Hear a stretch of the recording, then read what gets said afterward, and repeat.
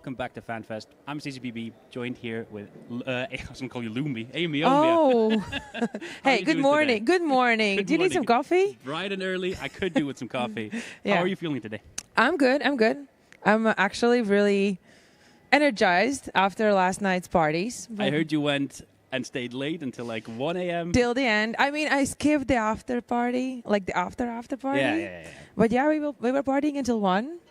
It was really good music. I a lot heard of good company. that you had your roaming camera on the dance floor. Yes, seeing everyone get down. Everybody at home was dancing along, I think. 100%. They grabbed their screens and. So we doubled the whole party attendance, I think. Nice. How did you feel about the first day being over? We're now on the second and final day of Fanfest.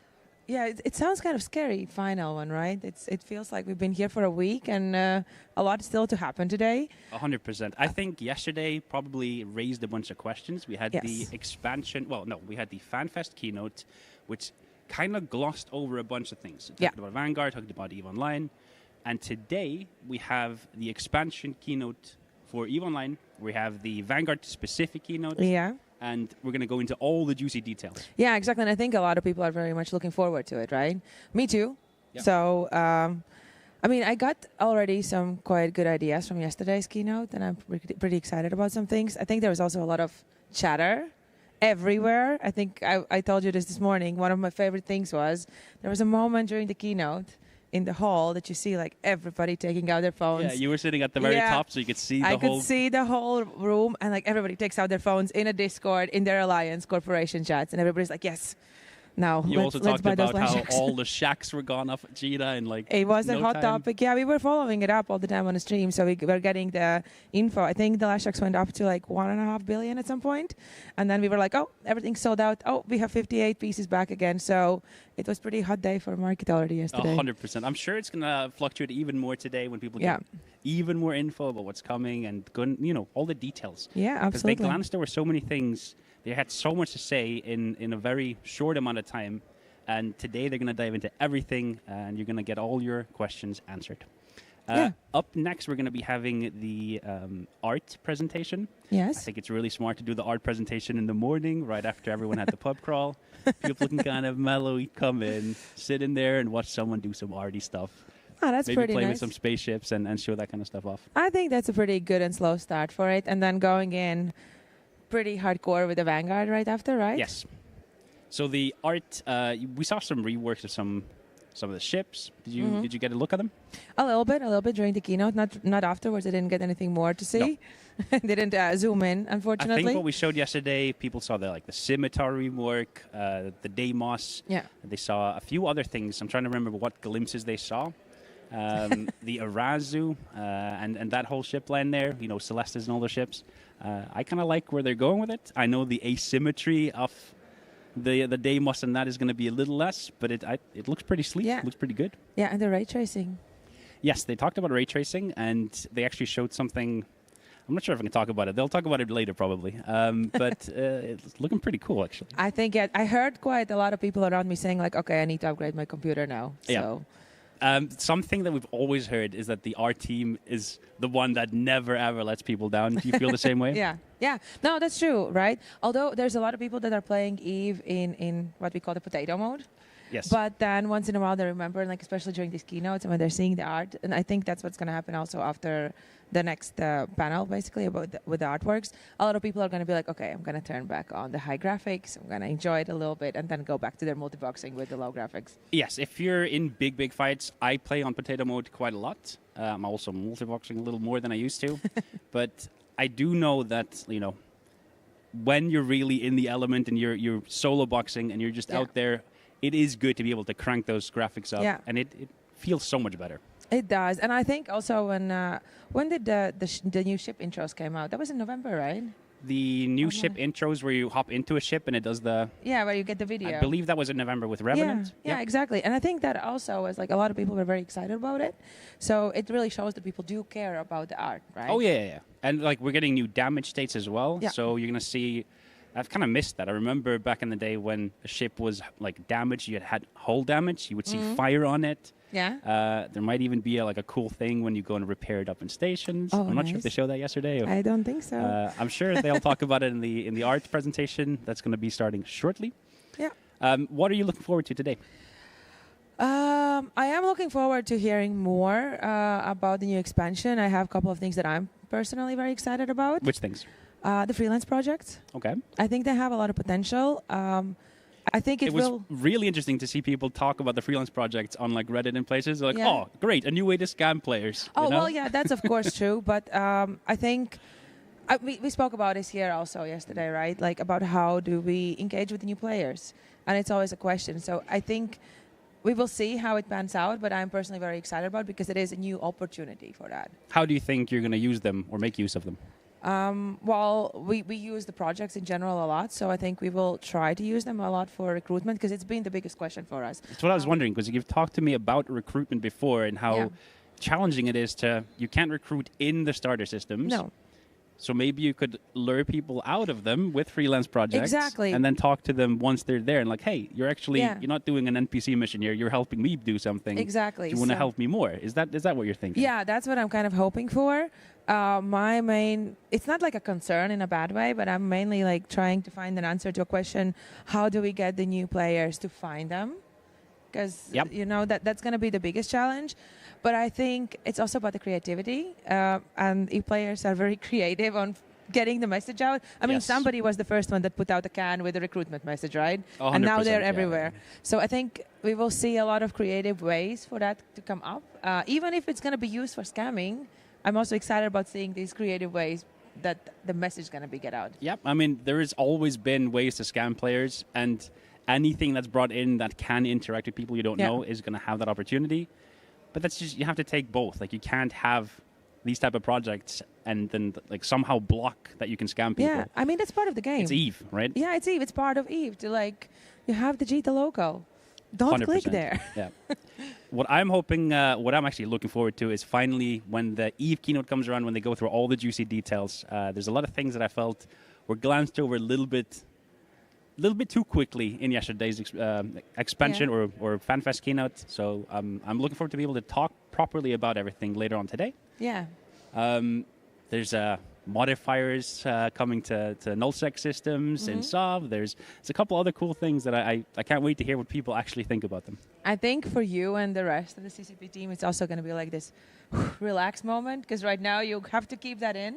You can't talk a lot about but I mean, there's always something like that when you're working at CCP that you know is coming down the line. But I think this is something I want to hear, like what the average person thinks about them. I want to hear what the alliance leaders, what the FCs think about them, how they think it's gonna, if they're gonna be taken up and used, and how they're gonna be used. And it's always fun to see, like, CCP might think something's gonna get used in one way, and the players just do something.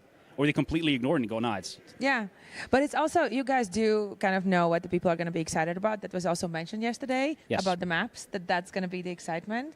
And I think, I've been telling this story a lot yesterday. I think it was an interview by Hellmar himself, like after last Fanfest, where the media was asking, like, why are people so excited about these small things? Not about the big announcements. Yeah. And the answer was like, imagine you had to take Metro 4 times a day, and somebody fixed a small thing that irritates you. You would be excited about that. You would be more excited about that than about the new street name system or something. Yeah, we seem to cheer for the things that, the journalists are like, that's exciting to you? Like, yeah. Because it's something that we use a lot. It's like a regular thing, and it's going to save so much time or make life so much easier. So we're going to be heading over now to the art presentation itself. If you guys just woke up, get a cup of coffee, relax, and enjoy some beautiful EVE art as the team goes through their presentation. Thank you for starting the day with me. We'll see you guys very soon. See ya. Bye-bye.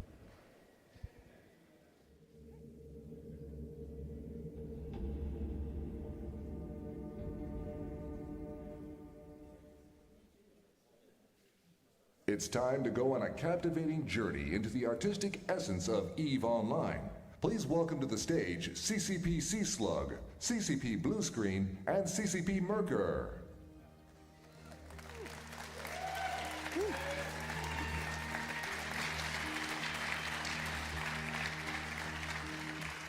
Good morning, Fanfest.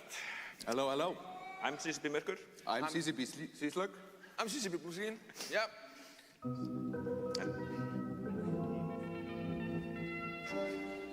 And we're here representing Team Tralanda, your friendly local pixel-pushing Vertex monkeys. And we're very excited to have you here. And happy to be standing upright again, much like the Rorqual, after last night's pub crawl.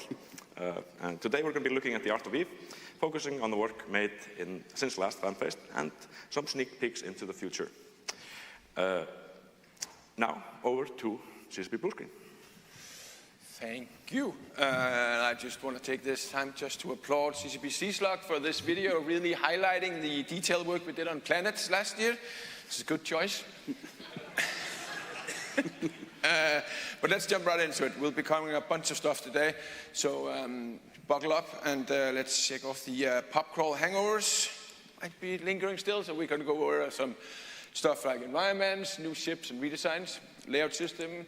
We're going to look at the skyhooks and planets. We're going to look at some visual effects, bobs, and future projects, and much, much more. So last Fanfest, we left you off with the opening of Seaslug, a whole new environment, new nebulas, new gates, new structures, and just a completely new environment and new dungeons. And that's how we, for a while now, have been delivering our environment graphics updates, is through new environment or new features.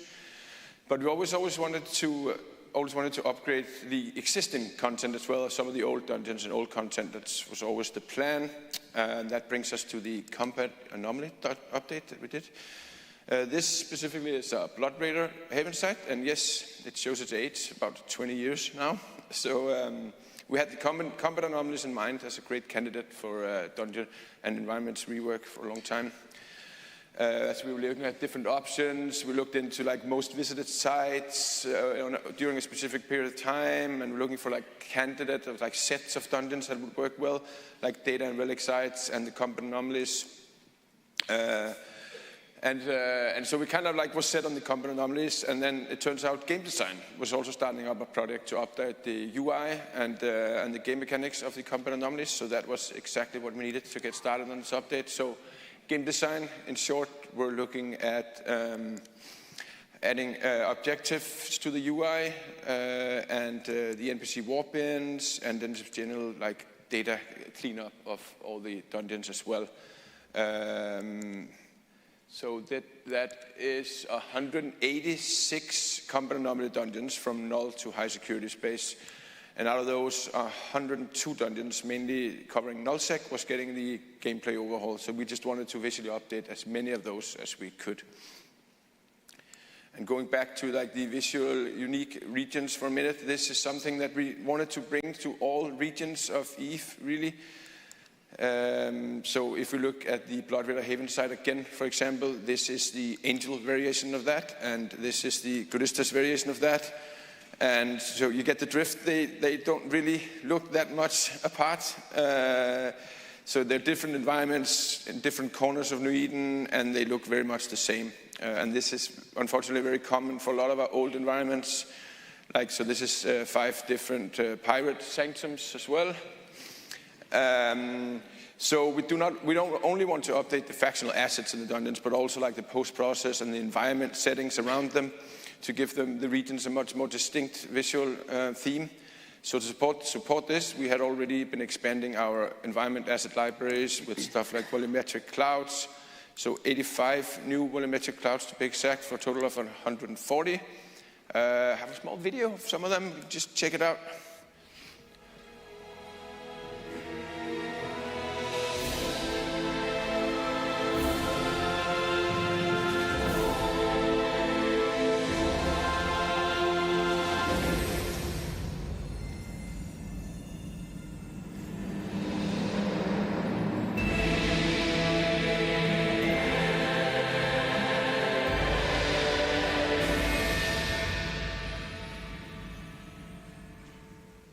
Nice. Yeah, cool. So these are super nice to use, and we complement them with also new particle clouds that complement these very well. We added 55 of those. So those two together with post-process and the asteroids as well, really like goes a long way to set regions apart. So this was the generic asteroid set we added not that long ago. And then we have the snake and coral asteroid set that is a bit older. And then we added 2 new sets as well to these 2 new sets of like set-rating asteroids, which means now we have like enough to start fleshing out the different regions of New Eden. And the combat anomalies are excellent for this purpose because the pirate faction presence is regional. So we have Serpentis in Glenda space, Charistus in Kaldari space, Blood Raider and Sansa in MassE space, and Angels in Minmatar space. And then, of course, the rogue drones are everywhere. There they are.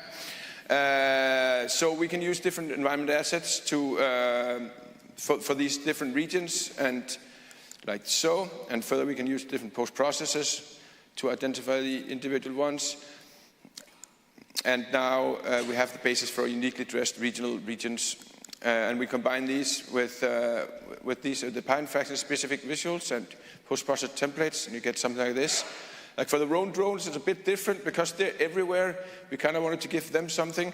So we built them this set of like asteroid, like infestors attachments, so they can basically go and make any environment their own, like so. So this works really well on all the different rocks.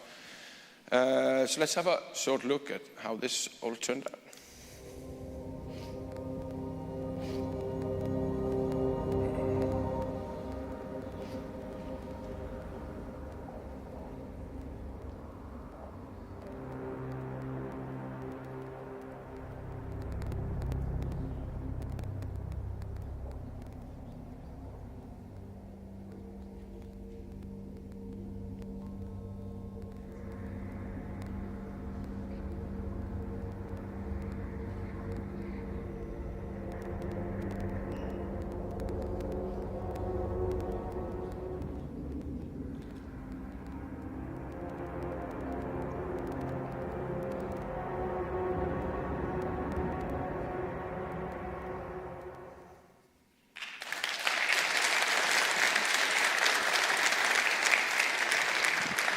Nice, thank you. So moving a little bit from the combat anomalies, but staying in the factional variation lane. Historically, we've been using just factional presets, color presets to represent different factions of same like structural asset variation. But now we have some additional tools to much better like show the differences here. So instead of this just changing factional colors as here, we can now use those tools to add, a structural variation as well to these structures. So this is an example of a base Kaldari Navy structure that gets the ore preset, right? But also then it gets, structural components like crates, containers, tanks and stuff like that, cranes, which is super cool. We can use the same if we wanted to do a deathless variation of a Minmatar fleet structure, for instance. So just applying the deathless faction preset doesn't really achieve the deathless look at all. But if we use the same tool to add a layer of deathless superstructure, like the exoskeleton and pipes and wires, then it works. You can see the same up here, up close. So that really makes a huge difference. So the tool we're using for this is the layout system. We talked about this, development of this before, but are now actively using it on a much broader scale. And so CCP Seaslug here is going to talk a little bit more about the present uses of this awesome tool. There you go. Thank you very much. So the layout system initially made its debut in the upwell hangars, but it was used to an insane degree in the fulcrum for the deathless. There, everything is kind of made in separate parts, separate bits and pieces, and then assembled in engine instead of a normal 3D package like we would have done before. We made a large library of assets that we kind of can puzzle together, kind of like Legos. And you can see the Kaldari and Minmatar, different factions. Since then, it's been used in many different places in space, notably the Skyhook. The Skyhook is a single combined asset that swaps its lower platform and upper platform, or no, the core of the upper platform that you can see there. And it depends on what resource it's harvesting. So whether it's population, lava, workforce, etc. It was a pretty complicated asset. It had to have a lot of different loading bars depending on what it was harvesting. But the layout system kind of helped solving a lot of those problems so we could do it on the fly, because it had to be a single asset depending on the planet, how big it was, etc. Another example of the layout system in space is the mercenary den, which is kind of similar to the asset that BlueScreen was showing you earlier. With all that, my favorite part of the skyhook is this little loading bar. It shows the workforce amount the skyhook is currently supporting. Do we go overboard on the detail? Yeah, maybe, but it's still pretty cool. I like it. So, back over to BlueScreen. Yeah. So, thank you, Seaslug. So, while we're on the skyhook, that was an interesting project for many reasons. It posed some challenges that we didn't originally anticipate. Because right off the bat, we wanted to use the placement of the skyhooks to create some really cool close-up visuals with the planets. And so we wanted to establish a workable distance, a close distance from the skyhook to the planet surface. So something like this, where you also get the experience of the scale of the bigger planet versus the smaller ones. But it turned out not to be as simple as we had anticipated originally. We just thought, we'll find a distance, I'll just work, should be fine. So here we have placed 20,000 kilometers off the surface of a gas giant, which is the biggest planet in EVE, and that's great. But if we use that same distance, say for a barren planet, it doesn't really work that well anymore. So this didn't work. Okay, so that's the first thing we found out. We got to figure out a better way to do this. So what if we go the other way? This is 1,000 kilometers off the surface of a barren planet. And what if we just use that one going up, so to the gas giant? So that doesn't really work either. You're basically on the surface of the planet, and you even see the polygons of the planet sphere there on the right. So you just get way too close. So the problem we have here just becomes the enormous scale difference on the planets in EVE. In this case, we're talking specifically about the planets in Null, because where these skyhooks were deployed. So we had a fun time playing around with the scales of these things. Here, for example, is the Skyclaw coming soon, TM, which was a happy accident doing this.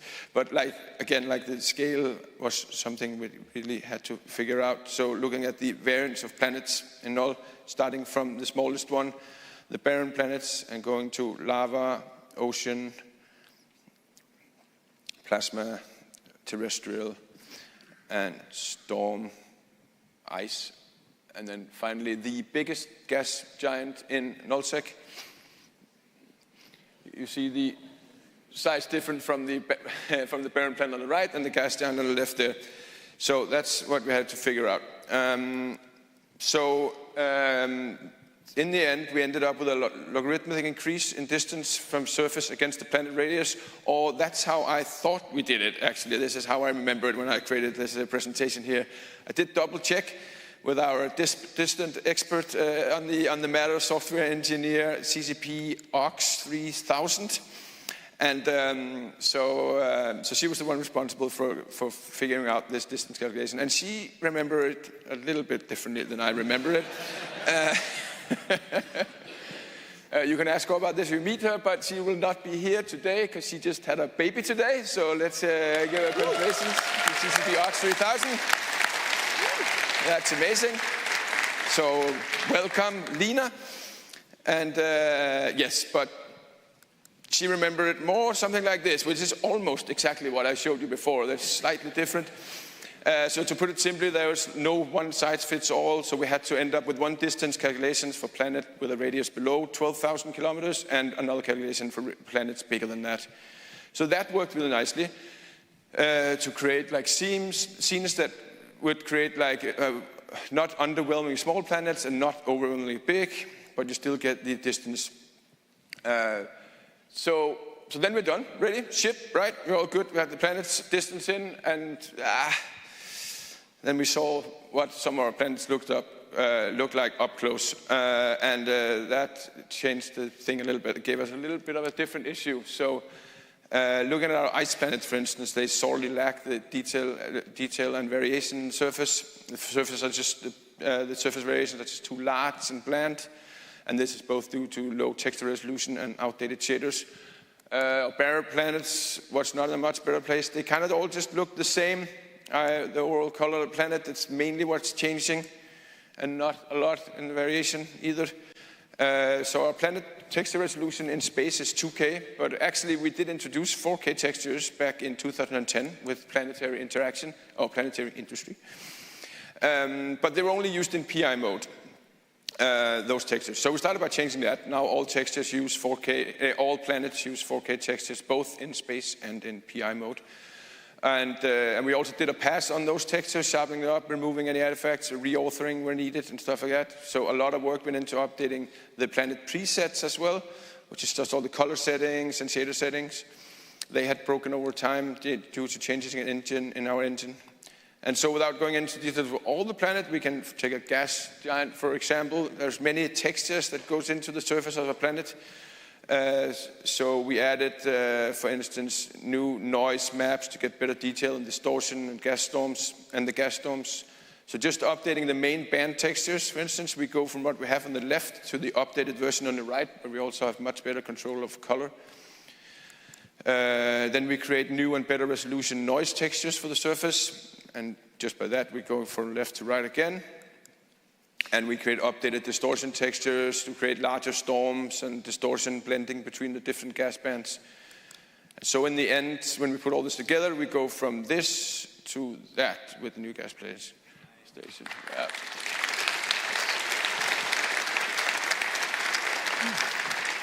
So zooming that out from old to new.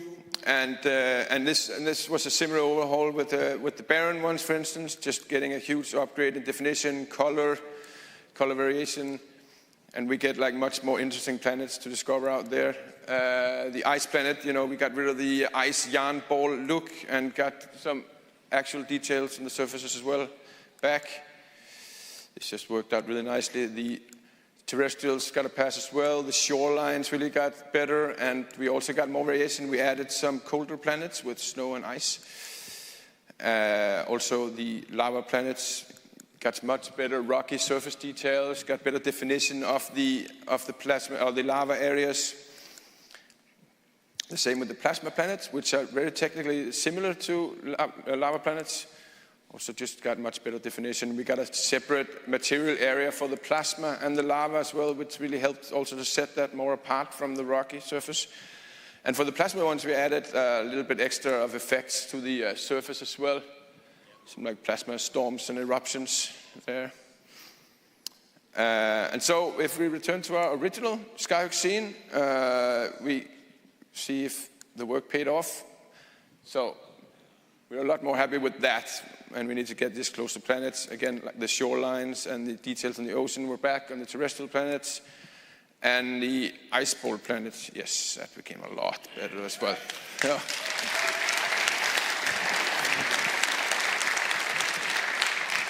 So, thank you. That was a cool project. That was good fun. So what's next for EVE on the horizon of our environment? Something big, actually, shortly mentioned in the keynote yesterday, but we are in pre-production of one of the biggest universe upgrades we've undertaken in EVE for many, many years, which will bring linear lighting and HDR nebulas to EVE. So yeah, this is going to bring a lot more realistic lighting and a wider range of dynamic and richer colors, and we're just super excited to bring this. It's going to be super cool. It's a lot of work ahead of us to get this rolling, but it's going to be cool. And as a result of us introducing both linear lighting and the HDR nebulas, we'll also be bringing a completely new and reworked post-process system. So this will also give us a ton of new options and possibilities that we don't have with our old one, and make more granular post-processing scenes and changes. Additionally, we are going to need to rework all the in-game effects, and that doesn't mean reauthoring them and making more. It's just making sure that they work with the linear lighting and the new light system. So a lot like transparency. It's going to have a problem once we update this, so we have to go through the effect shaders and just make sure that everything keeps looking like it looks today, basically. And last but not least, we are going to have to update all of our planets again. So that's great. But that's okay. That's okay. Then we can just circle back and do some of the things we didn't get done in the first pass, like moons and storm planets, for instance. And we also get to look at things that we wanted to add or fix to the existing planets that we didn't get done the first time around. What those things are exactly is not set in stone yet. We're looking at options like, adding more reflection to planets. This might be a bit much, but like this is water reflection and taken to the max. But that could be really cool once we, tweak it a little bit.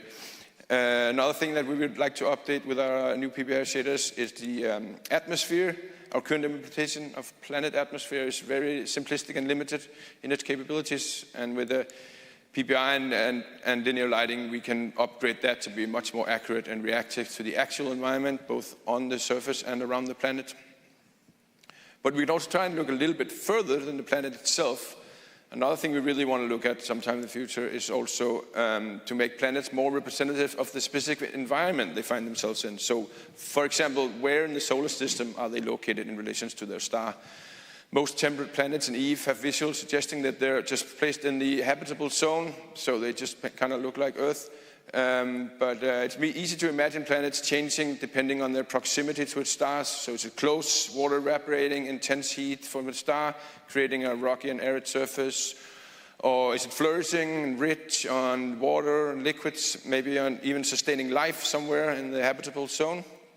Or is it far away from its star, out in the cold, on the fringes of space, like frozen, covered in snow and ice? So stuff like this would be cool to actually represent how the planets are placed. Excellent. And another variable also that you can consider is what type of star does your planet orbit. So most of our planets reflect what we know from planet orbiting a yellow star like our own. But what would temperate planets look like orbiting different color stars, like a blue star, for example? Right, so if we change that up there, then we got the blue star. So, a much hotter star, maybe creating a completely different landscape to what we know from Earth.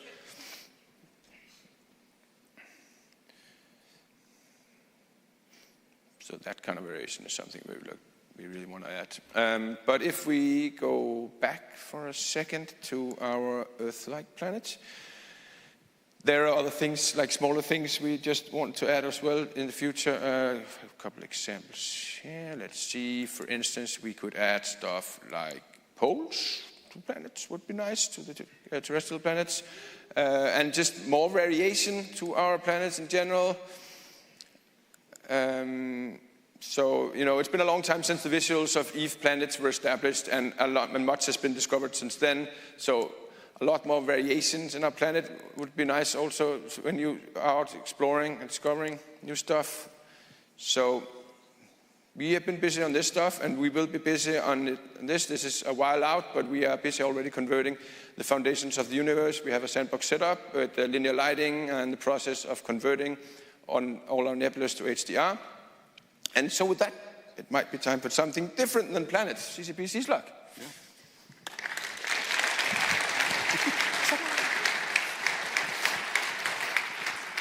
All right, spaceships. So, modernization being the name of the game, a project was kicked off to redesign a few very widely used cruisers in New Jötunn, namely the Celestis, Thorax, Mauler, Omen, and Scythe. With EVE now striding towards being a quarter of a century old, some of the assets are starting to look a little dated, especially in contrast with other new assets, especially when it comes to like model quality, animations, etc. But we wanted to create like a really nice package that a lot of capsuleers would get to appreciate, touching on this group of ships. It was very important for us to adhere to the original silhouettes, staying true to the ship character, making sure they were still recognizable in space, even though sometimes strange design choices had been made in the past.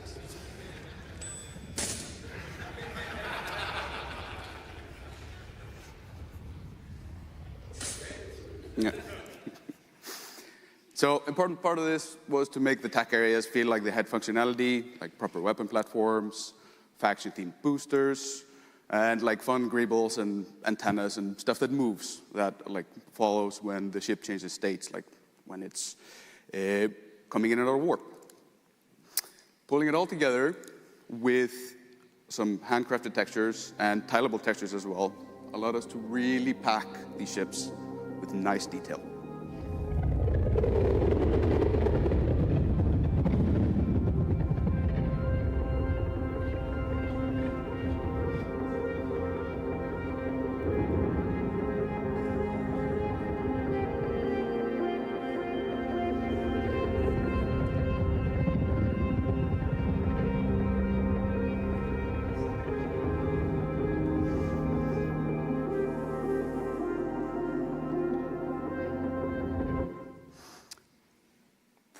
Pretty juicy.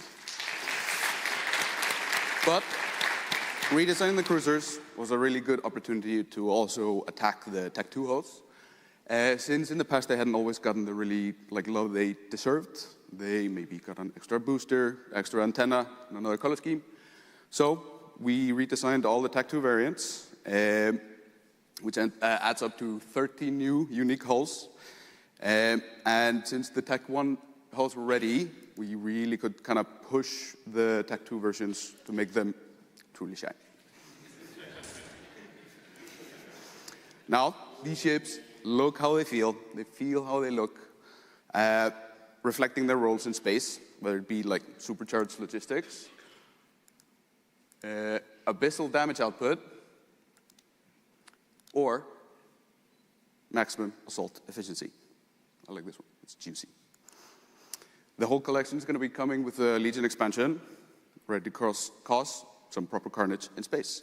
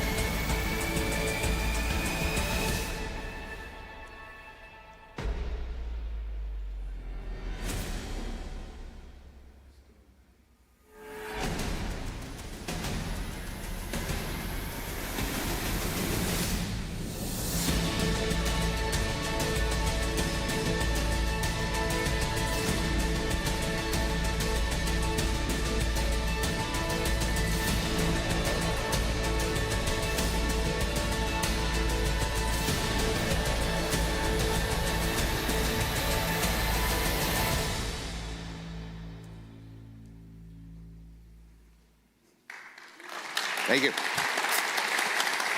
But while some ships were being made anew, others called for being made from recycled parts.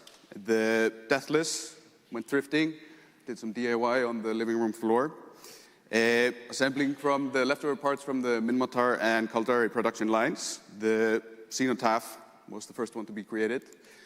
It kind of drew the lines for what the Deathless would look like. We started out with the propulsion from Drake and Sleipnir, the heart of a Ferox, cruiser support from a Bellicose and a Rupture, and then the crown jewel of a Tornado for balance. All held together with the Deathless exoskeletal tech. Then, on the kitchen counter, a Tholos was being created. We start off with Thrasher propulsion. Then we add in a little slasher navigation and power it with the engine of a Swipple. In a separate bowl, we add 2 eggs, 3 cups flour, and the body of a jackdaw. A little bit of a breacher, and then the front fill up a Corex, so that got added as well. Bake at 1500 degrees for 40 hours, and just like that, we have a Tholos. The exoskeletons of both ships look and feel functional, and they were like a really good driver for any animations they would perform. But embracing tileable shared textures has kind of changed our approach to ship creation in the last couple of years. It increases textile density, it increases detail, and now we can spend less time on technicalities, which has resulted in a bigger output of assets with higher graphical quality. And these are all the released playable hulls since Havocs. So with a quick recap, the Upwell made a shipline of industrial with teeth. These have no custom textures, only shared tileable maps and lots and lots of polygons. The Deathless brought the invisible killers, and now even the Drifters have some fierce adversaries for Capsuleers to fight. There is a Frigate, which is entirely also made with tileable textures, no custom texturing there. A Tech 2 battleship, and a Drifter Dread that spawns in the Nexus Point site for Capsuleer Day.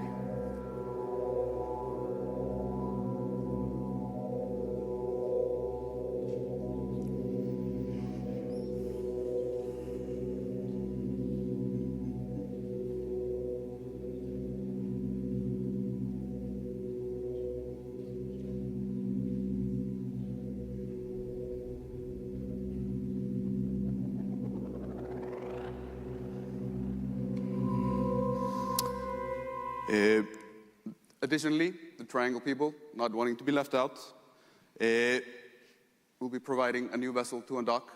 It used to be a video, but it's a cool picture. It's closely based on the Leshak hull. It can equip a Bastion module and do lots of damage. Then, as you might recall, a few expansions back, the Angel Cartel brought the Mecha Ball Destroyer, Kestrel Battlecruiser, and the daunting, baked good-shaped Azerial Titan. Finally, like you saw yesterday, rounding off the Angel Cartel ship line was teased last FanFest, right there, the Sarathiel.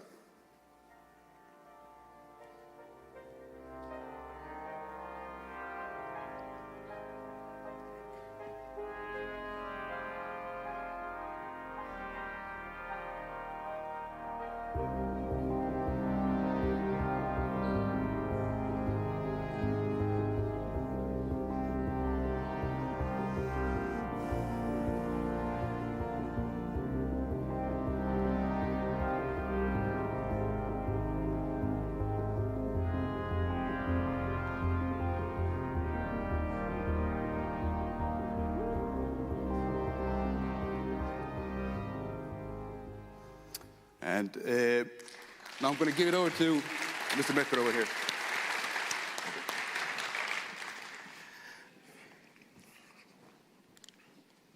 So, what's cooking in the vibrant world of EVE visual effects? Well, the same as usual, as it's pretty crazy to be working on a game that's in its third decade of live operation. One of our main goals being to continually bring you a more modern, dynamic, and reactive visual experience. And a really cool way that we did that last year was showing more ambient police and pirate presence via corruption, via your actions in faction warfare, dynamically visualizing your impact on the universe. And it's so cool when we get to do stuff like that, that brings visual change to the landscape of the world by your hand.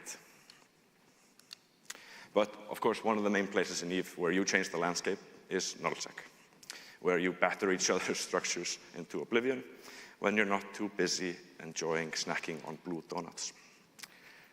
So, when we needed to set up explosions for these new structures, we thought, why not use the opportunity and update some of our Citadel explosions?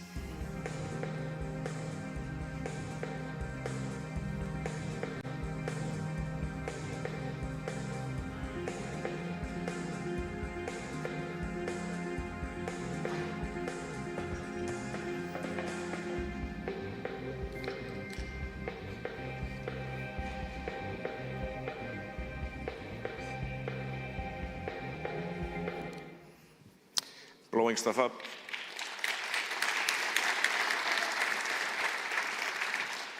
Is a big part of the fun after all. Now, we've also been working on some of our fundamentals. As you may know, we started updating the frigates a while back to include more spotlights and lighting. And a big driver in that is making ships more visually reactive to different situations, like making them change when you go into warp, or having a specific look that it goes into when it's docked, turning on the docking lights. Now, we're planning on extending this to all ships in the game, of course, in due course. But the way we were doing it was very cumbersome, authoring-wise, as well as needlessly expensive on the rendering side. So we started creating something we coined smart light sets. Now, ideally, when it works, you're not going to see much of a difference from the old lights, except they'll be much more performant for us, and much more performant for you, and much more easier and quicker for us to author onto so many ships.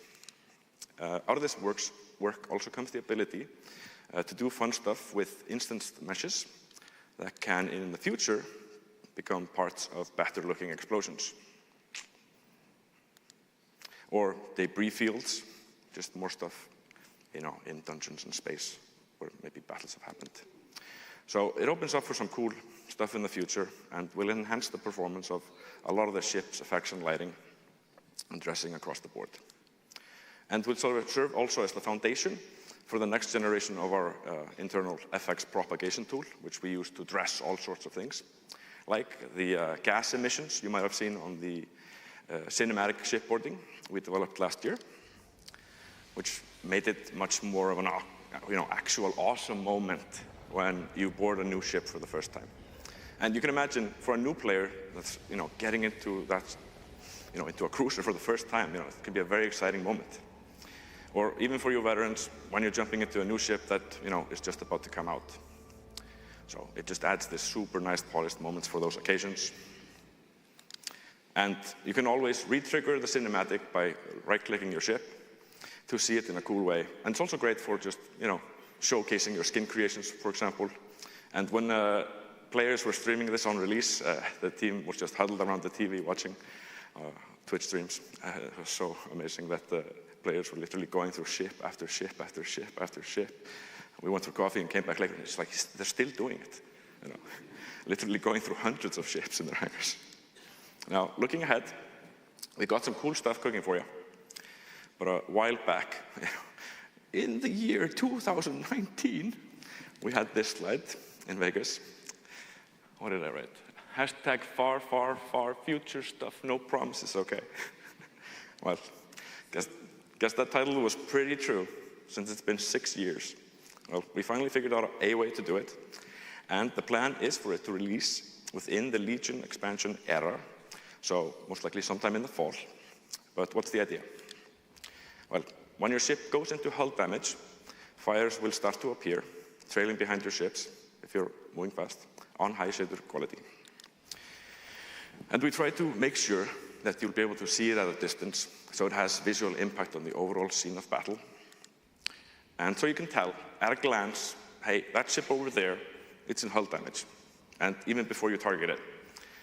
Now, here we then start to go into warp, and it's got its quirks in certain situations, and you'll find them, but it still feels pretty good overall. And in the warp and jump tunnels, the fires kind of just go away for the most part, but you can see some glowing stuff there.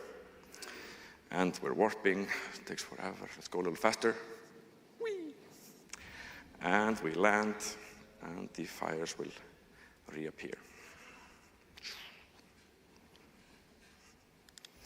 Also, when you're using speed boosting modules, the fires will trail more and stretch backwards, which will make things look pretty epic. Now, another thing when building something like this is scale across the board.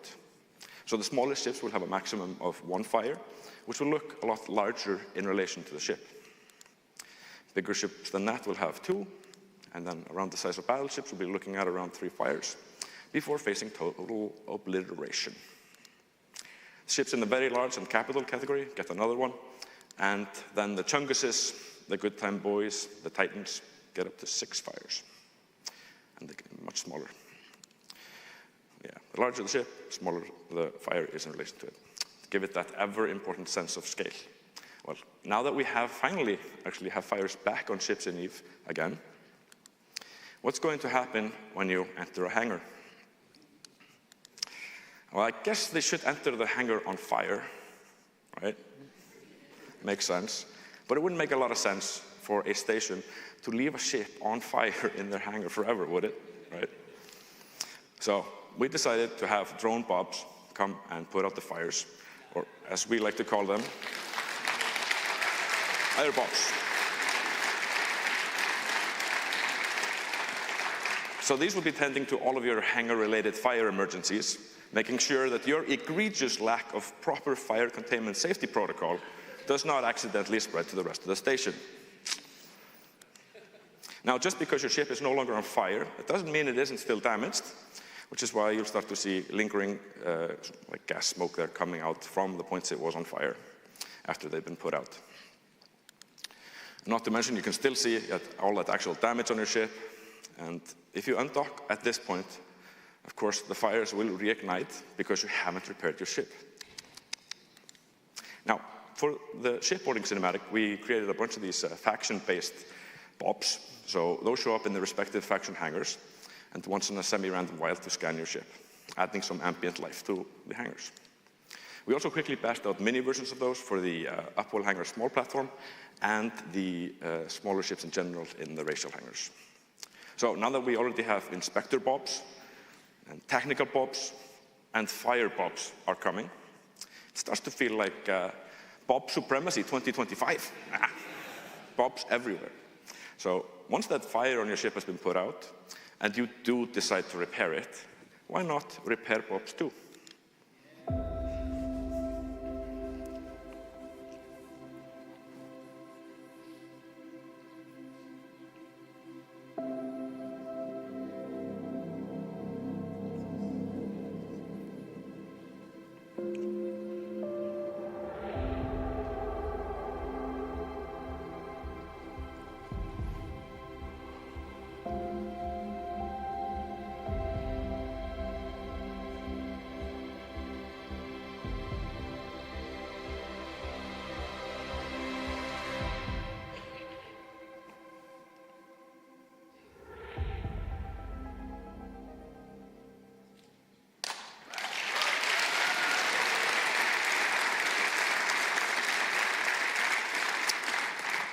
Now, these are all small moments that add to the overall polish of the game, but it's important to note that there are no changes to gameplay timings with this. It's just visual polish. If you undock immediately after repairing, then you are repaired when you undock. Of course, you might have noticed those ambient inspection bobs flying around your ships since December, I think it was. The repair bobs will be getting the same treatment and showing up once in a while to check up on your ship, just to make sure it's completely space-worthy, you know. Can't just be sitting there. And that, you know, also adds this extra layer, another extra layer of life to the hangars, which we really love to see. So what kind of bobs would you like to see in the future? Cargo delivery bobs? Bobs that come and fit turrets to your ship? Companion bob? Space bob? Yeah. Let us know what you're thinking. Skin bob? Yeah. But when is it coming? Well, at the moment, the plan is to release this little goodie package in August in an update to Legion inside its expansion era, including the smoke and fire and repair and fire bobs, as well as the first usage of smart light sets on a batch of ships.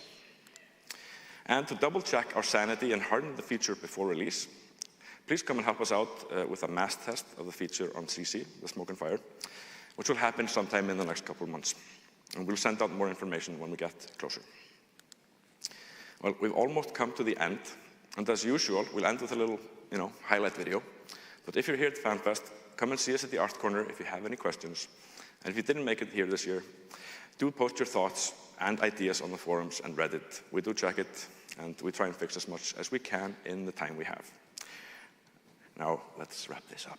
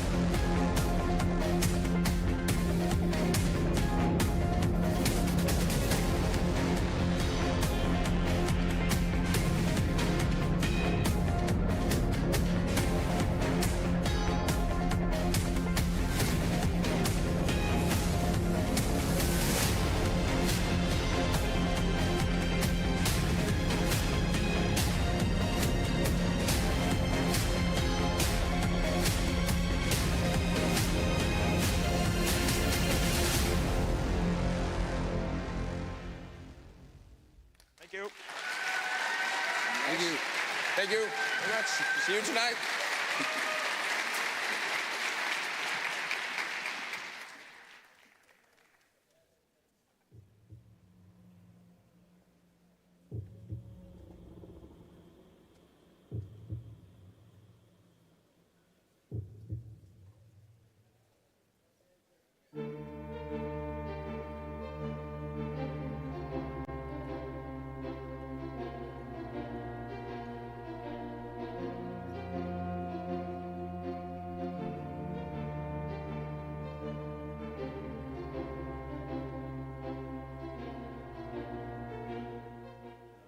Welcome back to the studio.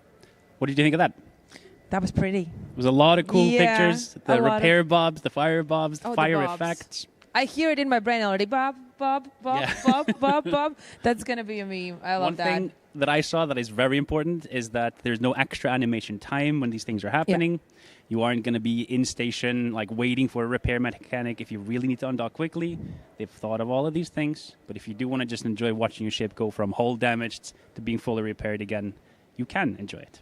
We've been seeing these little bobs, as they've got called by the community, hanging around. Like the little guys that go and scan your ship and stuff. Yeah, no, but they look really cute. And I think that is important, right? You need to have a little bit of the fun in all the heavy battles that we have. Yes. But yeah, as I said, it's really nice that there's actually no waiting time. Like, it doesn't change anything in a gameplay. No, but it adds immersion and it makes it like... It makes it more fun. Makes it feel more alive.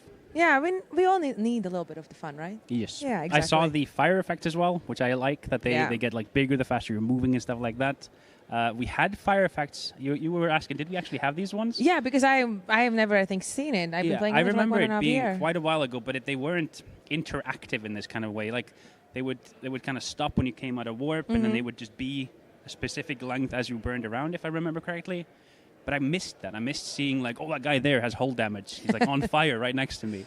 Yeah, that is actually cool. I didn't think about it, right? You're flying through or you're seeing and stopping, and you will see it. That is really awesome. Yeah. I think also, we all appreciate EVE art. So it needs to be perfect. Like, everybody always wants everything to be right. We have, like, everything scientifically correct. Everything is thought through. So these things take time. So we need to make, like, you guys need to make it perfectly good. And as the graphics gets better in the game over years and years of the art team that's kicking ass, they need to make these effects even better. Yeah, of course. I mean, they can't slack behind you guys, right? Yeah, no. No, but bobs are amazing. I think we're going to have a lot of fun with that. I think we're going to, especially streamers, I think we're going to be... if you come out of a fight and you're all on fire, it adds extra excitement to it. Like, you get out, you warp out in hull, and you're like, oh, look at my ship. It's like almost exploded, you know? What would be your like most wished visual effect in EVE? Most visual, like... Most wished for visual effect.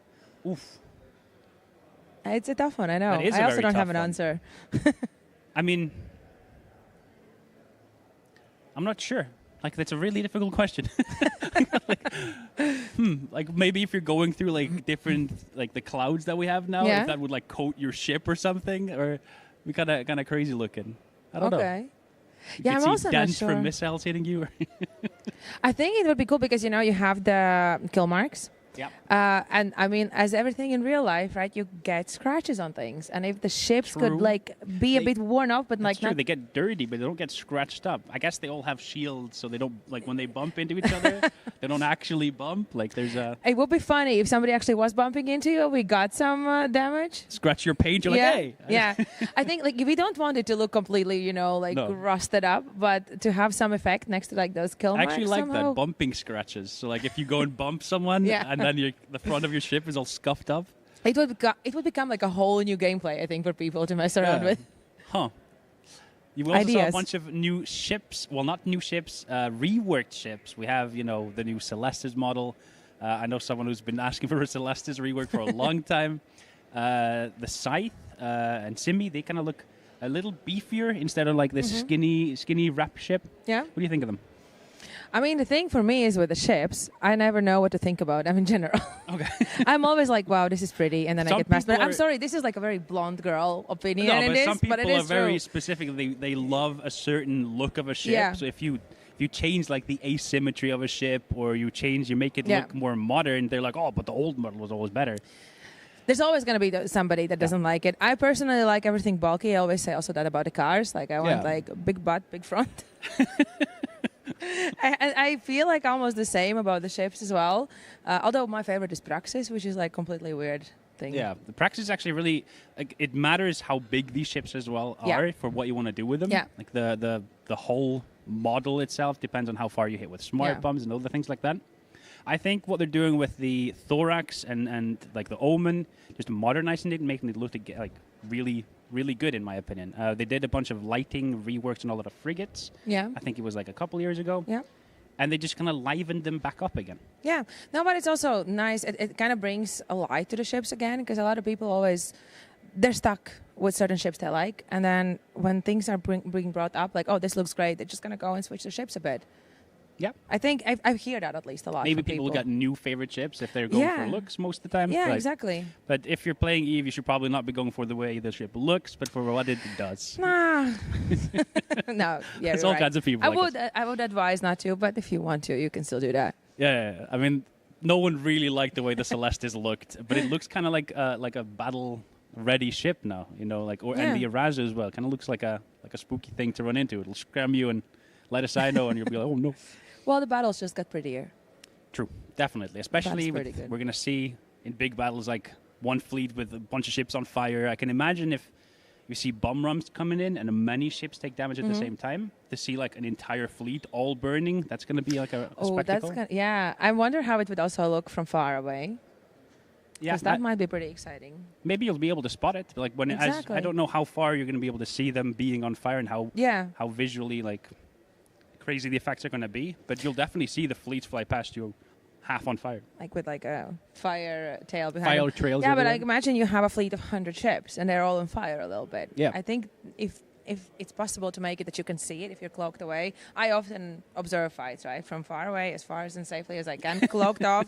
Don't come close to me, otherwise nobody's going to see it. But then if you could see that, that's a completely different experience. I mean, you're seeing, when they updated missile effects a couple of years ago, I thought that was really good that you could see more colorful, like you could see exactly what missiles are being shot at different people. And it just made the battlefield more vibrant. Yeah. I think it's also, we often in my stream talk about press in New Eden. In New Eden. I mean, we want the press skin, obviously, so nobody shoots us, like as in every war. And everybody will shoot us first.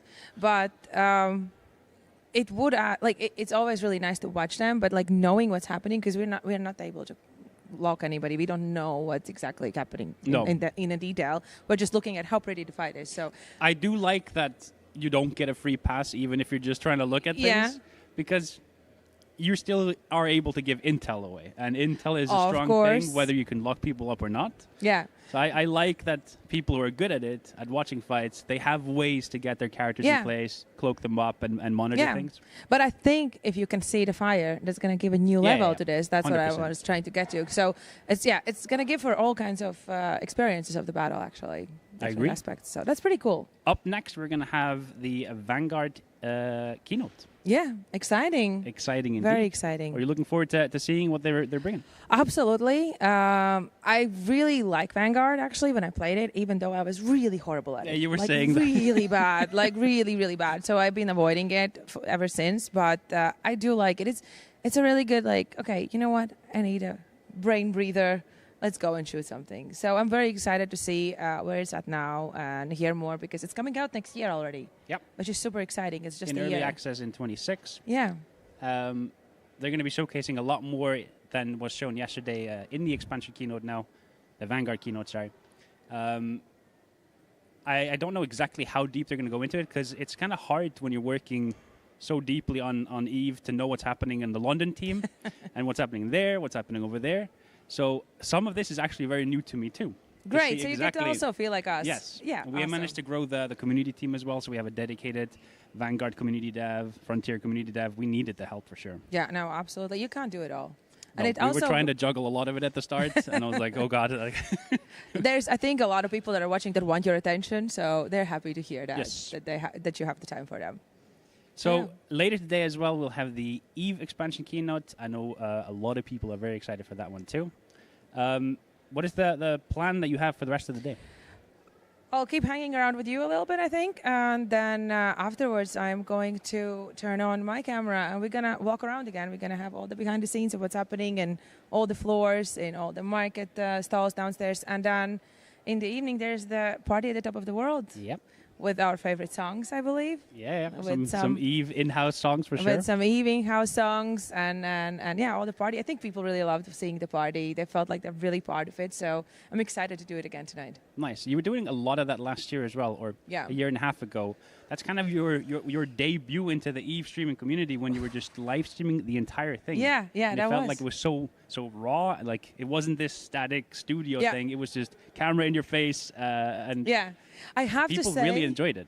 I have to say that people did enjoy it watching, but I felt, especially comparing to this year, I felt like people at the Fanfest were a bit like, what is happening? Yeah. And this year everybody's like, oh, there's the camera. They're actually looking up for me. They want to say hi. They want to say hi to their corp mates and alliance mates. So I'm very happy that it's that people are not afraid of it. That they've embraced it. That this is like a normal thing that you have walking around cameras. Yeah, exactly. Because for me, it's as well, like it's one of the things, and that was especially important on Thursday evening when I visited alliances and I talked to them before. And I said, if there's one person that says, I don't feel comfortable with it, and if that happens, I'm not coming, then I will not come. Because the camera's point is not to ruin anything here. No. It's just to add an extra layer for people at home. I don't think I've heard anyone say anything bad about roaming cameras. If anything, people just want to be on it, and like they want to and even the year and a half ago when you were doing it for the first time, people were kind of flocking to you to come and talk and give a shout out to their alliance. And a lot of people were getting messages on Discord that they have to come to the camera and say hi.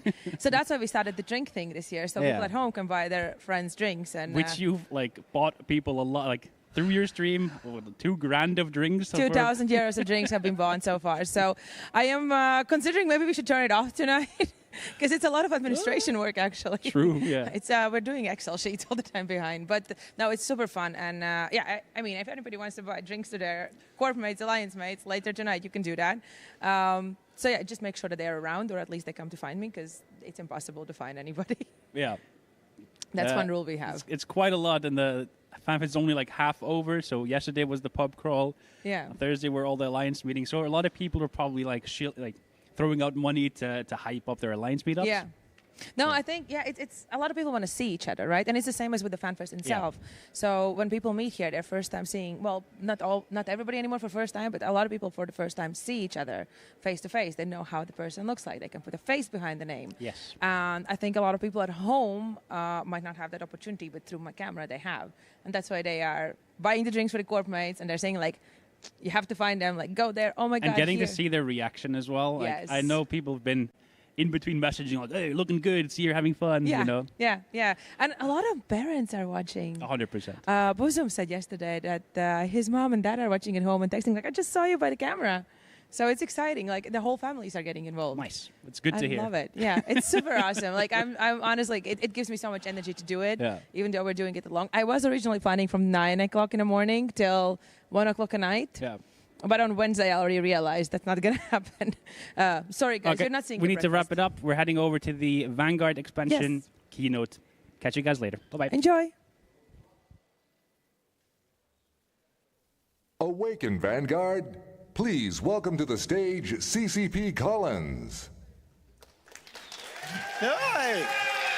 Hello. All right. Hello there. God, I still can't see all of you. God. Okay. Right. When I was on the stage yesterday, it was commented that I may have sworn a bit too much. Yeah. Can I get a cheer if you don't mind me swearing? Fucking yeah! Let's go! All right. Okay, if you don't know, I'm CCP Collins. I'm the game director of EVE Vanguard. I'm one of 4 people who are going to be presenting to you today. We've got 55 minutes of nothing but EVE Vanguard. We could spend some time maybe talking about, the past and everything that's led to this moment, but frankly, we haven't got enough time. We're going to talk about nothing today but the future of Vanguard. Now, all right, thank you. Okay, so We went through this yesterday. I'm not going to give you the full spiel. Hopefully everyone was tuning in to the keynote that was yesterday. But we are making a multiplayer online first-person shooter, right? Not just that big FPS that we talked about. We're making something that's fully persistent, social, and player-driven that exists in that world of New Eden, that shared world that we're leading to. It is my pleasure to remind everyone, because this doesn't feel like an announcement anymore, that we are launching into early access on Steam and directly through the EVE launcher in summer 2026. So who's excited for that? Yeah! Awesome. EVE Vanguard live 24/7, which is scary but super, super exciting. You will be able to play the game this September, 16th of September. But what we're really going to go through today is what you're going to play in early access, what that experience is going to be like. We're going to be talking about the narrative and player journey that we're baking into that experience, bastions and and I'm going to say it again, the warbage. I got a lot of shit for that, yeah. New meme in work already created, the warbage, the corrupted worlds that you'll be deploying down to, and the changes in approach that we have to make to populate New Eden with worlds much more faster than we've ever done before. And we're going to be talking about how we're going to continue to push and evolve combat. Those weapons that you're going to have in your hand that you all felt in your bones yesterday, and the new enemies that you're going to be shooting at as well. So let's just kick off, shall we? Starting with that narrative. So you, as a Vanguard, are a digital, immortal consciousness. You have been recaptured and reconstructed by the Deathless and placed into a new generation of war clones. These are war clones created using some existing technology and some, apologies for the Salt Bay, secret Jovian spice. One clap, thank you, one clap. I love the energy, thank you. But whilst you have been given new life by the Deathless, you do not have to serve the Deathless. What alliances and feuds with any factions and organizations is, and the journey that you take as a player and as a Vanguard, is of your choosing. Your existence alone as a free agent is enough to shake at the roots of the existing power structures within New Eden. But first, you do have to prove yourself and prove that you are worthy of that free agency. New players will be introduced to the world through an opening cinematic, introducing to their universe and their place within it, and they'll see their Vanguard board a drop pod, lock in, and descend down to the surface of hell. A landscape midst in conflict, midst in the center of war. Mordu's Legion, under the employ of Upwell, are destabilizing local populations all throughout planets of New Eden, tearing down ecosystems, evacuating villages, all to clear the way for mass amounts of resources to be extracted from planets to keep up the existing structures that keep the engines of EVE online and New Eden turning. It will be your first test to go down into this environment, disrupt these operations, and prove that you have enough to earn your free agency as a Vanguard in New Eden.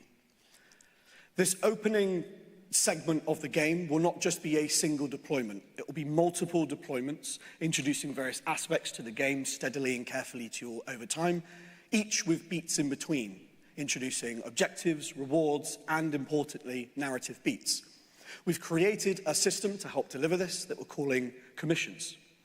Commissions are a way for us to introduce more character, more of the universe to you as a player in Vanguard, bringing New Eden to you in your doorstep.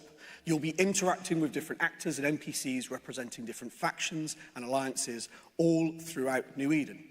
You'll be taking on a commission from a particular organization, but you choose in which way the narrative flows based on things like where you want that to go. Whether it's a branching narrative, I want the narrative to evolve this way, or even if it fits into certain playstyles. This is about me killing things, this is about me gathering things. But the path that you choose along that commission is up to you. Even for September, we're aiming to have 10 different commission trees, all from different factions, alliances, and organizations all throughout New Eden. So you really get to choose and carve out your own path there while you're playing. But there's an elephant in the room. I talked about bastions yesterday, and I kind of left it on a bit of a cliffhanger. So Who would like to hear a mini TED talk on what a bastion is and how it's... All right, okay, nice. So when we talk about EVE Vanguard as an MMO FPS, bastions is at the key of the motivations, purpose, and meta of what we mean of EVE Vanguard as a, let's just say, Momophopus. Let's change it there as well. A Momophopus. But what is a bastion? So a bastion is a hub of sorts, a gathering point for Vanguard. It is a digital realm where you, as an immortal consciousness, excuse me, dry mouth, pub crawl, coming back to haunt me,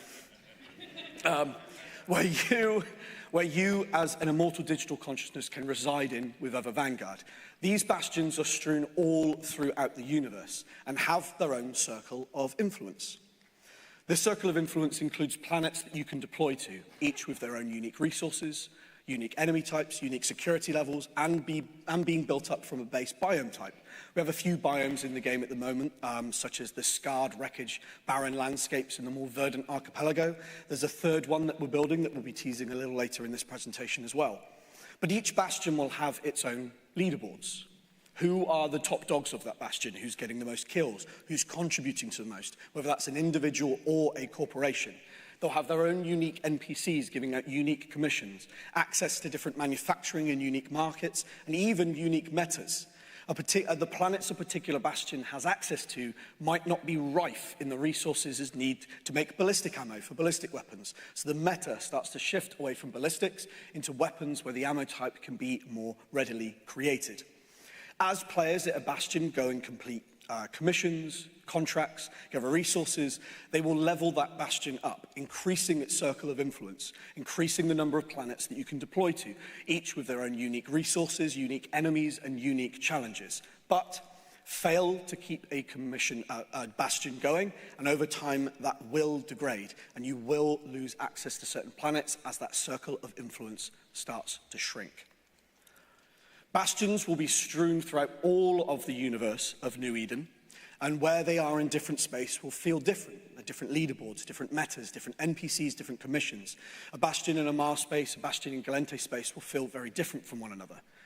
You can transition from one bastion to another. After all, you are a digital, immortal consciousness. You can jump clone from one bastion to another.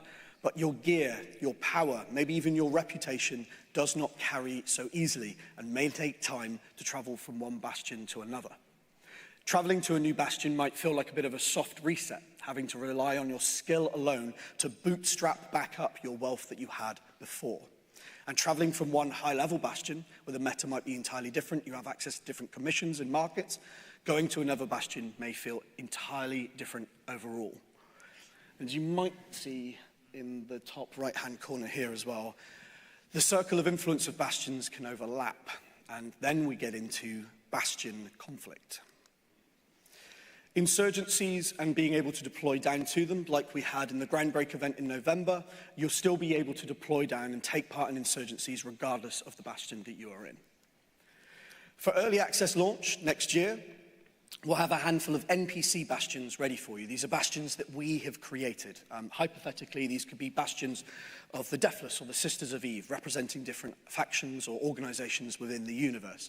But during early access, this is the exciting bit, this is where it gets really spicy.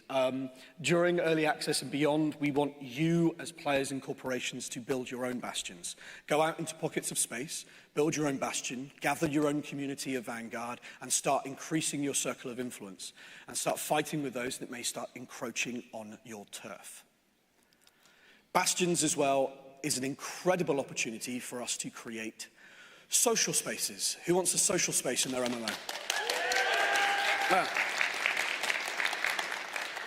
In a digital realm where you exist in the Vanguard, we want you, yes you, not alone there, but be walking around and interacting with other Vanguard at your bastion, chatting to them, strategizing, squadding up, and maybe even trading. We think that's really important as to what EVE Vanguard is as an MMORPG. RPG, ooh, did I say RPG? Sorry, MMOFPS, Momophopus, there we go. With some RPG elements, social spaces, who knows, right. But the world of Vanguard is still very physical. Your weapons, your equipment, your suits are something that do not necessarily exist in the digital realm. You will need a physical jumping point to deploy from when you are deploying down to the surface of planets. To talk about that and more, I welcome to the stage CCP Vipex, Art Director of EVE Vanguard.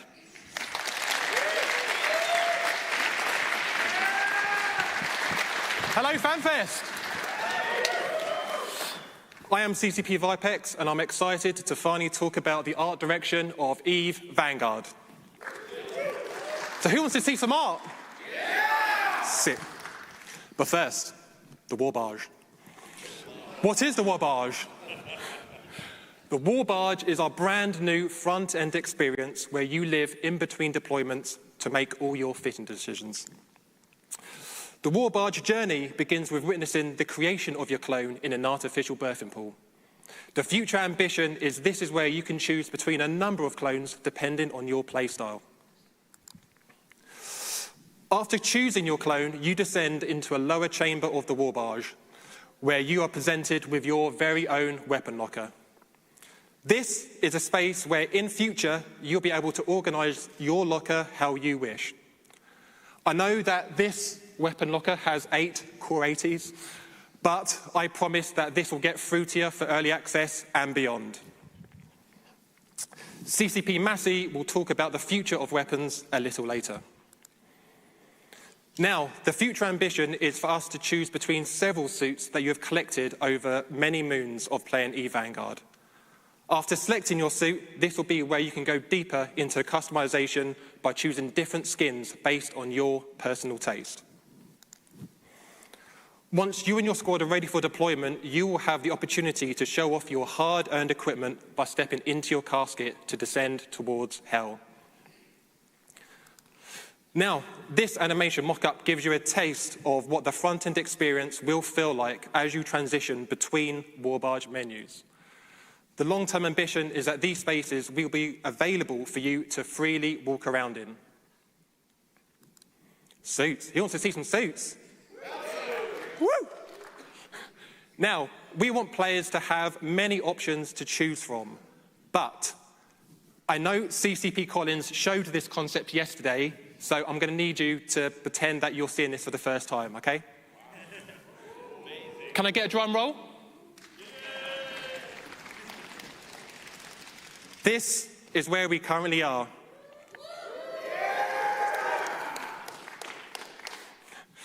What you see here is progress of our smallest Vanguard character. Vanguard characters in general will come in all shapes and sizes, but even the smallest suit is built to create chaos. Talking about chaos, we are very excited to talk about the opportunity for you to experience what it feels like to step foot on the many planets of New Eden from a first-person perspective. Different biomes allow you to even see how big the diversity of New Eden really is, just on one planet. Now, fallen wreckage infects planets like a virus.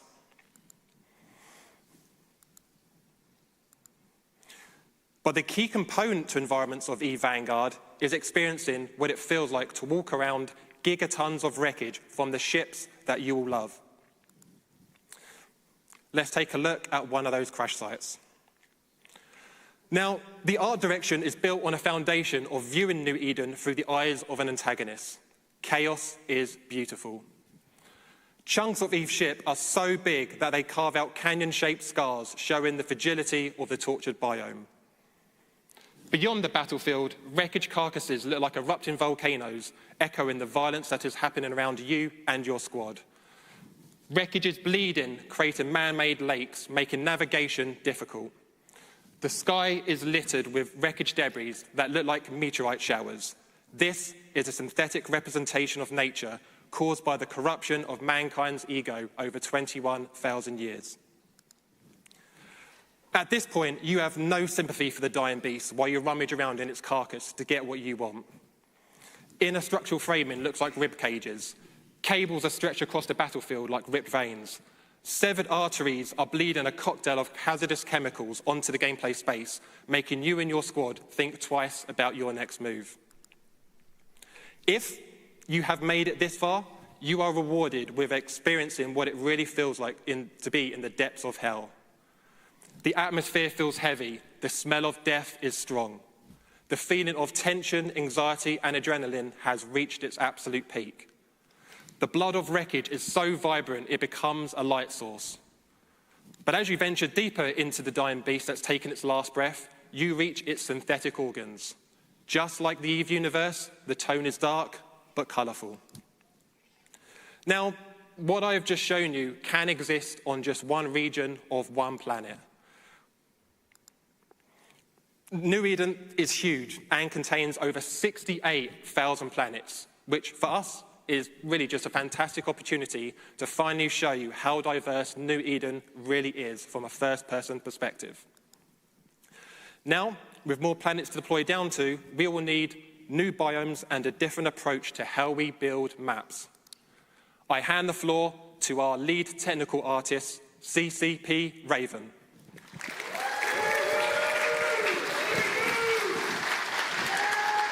Yeah! Hello, everybody. Glad to see you here after the pub crawl. Right, let's get into it. The EVE universe is absolutely massive, right? It's full of distant planets, complex stories, and endless frontiers to explore. And our mission is simple. Build worlds that feel just as big, just as alive, and just as full of possibilities as the EVE universe itself. Today, I want to show you how we're aiming to build just that. By moving faster, working smarter, so we can bring the epic sense of scale right into your hands. So let's kick it off by taking a look at where we started. Our last two maps, Carrion and Solstice, were built using tools that we developed in Unreal Engine 4. We moved over to Unreal Engine 5 and carried over a lot of these tried and tested workflows to stay focused on delivering a visual and gameplay demo that we were proud of. Every rock, every cliff, every pebble was carefully hand-placed. It gave us incredible control, but it wasn't designed for the kind of scale that we're aiming for today. Because now we're thinking way, way bigger. We're building entire worlds across multiple planets, each with their own unique biomes, challenges, and stories. And to make that possible, we need a smarter, faster way to build. We can't spend months hand-placing every rock and every pebble.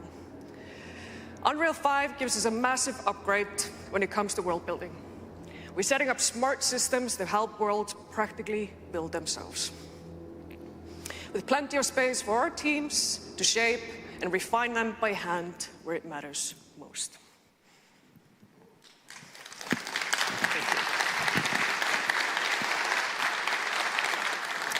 We've been focused on building smart modular systems, tools that empower our artists and our level designers to do what they do best, be creative.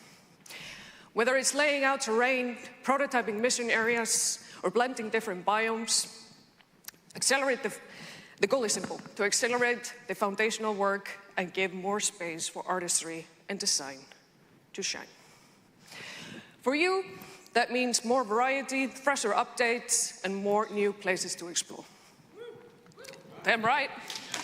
We got 68,000 planets in EVE, so we're gonna have to find a way to populate all of them. Not for early access, though. Or maybe, I don't know. So what used to take us weeks, we can now do in days. And like CCP Vipex said, we're not just building bigger maps, we're building entirely new planets. Each one with its own personality, its own mysteries, and its own challenges. And today, I'm thrilled to give you a first look into one of these worlds. Introducing the mangrove swamps, a dense, untamed biome full of towering roots, winding rivers, and hidden secrets waiting to be uncovered. It's wild, it's immersive, and it's dangerous. exactly the kind of frontier that you were meant to explore.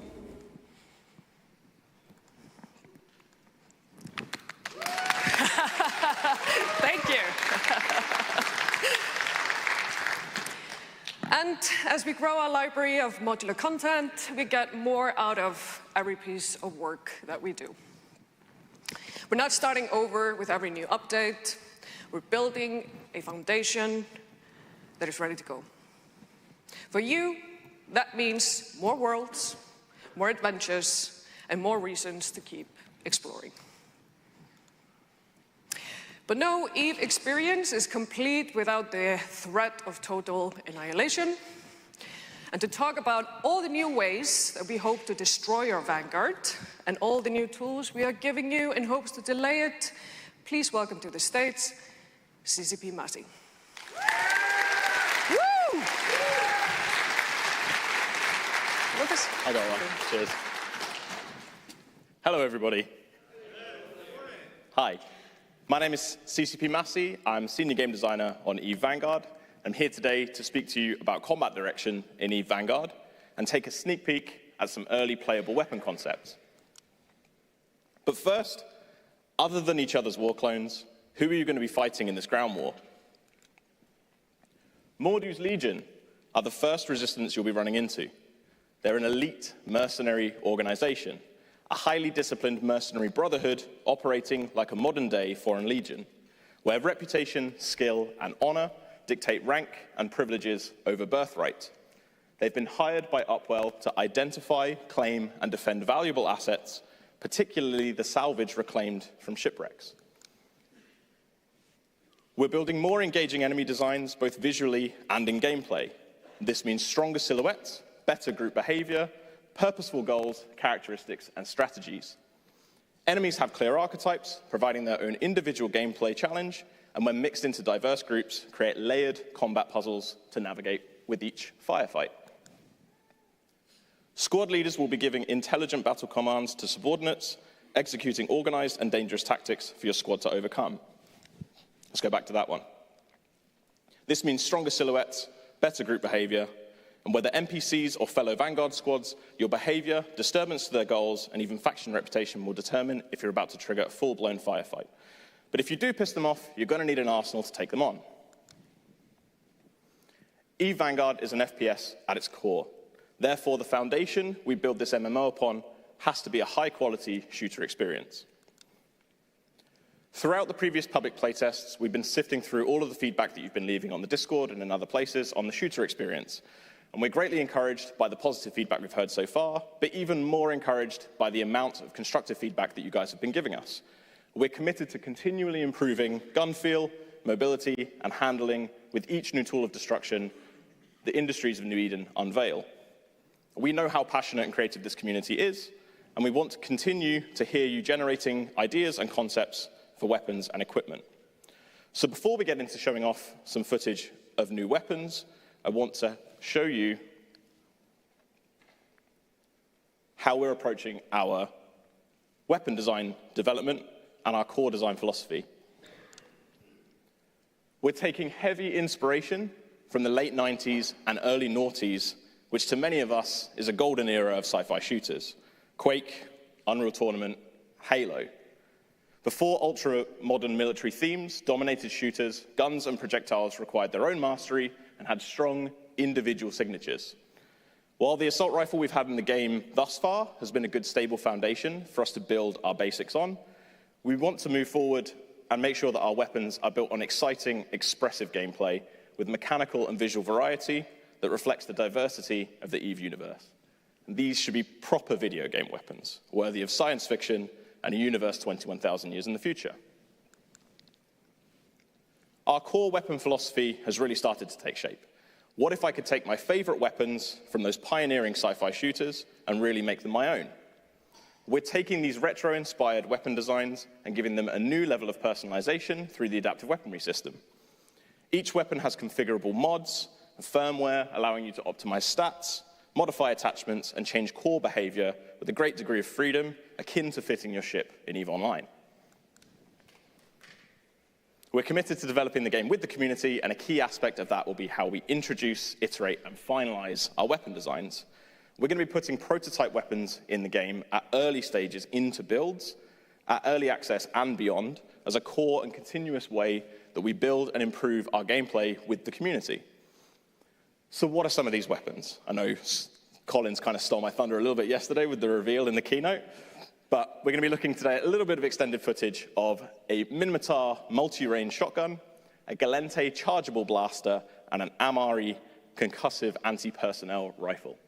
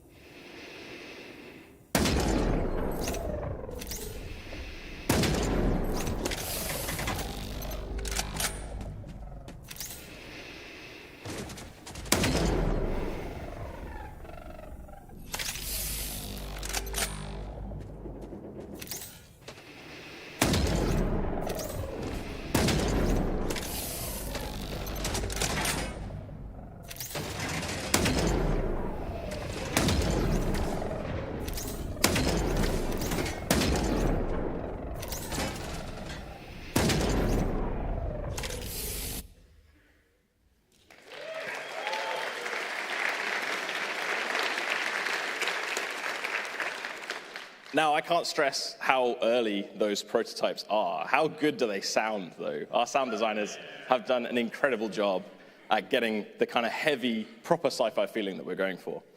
So these prototype weapons will be available to play in the next public playtest in some form or another, and we're still very much figuring out the best way to get early, unrefined, feedback-hungry weapons in the game, and this approach itself is going to take some testing and feedback. We're keen to carry on this approach beyond our public playtest and into early access.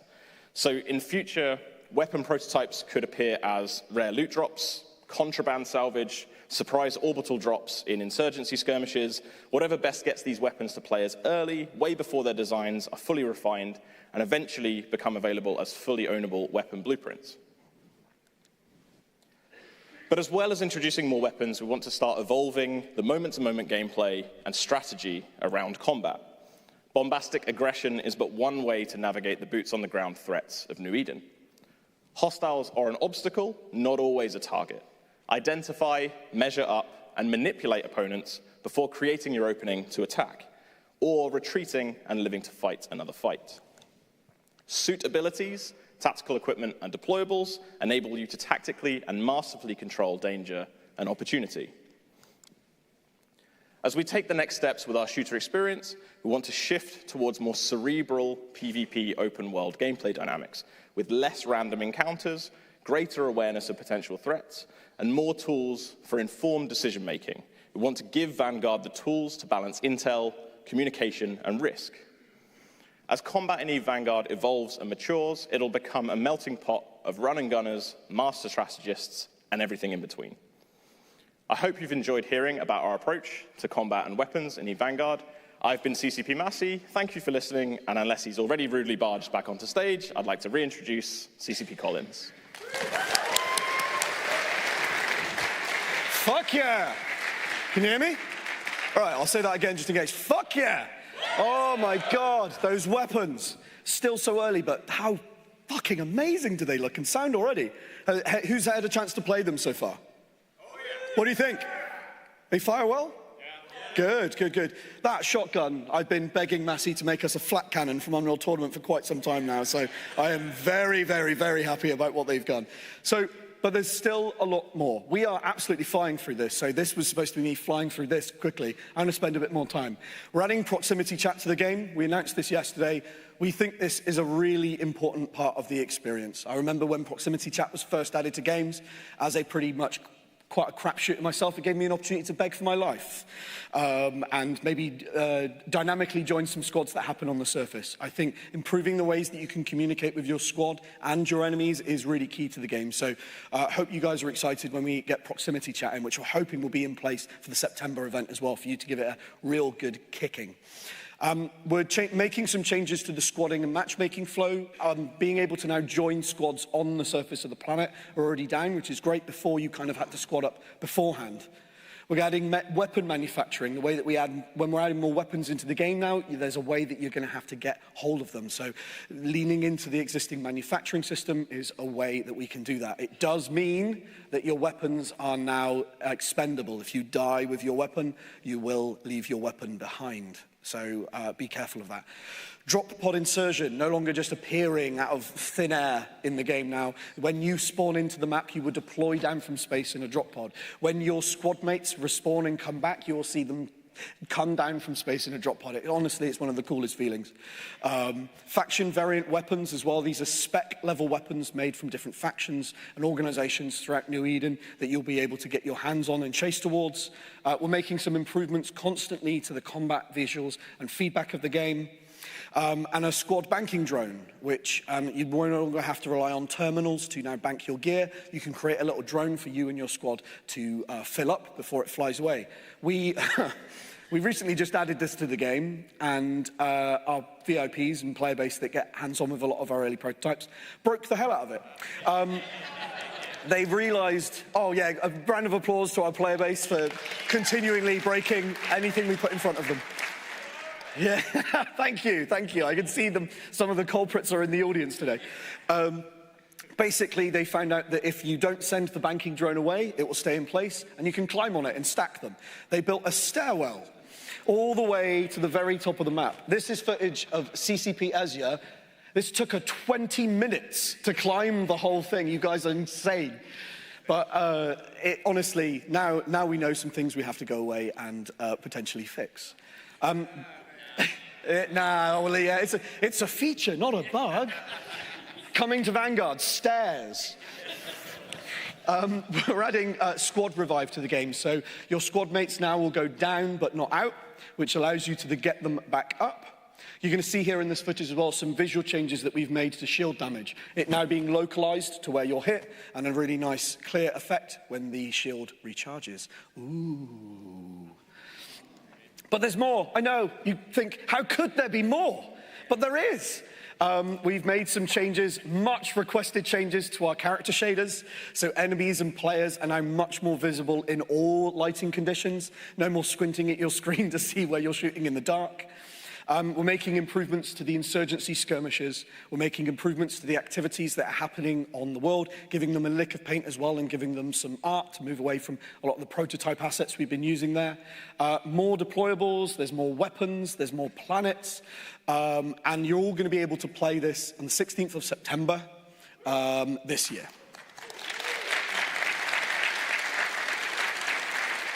But I said, if you're here, I didn't see enough hands go up when I said who's played Vanguard. So we've got like 9 machines playing, as I said, a semi-broken build of the game we just pulled from latest last week. I'm going to say it again, more weapons and more bugs than you've ever played in a Vanguard client before. But please, before you're done at Fanfest this weekend, go check out the build. It's really helpful. The more hands-on we get, the more feedback we get is incredibly exciting. And that September event as well is key for us. It's the halfway point between now and early access. We need to, and we want to nail early access, and we only get there with you course correcting us along the way. So that early access is happening in summer 2026. If you're not part of the Discord If you're not already in our playtest building stairs for us, please go and join the Discord. We're constantly in there sharing stuff that we're working on. If you think we're being open and candid here, go look in the Discord. We're regularly running Q&As, getting in playtests, and just sending out. All of those weapons have been playable for quite a while now in our Discord community, so please join that. And I think Hellmar said this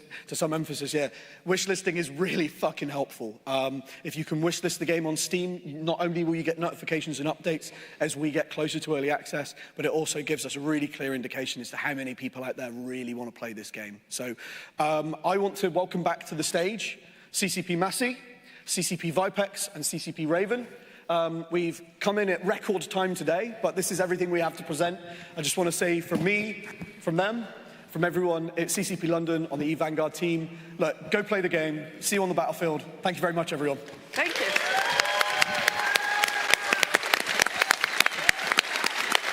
Oh, thank you. Thank you. Thank you so much. Woo! We good? Fuck yeah!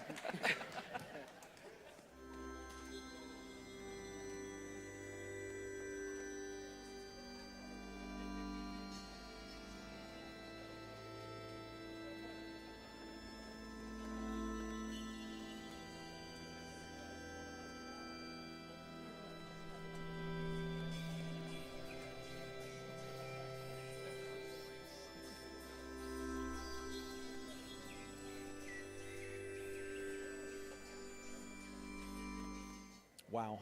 Ladies and gentlemen, EVE Vanguard. I'm joined once again with the man himself, Bjorn B. Y'all saw me do the EVE Vanguard stream yesterday. Was really interested to see all the new features today. Proximity chat. Biggest thing I saw from that for sure. Also, CCPB on this table. Oh, excuse me. Excuse me. Thank you. We're going to have a couple of guests coming here in a bit. Yes, we are. We're going to have CCP Vipex and Shorefall coming up, which is why I'm going to step away in just a couple of minutes when they make their way up the stairs here. And you're going to get to talk to the Vanguard devs, ask them about the presentation, about what's coming.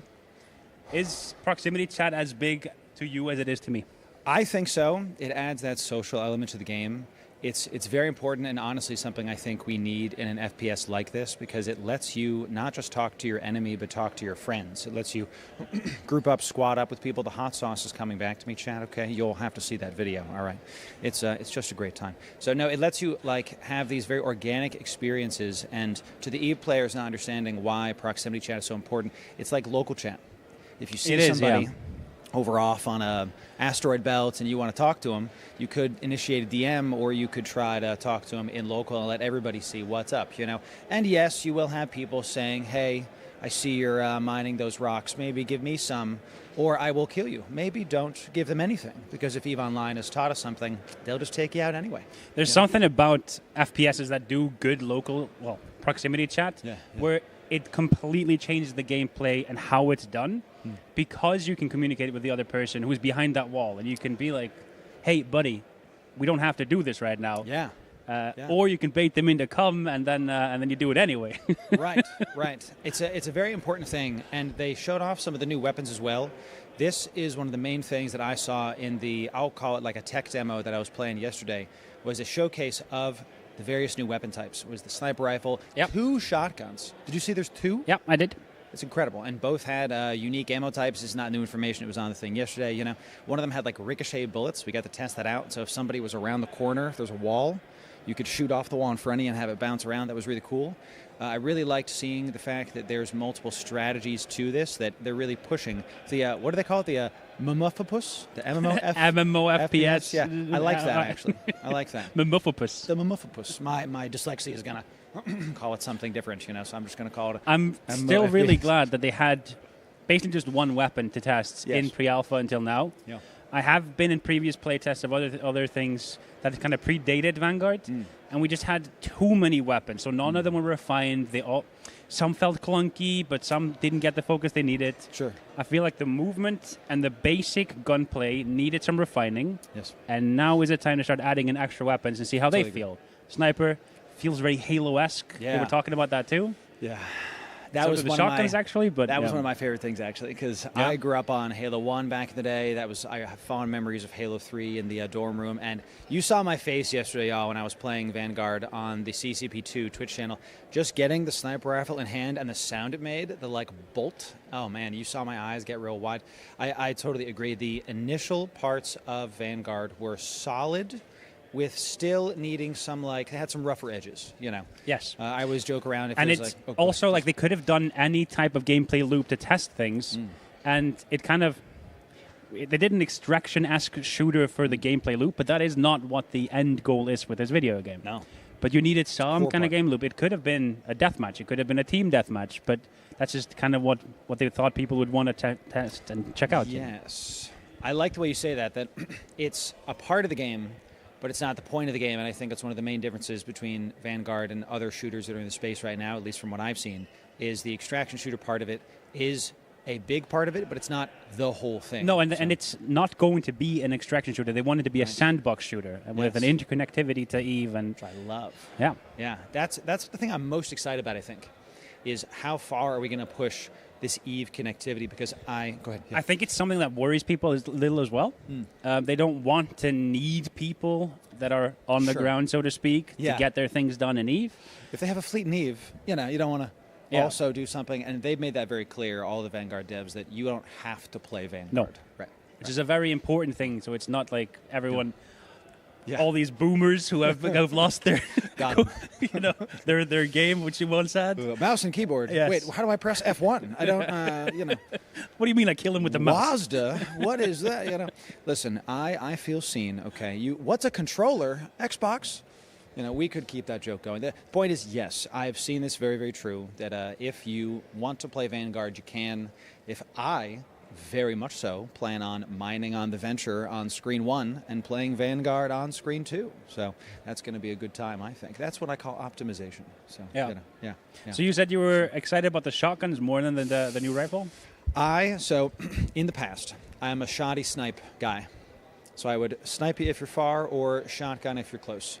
But recently, I've been, in a lot of the shooters that I play, I've been doing DMR, SMG, and I liked that I actually made that in the playtest yesterday, if y'all saw. So I took the base assault rifle, and in the alpha, I made, because I had the mods set up, because you can interchange the chipsets to affect the gun's you state. Could essentially make an SMG out of the chipsets and change that and how it worked as well. Yes. So yeah, you could make your own SMG, but you couldn't make a shotgun. You couldn't really make a sniper. Correct. So, right, and that's actually I hadn't thought of that. That's a really good point. Is you can take a gun and kind of push it to its limit, but at a certain point there is a limit. So I couldn't make a sniper out of the assault rifle. I had to get the sniper rifle and actually use it as a true sniper. You can push the assault rifle to be a single shot DMR like you saw me do yesterday, and the beta we set it up to be a hip fire, fast fire, rate of fire, SMG-ish thing. There was an SMG that was better. When I put the SMG on, you saw my face too, chat. Oh man, it was good stuff. It was like, wow, this is fast, to going, oh, now we're cooking, So yep. I remember when that came in first, when we could finally start adjusting the gameplay, it wasn't just everyone had the same exact weapon. You could swap to close range and go indoors and just be like, I'm going to be a tunnel rat for now and just hang outside inside. Yeah. Or I'm going to try and get a vantage point outside and just kind of DMR this and snipe a little further. Yes. Also, in some of the playtests, I was able to get onto some weird roofs in places where people had no idea with a thermal scope. Oh, it's the best. It was kind of broken, but I had a lot of fun doing it too. I like that they auto-added the threat visor. Was the outline the person as part of the alpha. It was a default in the last one. I like that it's now toggleable, because that was one of my main things. Look, maybe I don't want the threat visor, but I thought, well, if it's a medium range, I want the threat visor, because if I see a little piece of red poking over a rock, man, I want to poke that. Yeah. Not just try to take pot shots and see what's up. So I did help with figuring out as well, scanning just your environment, going, oh, there's a group of NPCs there. I want to kind of make my way that way. And then, that guy seems to be running a little different than the rest of these guys. That's quickly spotting people. That's a good point. You can tell who's a player. Yeah. And players always move differently. Yeah, always. It's and the NPC AI is alpha. Okay, we saw yesterday. I always joke about the reloading, as the enemy is maybe not have that in the main game. We're testing stuff out, we're going to say, But I was like, oh, is he reloading? I wonder what he's doing right now. Is the NPC audios that he's fumbling with his gun, right? But it was more a tech demo about the new weapons. So I liked the quests that are in the game now. You see, and this really pushes the fact that it is a MMOFPS. I'm gonna get it down. MMOFPS. MMOFPS, thank you. Is that it's not just a, hey, kill 10 things, kill 20 of this type of enemy. It's, hey, you have your missions contracts, I forget what they said in the keynote just now, from the Bastion, and then on planet, you have these dynamic events that are constantly happening. Did you see that while I was playing, a deluge came into orbit and was just above me? Yeah. That was why. Peaceful goes, hey, look up. Look and up. I was like, why? Oh. And then that's one of my favorite ships. Yeah. Did y'all add it for me, Vanguard devs? Thank you for that. But then the deluge actually makes you did feel some stuff in on planet. New Eden. In New Eden, yes, because it's not just, hey, the mob is named Mordu Legion Phalanx. And speaking about in New Eden, this is a way to get other people into New Eden. And Panda and I talk about this often. Mm-hmm. He believes for EVE to grow, there needs to be other ways to get players into this universe of ours.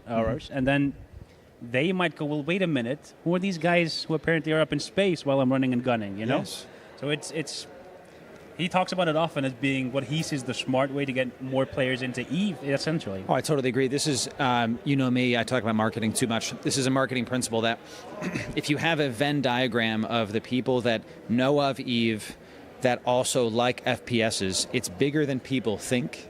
And for sure. I've seen Twitch chat. They're like, let Twitch chat say what Twitch chat wants. I'm right here to tell you, we exist. FPS enjoyers that also play EVE. I grew up with Rainbow Six Siege and with Halo and all that other stuff, right?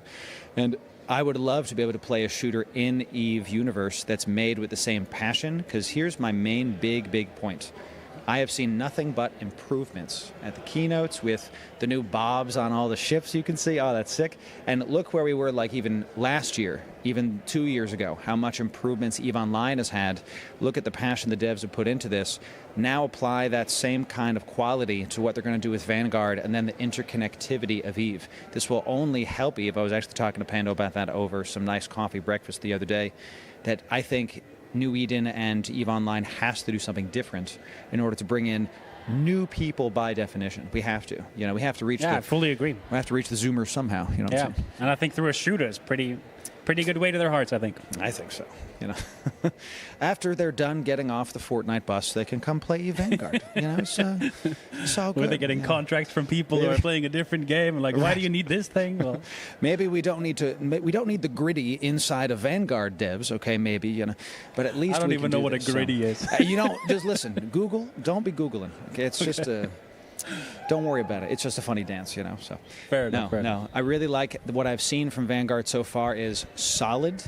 It is still in alpha. One of the main questions I got when I played the alpha last year was, why would I play this over insert current fully functional game? Well, you just answered your own question, where those games are built, those games are ready to go. Vanguard is still in development, so we're going to see what it is. What I really recommend y'all do is head to the Vanguard Discord, because Peaceful and the other devs there are very active and checking in 100%. on all of the improvements they can make. They actually listen. Okay, they're there taking feedback. If you like something, don't like something, they're cataloging all of it. You saw the QR code on the keynote. Go join the Vanguard Discord. It's free to do. It's not like it's some paywalled thing. You can walk in, you can give them some feedback, and call it a day. And what was the date they were saying the next early access is? I think it's for Vanguard. September. September, I don't remember the exact date, but it's going to be out in early access summer 26 as well. Okay. Again, lost the date on it, but I think it's good to not rush into that either. Yes. They took a very aggressive way to showcase it month after month at the start, just to get that early feedback from everyone, because in previous things, they had kind of ran a little bit down the wrong road a few times. They wanted to get way more people on board early to get, are you happy with the movement? Are you happy with the gunplay? Okay, let's go and refine some of these things. Are you happy with this type of map design, these type of activities? And now, sure, we still have guns that are gray boxed. Sure. Who cares? It's about how it feels. I liked the banana mining cutter.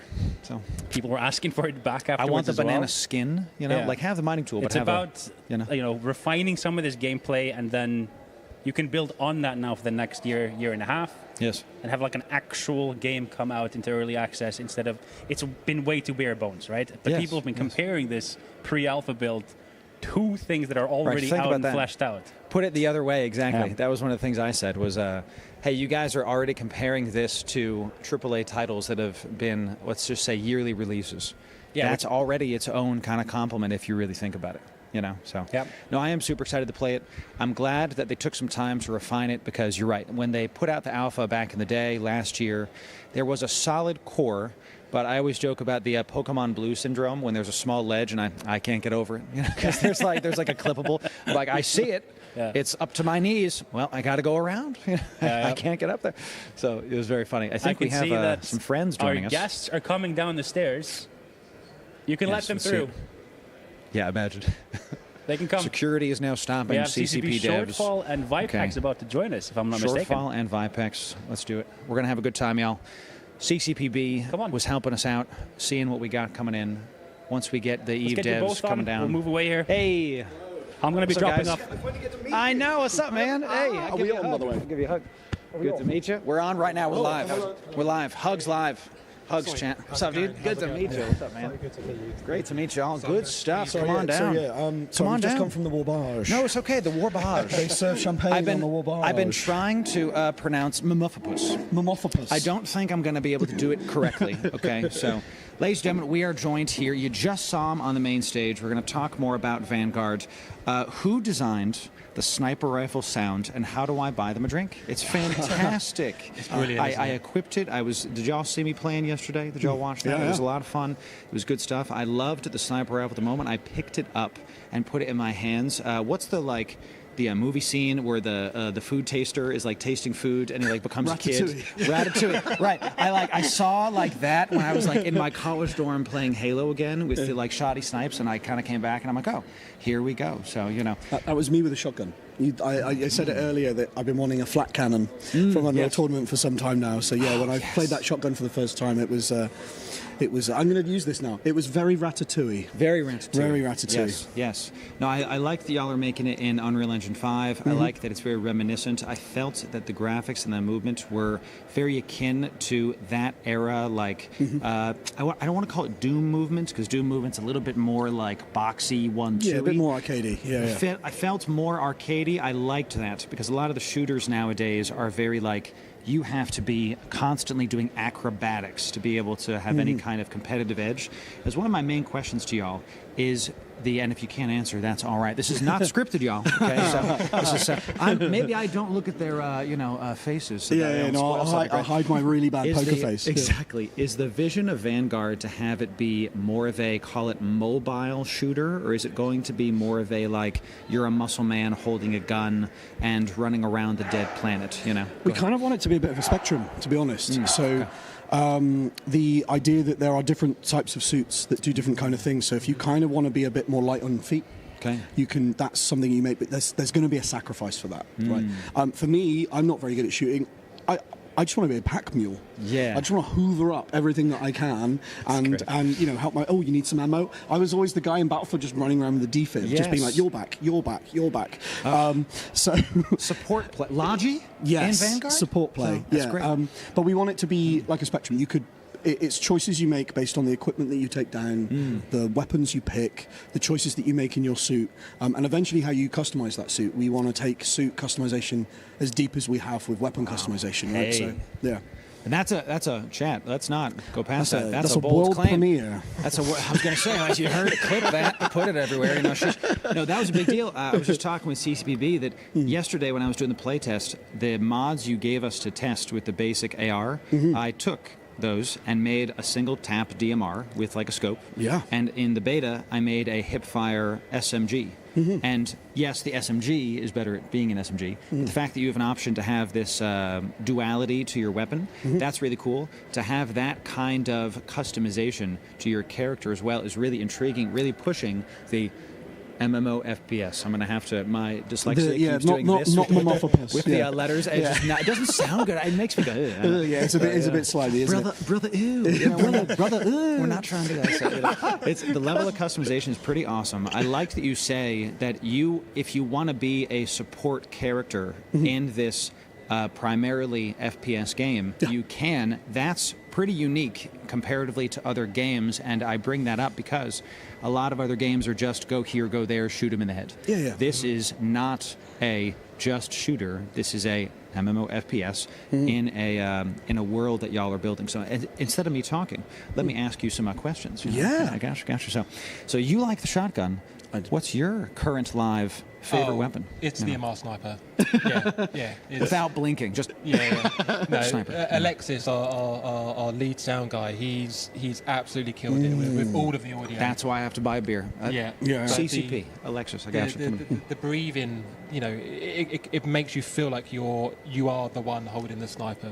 Yes. Yeah, that was it. The kind of the echo that you get after you shoot is just so good. Yeah. Oh. And it came back right. I didn't even realize it until you just said it. Right, it did bounce off the stuff and come back, and I heard it. Wow, that's awesome. It's so important to having that feeling before you actually go in to art up the weapons. So having that feeling, I think, is just so important to creating that foundation. I totally agree. And you said a MAR sniper. Does that mean we're getting Caldari, Galente? Well, the weapons, the pistol's Caldari, right? The pistol is Galante. Oh, okay, there we go. Galante. Yeah, Galante. Warbage, Galante.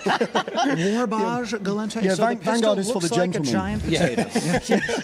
It's the gentleman's shooter. Sorry, out 1 sec. Okay, yes, all right, now. It's the gentleman's shooter. Welcome to the Vanguard stream. You want to be a pack mule for... I have to adopt a British accent. Yes, here we see the Vanguard developers in their natural habitat. Coming from the war. Exactly. It's funny. It's fitting. I'm just going to jump into a David Attenborough anecdote right now. It is related to Vanguard, don't worry. Yes. When we announced FanFest, at FanFest 2023, so we've got an acting coach that kind of helps us present on stage, and she saw me present the opening demo, and she said, you're sounding a bit like David Attenborough. And I was like, should I dial that back? She was like, no, I want more. Lean in. So when I'm describing the bowhead ships, she was like, describe it like a majestic pack of orcas. So if you watch the video back, I'm going, and the bowhead ship crashed on the surface of the planet. And I go full David Attenborough with it, but yeah. Here we see Mordu's Legion with their cybernetic suits and their modifications. Yeah, I think we need to hire you for this. This will be good, yeah. It's completely fitting because when we have wreckage in the world, I see them as dying beasts, so that is totally fitting. That actually is a good way to put it. Yeah, exactly. I really liked a year ago y'all did the Vanguard Alpha, and we got to see the downed bowhead, and it was really cool. I had a I don't know what it's called, but I had a moment where my eyes got wide when I walked into the bowhead, and there are pods hanging capsules, hanging from the clones, hanging from the ceilings. And I went, that's our pods. That's our war clones, right? And I thought I just did the Winter Nexus, whatever, and I had a bunch of war clones that I sold to Jitta. Is that what it looked like in my, cargo hold? So it helped the headcanon, I guess, of how I view EVE Online. So there is I love that y'all are taking all these interconnectivity and inspirations there. My main thing that's happening right now is the upcoming early access, and I was running around doing all the casting stuff. What is the date for the early access? When is it like? We're saying right now we don't have a locked-in date. It's summer. It'll be summer 2026. Okay, gotcha. Yeah, that's good. That's good. I really like to see that, and it's through the EVE launcher. So you can early access on Steam and directly through the EVE launcher as well. So both places. That's a good deal for the because I have primarily played EVE through the EVE launcher for my entire EVE lifespan. But come and talking to FanFest, a lot of people play it through Steam. Apparently, it's not something I've ever done. Cool. Hey, great. I guess y'all want that game time tracked, right? Yeah. Well, eventually there's some stuff that Steam gives us as well, like out of session, invites and stuff like that. So we'll be leaning into all of that. But okay. So wishlist on Steam now. Wishlisted on Steam. It's free to do. You can go click it. It helps a lot from the dev side to see how many people are interested in what. You know, it's really awesome. It'll let you get the notifications for when stuff is happening with the game, when it's going to go live. So definitely go wishlisted on Steam. And the EVE Vanguard Discord. I like that y'all moved out of the EVE Online Discord last year. I like that because as the game gets more unique comparatively to EVE Online, it really does need to be its own community. So seeing the community developers in there, really talking to all the people, that's awesome. How much feedback... How is feedback taken in and like sorted through? Is that something that y'all make lists of? How is that worked through? So we've got like a few different tiers of people in our Discord community. So we've got like a VIP tier, and they're all you get NDA'd, and we show you everything. I have like a bi-weekly focus group where I'll sit down with our VIPs and I'll just be like, sometimes I'm just like, hey, I'm thinking about this. What do you think? And I'm just kind of shooting the proverbial. Sure. I don't know if I can swear on this one. I've been swearing enough today. I mean, this is technically on the same Twitch stream. Oh, so. Yeah, all right. Shooting the shit. There we go. Shooting the shit with our community. And acting coach was like, swear more. No, that was Hellmar. My man. That's incredible. But yes, so no, that's it. Yeah. But yeah, so we shooting with the community and just bouncing ideas off of them, showing them prototypes. We get them into the build as well, and we get them playing over the course of a weekend. Then we sit down with them on Monday and go, right, what was working, what wasn't working. So like all of these weapons that we've got at the moment, they've already gone through like several rungs, iterations, with the community just being like, hey, this is too overpowered. Please dial this back. What do you think of this? Does this sound good? Does this feel good? Do you think you'd use this in these kind of situations? And really, it's less about like, hey, fill in a form and we'll read it later. We're having a direct conversation with these people. And when we do big play tests as well, we've got like special sections in the Discord where people can post their feedback, and we actually scrape that. We just scrape all of that. We use Jira. Yes. Which is like a development tool in the back end. All of these feedback points actually become like work assignments that go straight into our Jira that we review for work items. So. I love that. And so bi-weekly. Oh, go on, please. So I was going to say, from an art direction perspective, like we had this chat, was it just under a year ago, of like, are we happy with like giving block out to like fans? And I'm like, fuck yeah. Yeah. Let's go. It's like one of those things where like I would much prefer players get in the hands of like the early content, and then if they like it, then we can kind of commit to it. So it's and I want y'all to look at this. Do you hear what's being said here? You have a dev team that twice a month at least is doing dedicated time to listen and actually have. You know what dialogue is, y'all? It's not, I submit a ticket, that time to kill is too short, and God knows what happens to it.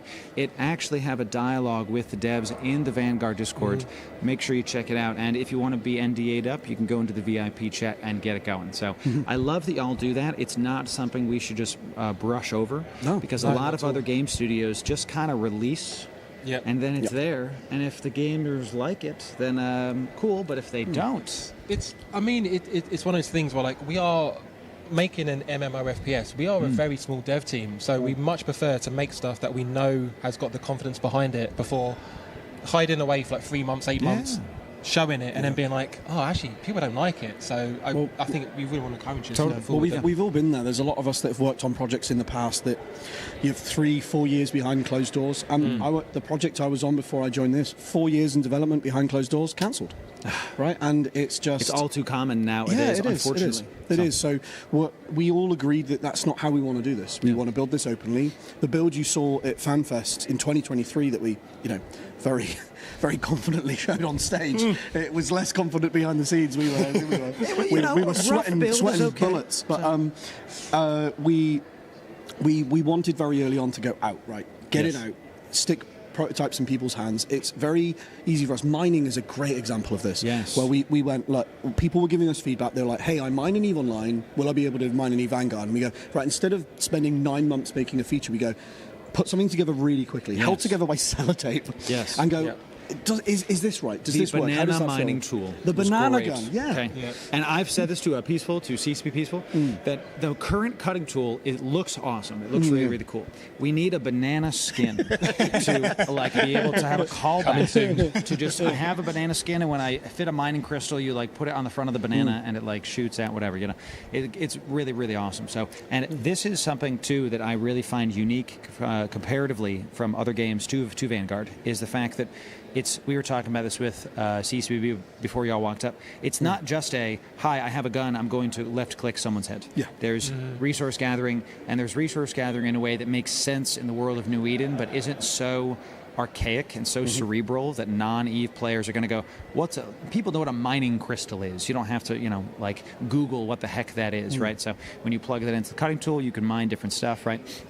I like that y'all do that because it gives another reason to play the game.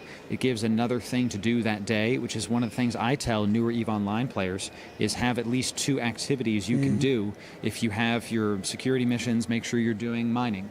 If you have Abyss, make sure you're doing some exploration. That way, if you just don't want to do the same thing every day, you have that option. And the fact that it's already in the game is in Vanguard is a huge plus. And all of these different play styles, we've talked about pack mule, shooter, gatherer. Is there like a healer? Like, is there Logi guns? Is that? Yeah, I think that kind of comes into the support area of it. So there's lots of different play styles that we want to kind of engender, but without going, I'm this class, I'm this class. It's a bit more about the choices you make, but like leaning into those play styles that exist in EVE Online. You've got your industrialists, you've got your soldiers of fortune that just want to go and kill people, right? You've got your enforcers that are a bit more about PvE and squad play and support play, and then you've got your explorers. We acknowledge, whether we like it or not, people are going to play the game the way they want. So instead of overly defining and restricting a box of rules that they have to abide by, it's not us going, here's how you win, here's how you lose. We go, here's a bunch of tools, play the game you want to play. If you want to play the industrialist, if you want to play the head clicker, you can both exist in the same universe. It's tools, not rules. Tools, not rules. It sounds cheesy, but it's tools, not rules. No, that's not cheesy. I'm a marketer by trade, and elegant ways to put things is good marketing. That's very good. Tools, not rules. This is really cool. So, and on that kind of rabbit hole, in similar games, we've seen call it the hero shooter, where you've got like this character has these 4 abilities. They do this damage type, no matter what, always, forever. So we've seen that you can customize the guns and all that. Is there plans for some kind of ability-based customization as well? Like other games have like a void grenade or a shield wall or, stuff like that. Are there plans for abilities, or is it purely just you can customize the suit, customize the gun? I think we'll lean into like equipment as the main thing of that. So sci-fi. The shield walls and the shield bubbles that we've got in the game, and all of these things will be more like equipment. But the suits that you pick have strengths and weaknesses on those things, right? Like, so it won't be like pick this suit and it has this abilities. It will just like pick this suit and you'll be able to, I don't know, like channel more of your energy into your weaponry, or channel more of your energy into your armor, or you'll be able to carry more equipment. Therefore, you're more versatile on the field, right? It'll be a bit more scientific than some space magic, maybe. But that I was just thinking literally that, like, it's not magic. It's the moment you said equipment, it kind of snapped into my brain that you're building right now in the game. There's the shield bubble that you put something on the ground, and there's a bubble around you that deflects bullets, but you can walk inside of it. So having class abilities or a suit augmentations that let you improve that, etc. That's really cool. Like maybe there's a suit augment that if you shoot outside the bubble, it does more damage. Forcing you to be in the. Now you're like, I want to be Bubble Boy. You're just, one sec, guys. I have to put up my house, and then I can start doing damage. Right. Well, stuff like that. We've got some like micro metas that are already started to happen. Like, we've got a celebrity already in the community, a guy called Levi Thunder, who is just he's a god at meleeing people, and that's all he does. Johnny Knife Hands. Yeah, and he's invented a meta with deployables in just closing up the distance. Like putting a deployable shield in between 2 of you so you can't shoot them, so you can close it, create almost like a Thunderdome. That's so sick. Where you can just now melee you. I used to be a Void Titan in Destiny 1, so that really that spoke to my soul, because that's what I would do. I would go into the PvP, I would put it at the point and be like, all right, who's up? Let's go. So I liked what you said, though. It's not just this is very creative. This is why this kind of stuff matters, and the skill ceiling, you're already seeing it, where in my mind, I'm like, okay, there's a deployable shield. It's used to protect me. This person, Levi? Levi says there's a person over there. I'm going to drop a deployable and then use it to get closer to him.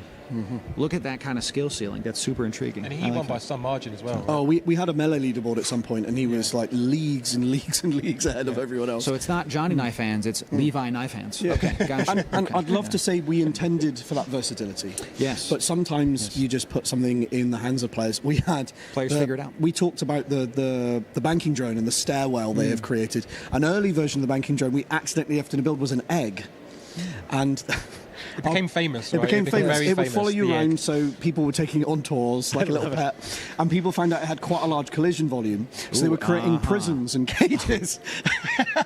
It's like, I'd like to, they said I could be anything. I wanted to put people in prison. Yeah, exactly. Building them around spawn points. It was brilliant. It's that kind of fantastic. Accidental emergence that just inspires us to keep creating more cool stuff. That's really cool. I love that. And these are the kind of things you can get only if you join the early access in the Discord. Okay? Oh, you're good at this. I like these this. kind of things. Yeah. Some, you put that on my tombstone, champ. Laurel, he was pretty good at this. Sounds good to me, right? No, that is the thing, though, is these kind of memes, people in 3 years are going to put egg emojis in the Vanguard Discord.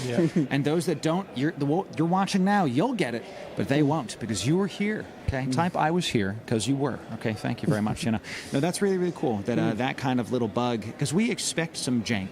Yeah. Right? Yeah. Where I actually like when games have a little bit of jank because I find that's where the more funny things can happen, and those are the clips that go viral, and all that fun stuff happens. So so we've got all the new weapons in the game. We've got AR, SMG, 2 shotguns that have been showcased, sniper rifle. The charged pistol was interesting because I think when I played yesterday, it wasn't like a Halo pistol where it took out their shields. It took half of my charge and was 7 bullets at once or something. It was like a burst thing. How are y'all getting the inspiration for some of these weapons? Because we're seeing a lot of different, not just from a gameplay perspective, but from an art direction. How do you ideate what the guns should be, and then how do you come up with, okay, here's the idea, what do we make it look like? Well, from a gameplay perspective, we start by just having a conversation. The pistol was CCP MassE going what are your favorite pistols? Let's build a mood board of good pistols, and nobody's going, oh, it was the 9mm from X. You're going, it's the Deagle from CSGO, or it's the plasma pistol from Halo, right? Yes. And you're going, these are the great pistols, and we kind of build a bit of a board around that. And then that's kind of when Ben comes in and goes, there is a way that we can inject kind of Galente on top of this, right? Absolutely. I mean, the EVE universe is so big that each faction, corporation, empire almost could be its own IP. So for us, that means that we can have our own flavour for each of those. So we can have, say, Minotaur is a very sort of exoskeleton, very mechanical, lots of movement. And then we have Amar, which is very sleek, less kind of moving parts. Regal. So we can really show the kind of the breadth of, the different factions, empires, and corporations inside of the EVE universe. And every Galente gun has a big nose. So, yeah.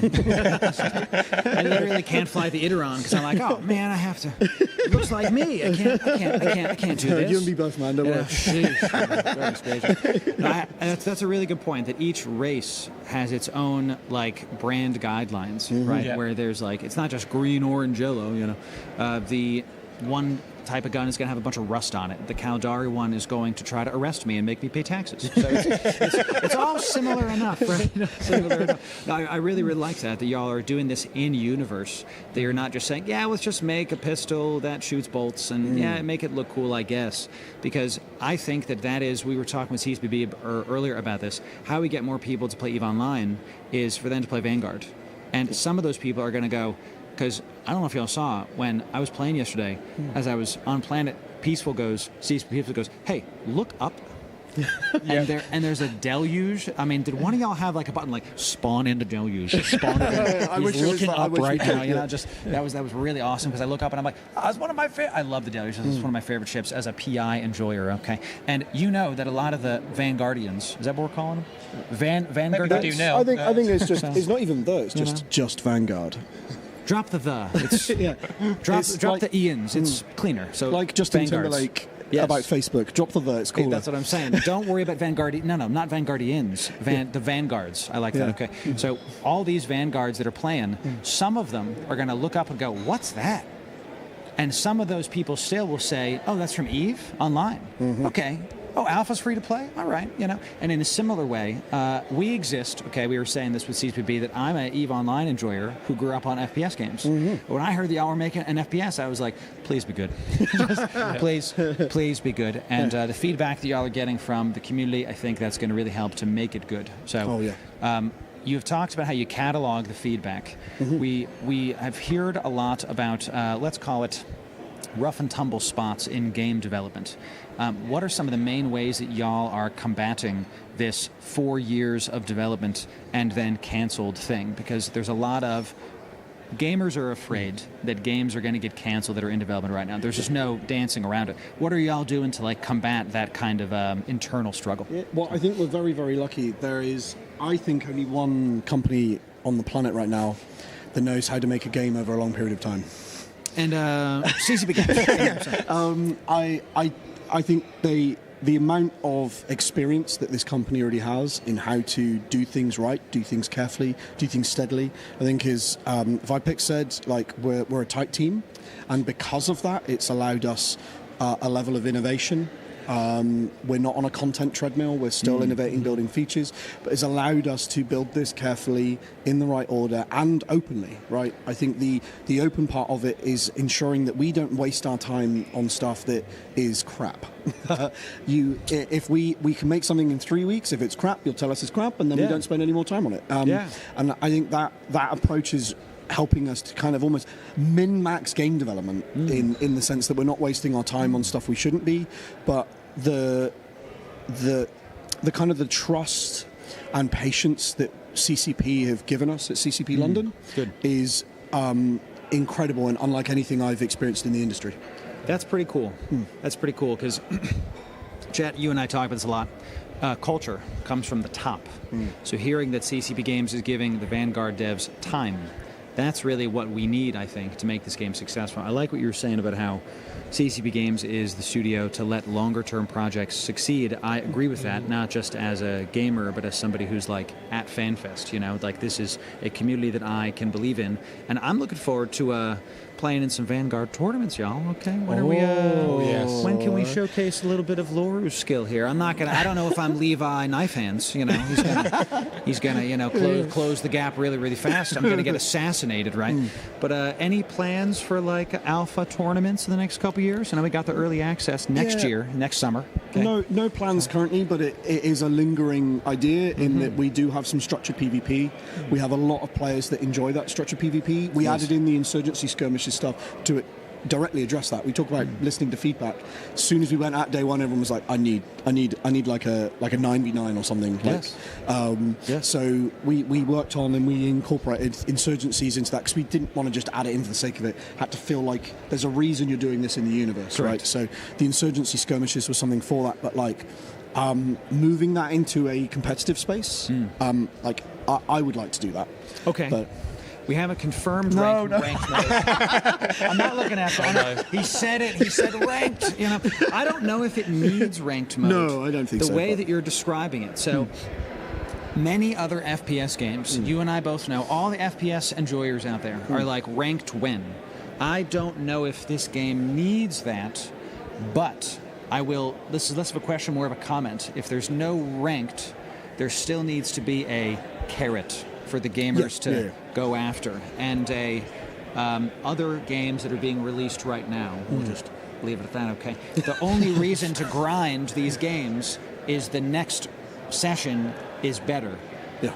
And I personally don't find that to be enough of a carrot. Right, and I think the social aspect is going to help with that a lot. Yeah, Bastions are going to be big there, I think. Yeah, can you talk more about Bastions? Because I was getting the 411 from CCPB on where I'm going to sit in this chair. So can you talk to us more about Bastions? Yeah. So Bastions are going to be. They're going to generally form when you talk about like contributing to something, purpose and community. Bastions are going to be kind of at the heart of that. They are hubs all throughout the universe where Vanguard congregate, and it is your space. We'll start off with some NPC bastions, but eventually, really, the late game comes from I have a bastion. My corporation has a bastion, or bastions, right? We have an area housing almost. Yeah, kind of. Yeah, Okay. we have an Ship area housing? of space in lockdown, and that has an area of influence. It has its own planets that we can deploy down to. They are our planets. They are in our bastion. They are our planets. We can deploy down to them. But there are other bastions that may start to encroach on your turf, start to scratch at some of the planets that are yours, and you might have to start building infrastructure or collaborating as a group to defend your space. Okay, so less of a instance where I grow my own plants. No, and more of a citadel from EVE Online. More of territorial warfare. Okay, with a gun in your hand. I like that a lot. I like that a lot. So I'll ask this question because it's on my mind a lot. I do a lot of PI. I've mentioned it a couple times. It's one of my main income generators that I use to help fund the stream events that we all do. When you have something in EVE Online that is on planet, is it in a realm of possibility that I could defend my PI factories with Vanguards? I think so. We're already talking behind how we can do things more asynchronously. We've been talking already with CCP Okami about how, New Eden is one universe. Yes. And so we can't just be a hidden layer.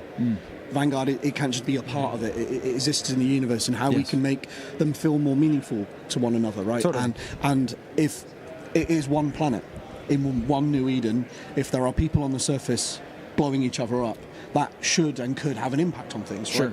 And how we kind of layer that in. Also, how do bastions matter and not just Vanguard? So we're already starting to explore some of these things. Now we're talking suborbital citadels.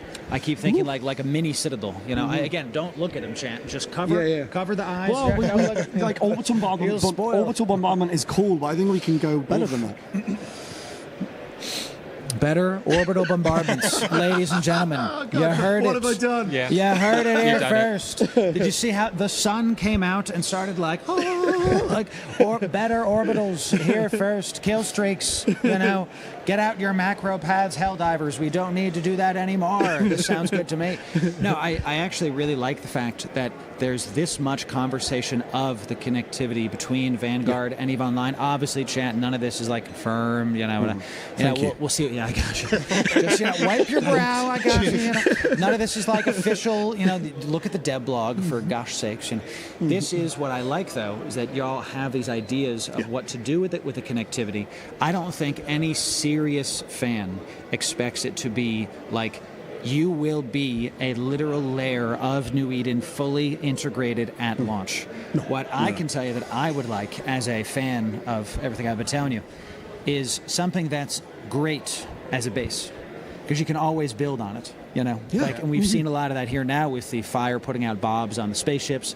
You can always have a feature come out a little bit later and just keep on building on stuff, because I want the game to succeed, and success in my mind, and this is where Twitch chat is wrong, success is not game good today. Success is game good today and tomorrow.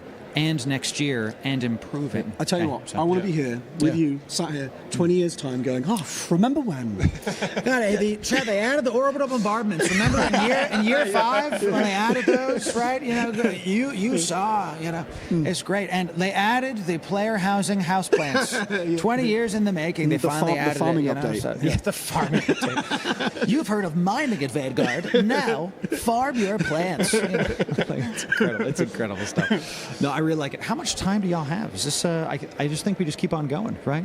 I think until they tell us to stop. I'm going to listen into the earpiece. Let me check my calendar. I don't want to take up too much of y'all's time. That's okay. I'm going to check. What I'm saying? Yeah, do it.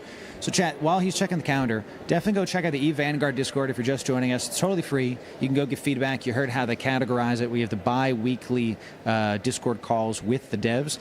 Actual dialogue with the developers in the Discord. That's pretty wild. I don't know of any other studio that's giving this level of communication. It's not just Frontier. It's not just EVE Online. It's also the Vanguard, EVE Vanguard. Okay, so you guys good on time for now? Yeah. Good news. Good enough. Okay. I'm in. We're in.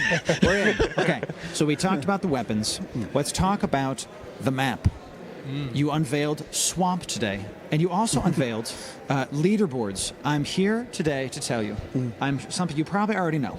Since you have leaderboards by map, you know the Swamp map is going to have number 1 guy is going to be Shrek, right? You know that it's going to be my Swamp, donkey. So it's leaderboards by Bastion.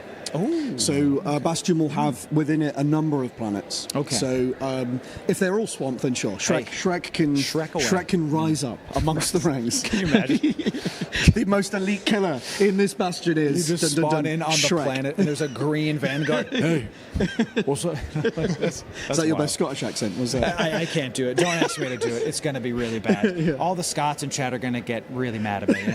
It's not going to be good. I'll just say donkey and just call it a day. Nice. No, nice. that is really cool. By Bastion, so you're going to have groups of planets and leaderboards of those planets. Is that points? Is this number of rocks mined? You know, heads clicked? How is that? How's that going to work? I think it'll be a number of things. We kind of want there to be, even at a Bastion, there's a bit of a pecking order. Like we've often compared the Bastions to like the Continental in the John Wick series. I was just thinking that we just added the Baba Raga, which I keep wanting to call the Baba Yaga. You know, everyone's going to be having John Wick Trig Marauder. So yeah, please continue. But yeah, it's a bit like that. It's a kind of there's an uneasy a piece. You don't fight ever mercenaries at the Continental, but out on the field. But there's a kind of a pegging order, right? Yeah, there's rivals, and there's a bit of a pegging order, and you can even get that at a Bastion, right? Like, we don't want it to just be individuals, maybe even corporations or sub-corporations, right? You know, starting to vie for position, because there might be something to gain from that, right? Gotcha. Maybe all the resources that have been gathered at the Bastion, maybe they start getting divvied up, and how they get divvied up might be decided by who contributed the most, who got the most kills. Who divvies it up? It's like is it an automatic thing? Is a Bastion more similar to a corporation, or is it something more automated? That's my main question. Well, and to come back to tools, not rules, we will want to make tools to allow people to make those decisions themselves. Okay. It could be that you want to just be you want a full monarchical structure. Gotcha. Everything goes to you. Everyone just serves you, and you are lordship of that Bastion. Lord Loru has a great ring to it. Lord of the Swamp. This is the MassE Swamp. It's going to be great. Well, what's the exciting thing about Mango Swamps is we're not just announcing a new map today. We're announcing a map set for level design and tech art to create many maps from.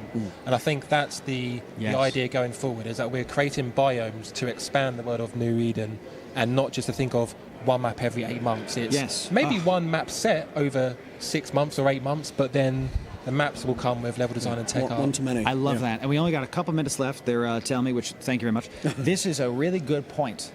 That the tools y'all showcased with how you're making the maps, I was watching some of the comments in chat, and again, Twitch chat is wrong. The fact that they're able, that's just the typical thing, come on, I see you, okay.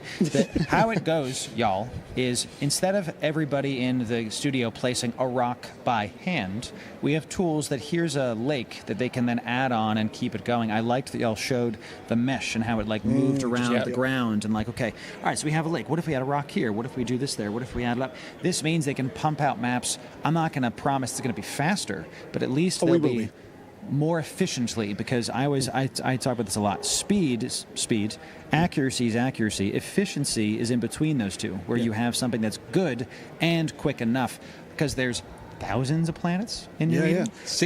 Over 68,000. Not for early access. Okay. No, not 67,999 at early access. All but one, and that one is Shrek Swamp. You know what I'm saying? Crazy. That's really cool, though. In our final minutes, is y'all are designing this to be. You can actually go to that planet in EVE that we've been orbiting so far, and I put my PI on a lava planet. Now I can go cosplay as Vader, walking around doing stuff, and going I pray I don't alter it further as I proxy chat someone for a deal for their rocks. That's awesome. So is there a plan for a consistent map rollout? Is there a amount of maps a year that y'all are shooting for? You said map packs. We're working out the numbers at the moment, because we're going through the process of figuring out and really measuring how efficient we are now with this new approach. But of course.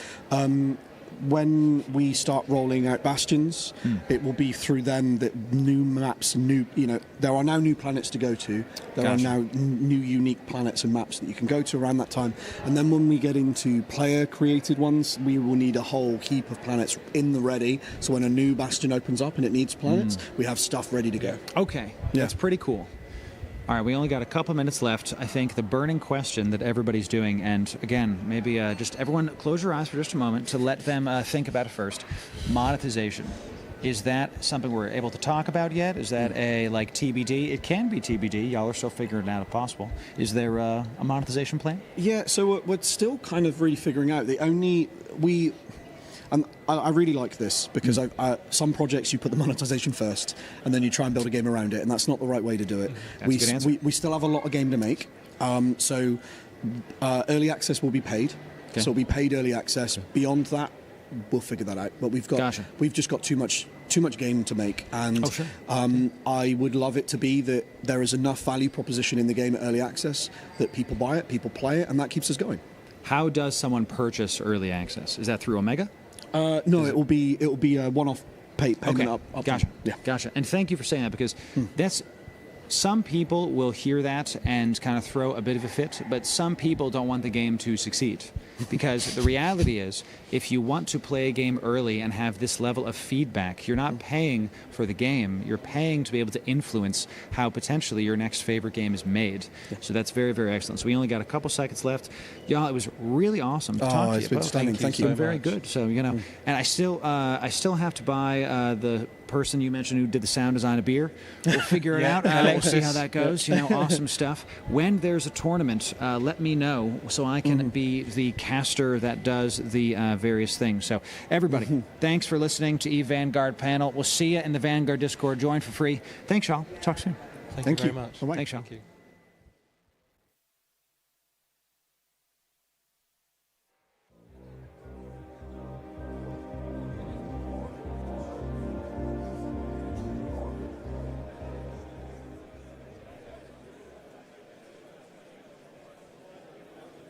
New Eden is ever expanding, and we are now going to learn more about the new expansion coming later this May. Please put your hands together for CCP Okami.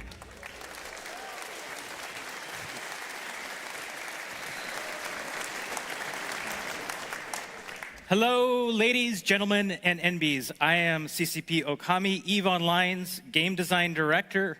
How are you all feeling today? Yeah? It's better than I thought after last night, actually. Glad to hear it. I'd like to start by telling you all a story. I've been designing games professionally for 22 years, and I actually started the year that EVE Online came out. I've been playing MMOs my whole life, and I can't tell you how exciting it is to be able to work on a game like this. And it's not just because EVE Online is incredible, but it's because of each and every one of you. I've had the chance to meet so many of you out there, and I just have to say all of your stories are heartwarming, how EVE has impacted everybody. You all make this worth it, and this lifelong goal and dream of mine is an absolute pleasure to do this for and with you. Now, as you all know, EVE is a little different than other games, and over the last year, I've had a little figuring out to do. I have a lot of questions to ask. And one of those questions was, what is an expansion? We do our expansions a little differently too. With EVE, an expansion is more than just a moment in time. It's so much more than just the day we turn the lights on. We're here to build a story together with you and shape a living, breathing universe. And I want us to start thinking about our expansions as the moment of release, through all of our updates, major updates, and our capstones, like Capsulier's Day and our current Drifter Crisis events. With each of these beats, we are reflecting on everything you do and all of the feedback you give us. You are a part of every step, and everything you do matters. The journey of this last 6 months is a great example. In Revenant, when the Drifters attacked Zarzak, you defended it. And when the Deathless called for aid in unlocking the Warden, you rose to the challenge. And because of you, the Deathless researched and released powerful new technologies changing the face of warfare forever. But then the Drifters struck back hard. and you chose sides, fighting for your factions in the race to claim drifter space and forever change the foundations of New Eden. Now, the Nexus Reckoning pushes you further. You're already shaping the outcome. But the fight isn't over yet. New Eden still needs you, because together, you are Legion.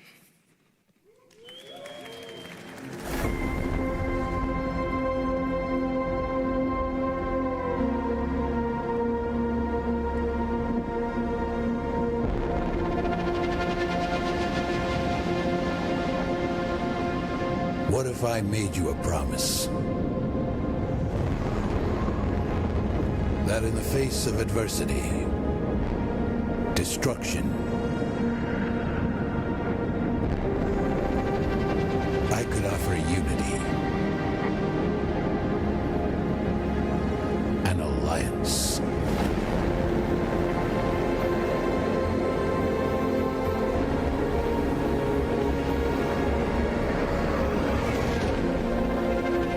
Where the purpose of one would be the power of many.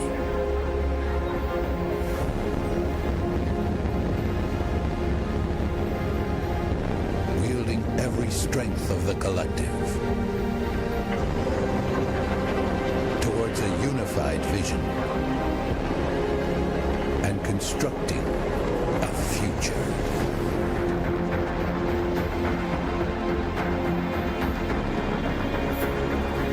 Your every action fuels our momentum.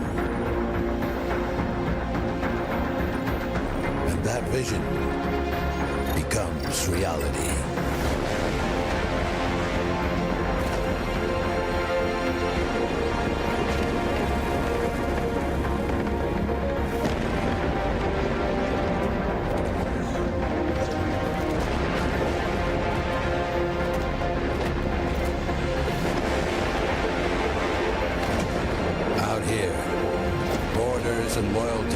Dissolved and reshaped. Ambition, arrogance, and aggression collide. But we stand undaunted. Our legion unbreakable.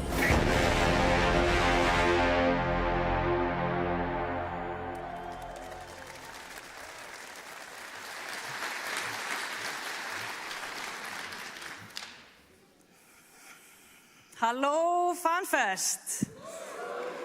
It's great to see you all here bright and early, despite last night.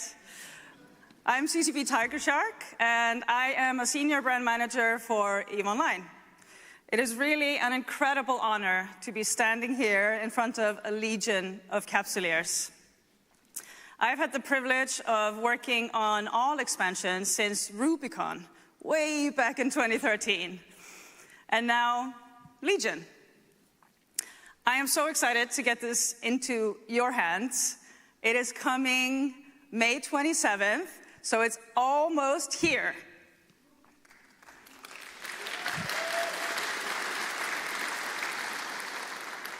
But what is a legion? A legion is a collective bound by purpose. It is strength in numbers, united under one banner, working toward a shared goal. It is purpose and power. In New Eden, no one succeeds alone. And to thrive, you want to collaborate in order to dominate. You want a community. And to build a community, you want trust and a shared purpose, which gives you power. A strong corporation is built by a legion of strong capsuleers. And a strong alliance is built by a legion of strong corporations. And as invented by you all, a coalition is built by a legion of strong alliances. At its heart, Legion is about people, about you all. About purpose and power in unity. It is about connections, because that is where the legends begin. So whether you're starting out or leading the charge, Legion empowers you to reach beyond your ranks and to galvanize your forces, to connect and recruit and unite, to fly as one unbreakable Legion, wielding these powerful new ships and making your mark on the battlefield, and then customizing your space for maximum control. But ultimately, it is your journey, powered by the purpose to go out and shape the universe together. And here to speak more about alliances and shaping the universe, let's welcome CCP K1 P1.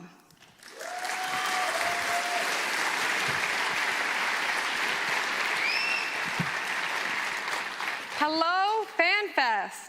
I'm CCP K1 P1, and I produce one of the gameplay teams for EVE Online. And today, I'm super pumped to be here to share with you all some of the finer details of the Legion expansion that is coming in a matter of weeks. But how did we get here? Equinox released in June of last year, changing the landscape of New Eden with a new sovereignty system. Now, nullsec is never straightforward, with many moving parts and deep complexities.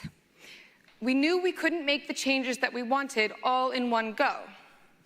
We asked for your feedback. And boy, did you have feedback. But that's great, because that meant that we were able to use that feedback to evolve and iterate the system over 15 different times since the initial launch. It was a busy year. And all of that led us to the Revenant major update that came out earlier this year on March 12th.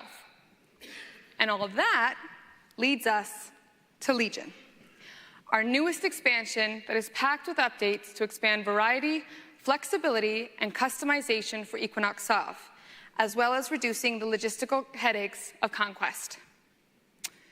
We're not done building on that foundation that we laid out a year ago. And today I'm going to share with you some of the new tools that you'll soon have in your Sov toolbox. Here's the thing. When making geography matter, not all systems won the resource jackpot. Not all star systems are created equal, evidently. But in Legion, we're introducing 2 new upgrades to give those unlucky systems a glow up. We have one upgrade that'll cost power and generate workforce, and one upgrade that'll cost workforce and generate power. Now, each of these upgrades will come in 3 different tiers, allowing for more flexibility. So you can now shape your space to match the activities and ambitions of you and your corp mates. To better showcase some of these additions that we're adding, I'll need your help. So this is our hypothetical map. And this side of Elborg down here, you guys get to be my legumes. And you own the green area of space. And this side over here, you all get to be my wasps. And you own the yellow territory of space. Very hypothetical, right? So if we zoom in a little bit, we can take a closer look at the bordering system between our foes. For example, this system right here. It's owned by the legumes currently, but it's nothing to write home about. Just enough power to fly under the radar. But with the workforce to power upgrade, the chief intelligence drone of my wasps over here has noted that it's viable for, say, a tier 3 mining upgrade. Plus, taking the system has the added bonus of pissing off your neighbors over here, so it looks like Conquest is back on the menu. Which is really good news for my friends up in the balcony. You guys thought I forgot about you? No. You guys are my troublemakers.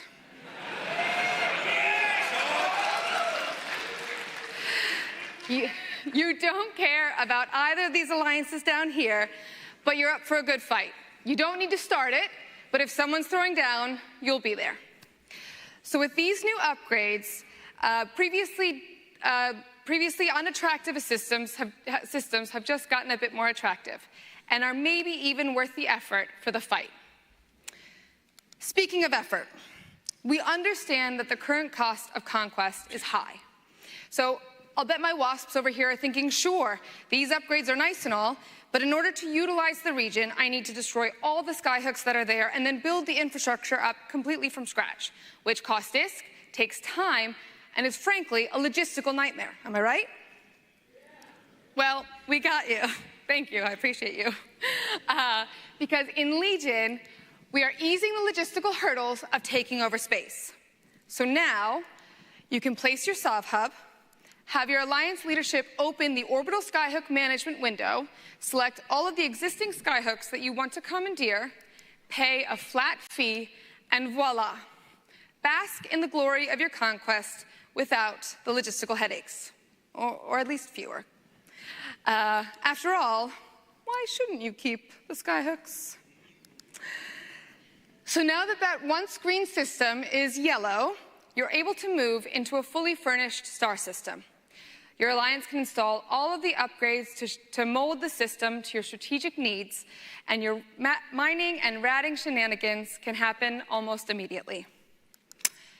And for my balcony troublemakers, I would be remiss if I didn't mention that with this ownership conversion, we haven't disrupted any of the skyhook rating windows. So that means that you no longer have to wait for new skyhooks to be built, placed, and ramped up every time a system changes ownership in order to raid from it. So with the Jason Kelsey of the Wasps successfully utilizing the tush-push to get their Alliance into the end zone of conquest, you are now proud owners of a new system. You can install the power generation upgrade and the Tier 3 mining upgrade of your choice, and you're living the dream. My legumes, on the other hand, we have some re-strategizing to do now that the sovereignty landscape is looking a little bit different. For example, this system here. It might be the perfect time to bust out one of our new system-wide modifier SOV upgrades. These are 4 new upgrades that are paired sets of buffs that allow SOV owners to tailor their space to their preferred combat styles, ships, and modules. So we have the Gamma Stability Generator, which is a bonus to shield HP and capacitor capacity. We have the Plasma Stability Generator, which is a bonus to armor HP and benefits of overloading modules. We have the Electric Stability Generator, which is a decrease in capacitor recharge time, and for the first time ever, a bonus on targeting and D-scan range. And finally, we have the Exotic Stability Generator, which is a bonus to scan resolution and warp speed. So perhaps my legumes opt for the Plasma Stability Generator as part of your strategic reorg and dealing with your ongoing neighborly disputes. So good news, everyone, you can dust off your Baltecs. These upgrades open up a whole new world of meta shifts and theory crafting. I'm especially excited to see what you do with them, even in ways that we haven't even considered, because if there's anything that I know, the things that we think are edge cases are your main use cases. So listen, switching gears a little bit, mining and combat anomalies have been hot topics for the past year. But we're fairly happy with where they're at for right now, so I think it's time that we make some space for exploration.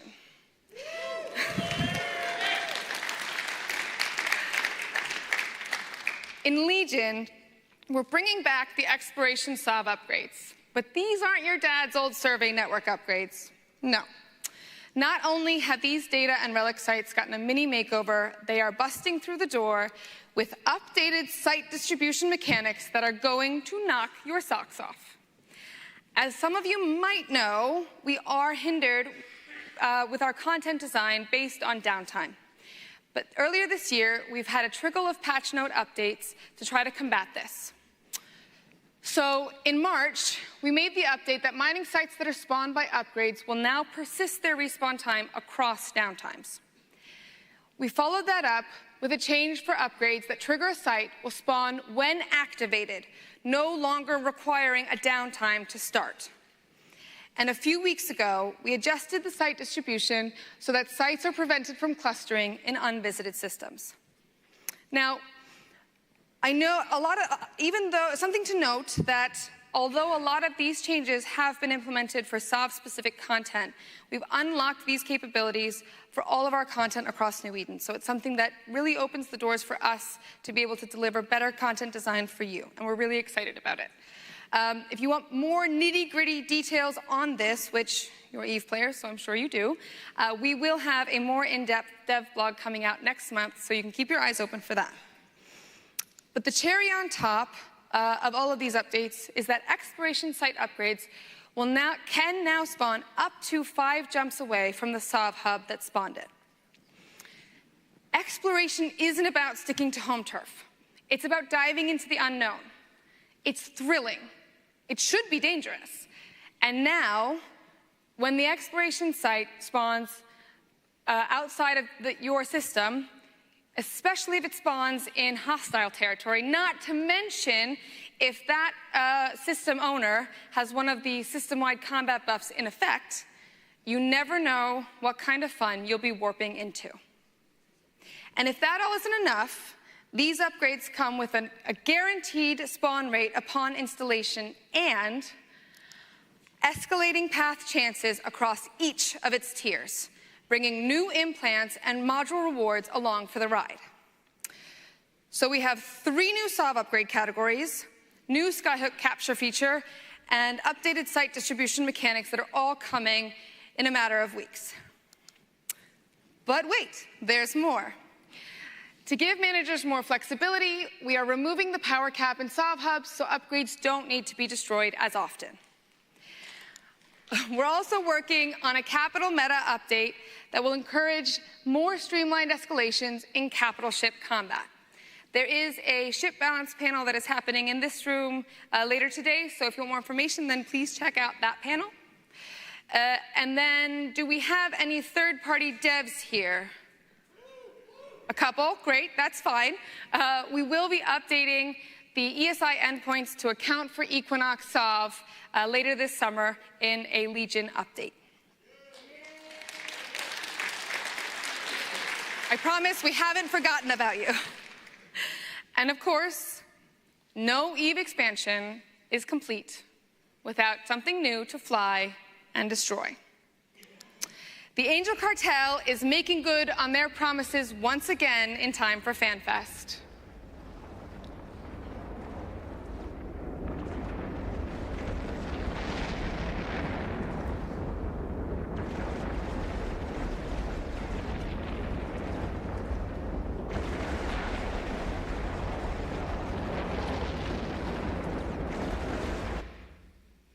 Introducing the Sarathiel class Dreadnought, boasting powerful bonuses to capital projectile weapons and the unique ability to use the capital micro jump drive while in siege mode. Not to be outdone, the other pirate factions are boosting their dreadnoughts as well to compete on the modern battlefield against Lancers and Navy dreads. The Sarathiel rocks a 5.76 layout and is ready to shake things up. I see you all getting your cameras out, so be quick, because I got a timer.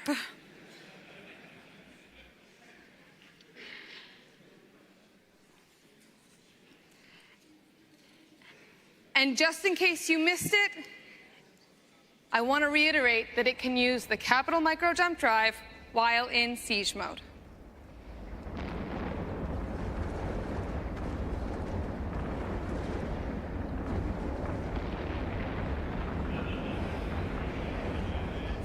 Meanwhile, the Triglavian Collective have also been cooking.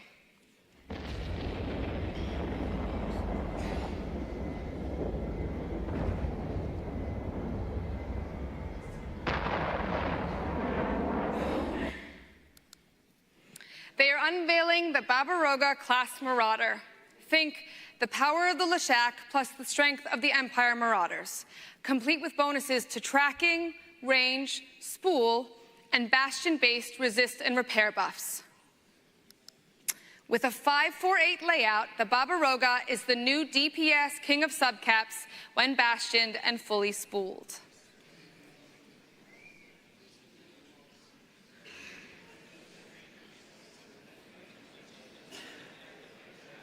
Okay, you have time afterwards. Chapman. We started this journey last year with a vision. Deeper, more meaningful sovereignty gameplay. And Legion is the next step in following through with that vision. We're expanding your toolkit for chaos, conquest, and customization. So whether you're building an empire, burning one down, or just stealing from either side while they're distracted, you'll have sharper tools to do it. Use them wisely. Who am I kidding? You guys run with scissors all the time, so like all bets are off at this point. Please welcome CCP Mercury for more details as to what the Legion expansion is going to hold. Thank you.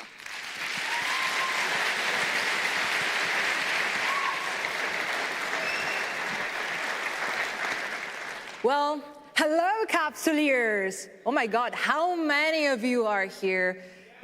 Yeah, right? It's not anxious at all. It's so nice to see you all here today. I am CCP Mercury, and I work at CCP as a senior UI UX designer. So today, I'm thrilled to share with you the quality of life improvements that Legion will bring to your everyday life in New Eden. You might be familiar with CCP Karker's Little Things. It's a space where you Capsuleers can leave feedback and tell us what little changes would make a big difference. Quality of life improvements, like the ability to create contracts for multiple ships at the same time, or UI updates, like proper listing of materials in the industry window, or the option to restart extractors for a planet directly from the planetary industry interface. Yeah, right? All of this has come from your input. You ask for change, and we listen. Well, maybe not every time. With this expansion, we're bringing even more quality of life updates. You can now see a character's contact label in their show info window, making it easier to tell apart your comrades from the trolls. You'll be able to track how many blueprints you own across space and in a specific location directly from the industry window. And crystals now clearly show their damage when you mouse over them in the inventory.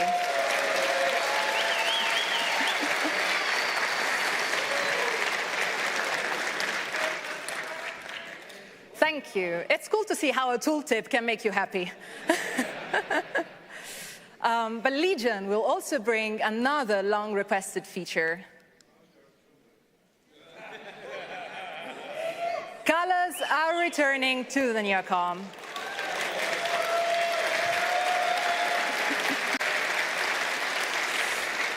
Soon after the expansion, you'll be able to customize each Neocom entry with its own color, making it easier and faster to spot your favorite tools at a glance. And if painting the Neocom with the colors of the rainbow hasn't fully satisfied your inner artist yet, then we've got more for you.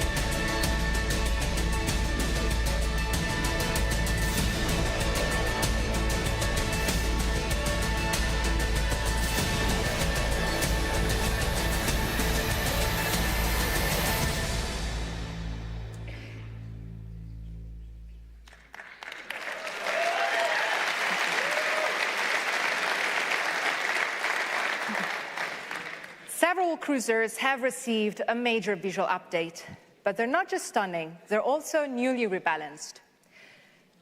Tech 3 cruisers are getting bonuses and a stronger overheat, oh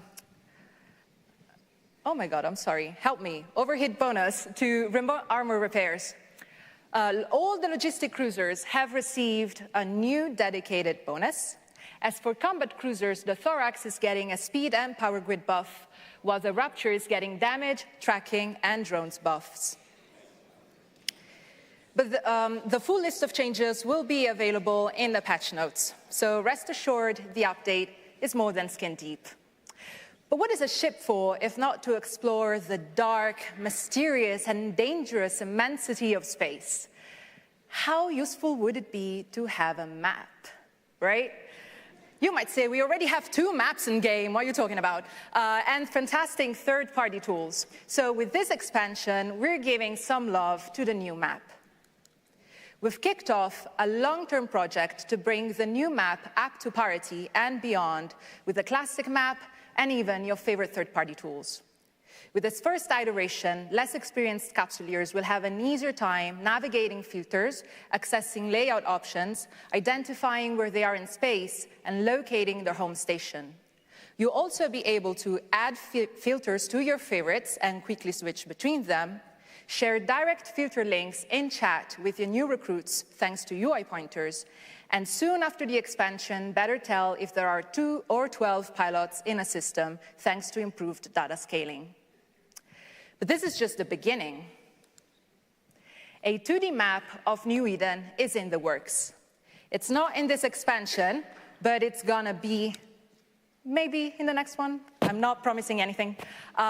This map will be a flat, simplified version of systems and regions designed to help you better see connections between locations, plan your routes more efficiently, and still have access to all your favorite filters.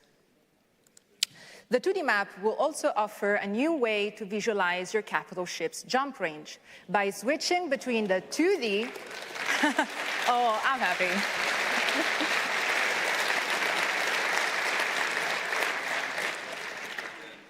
By switching between the 2D and 3D views, you'll have an easier time assessing your capital ship's jump range and the fatigue.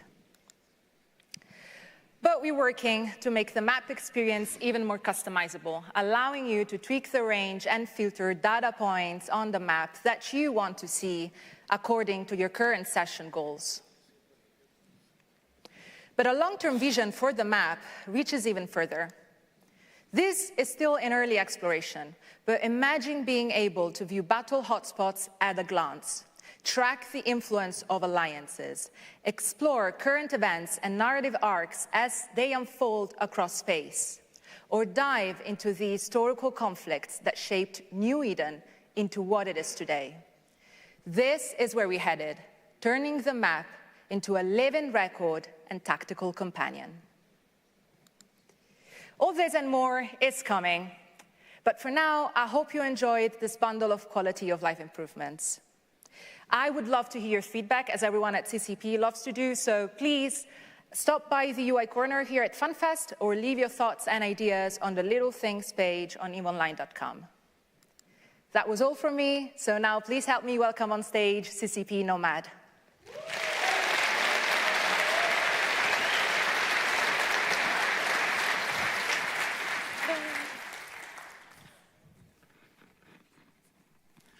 Hello, Fanfest!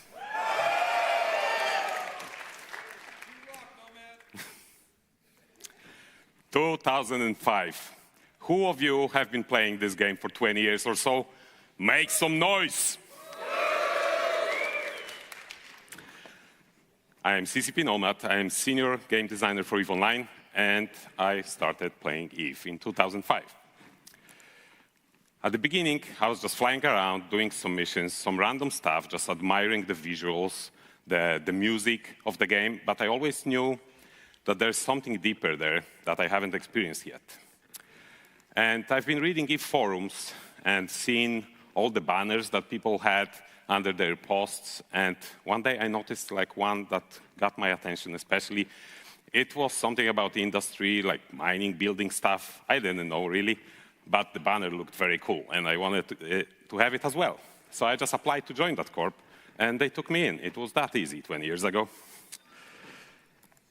I made space friends. You can tell this is a pretty old screenshot from EVE. Soon after I joined, we completed our first corp project, so to speak, together as a corporation. Our first POS. It was a big deal back then, and everyone was super engaged. I was spending more and more time playing EVE and getting closer to the new friends that I've made. So I decided, well, I'll just invite them to my city to hang out. Turns out, real-life hangouts with you guys aren't not easy, really. And a few months later, we created an alliance and completed another project, which was our first capital. Again, those things were really a big deal 20 years ago. And then the real-life hangouts became the norm. So this is a picture of our alliance summit at my apartment, like 19 years ago, where 15 adult men were watching EVE trailers on a CRT screen.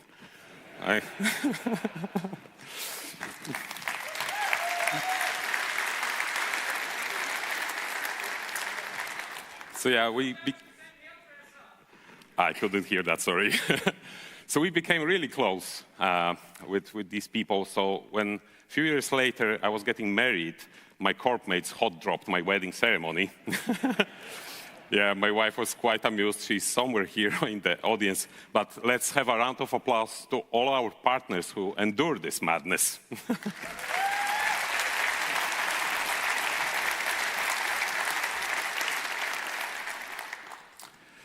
So, 2025, I'm still in touch with many of the people that I met in EVE over the years, and I don't think I would be here on stage 20 years later if I didn't join a corp within my first week of playing the game. And all of that just because of a cool-looking banner. In the next expansion, we are introducing a tool that will allow your corp to show their colors better. Corporation palette. A corp palette will be composed of 3 colors, which you will be able to modify individually. And in this new section of brand management in the corp window. Each color will have access to full RGB range, and as you heard yesterday, you could use like RGB values or hexes, so you could just copy your out-of-game colors into the in-game tool to represent your corporation. And in the future, you will be able to also apply this color palette directly to the corp skins for the ships or for the structures. So in 2025, corporations in EVE will look cooler than ever before. Now, why EVE players join corporations? The reasons are usually very pragmatic, like universe domination, right? And that requires some collaboration, and corporations are just tools for that. And you know core projects already, a system allowing corporations to communicate their goals to the members, and for the members to be able to contribute to those goals and earn some ISK while doing so. So I wish that feature existed 20 years ago when we were building our first POS or just gathering materials for our first capital. And we've heard many stories about how you use the core projects to complete your goals. What? Sir, are you sure? We have some contrary evidence that you actually do use them. It's not really just bollocks. And I've been talking to you for the whole week now, and I've heard very cool stories about how your corporations use them. And sometimes you get creative.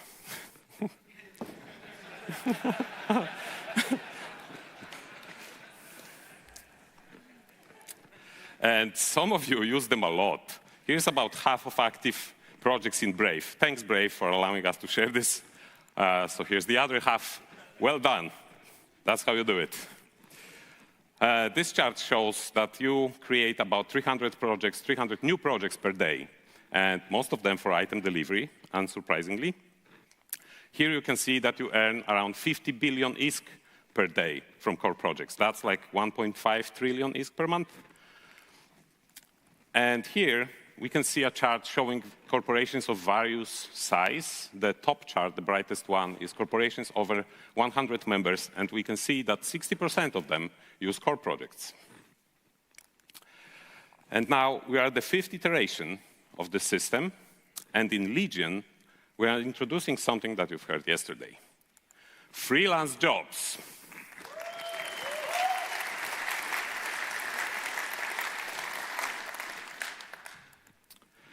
Freelance jobs will be similar to corporation projects. It's an extension of that system with one major difference. These will be available to capsuleers outside of the issuing corporation. So this opens up a free market for work, for jobs, similar to how the current market system allows for exchange of goods for ISK with parties without prior relationship. The system will do the same, but for activities, for actions that you can take, not just for items that you can exchange. And while this will allow you to outsource some of the work that you need to get done, the primary function of the system is recruitment. This is a potential new player. His name is Adam, obviously, and he will start playing in a few weeks.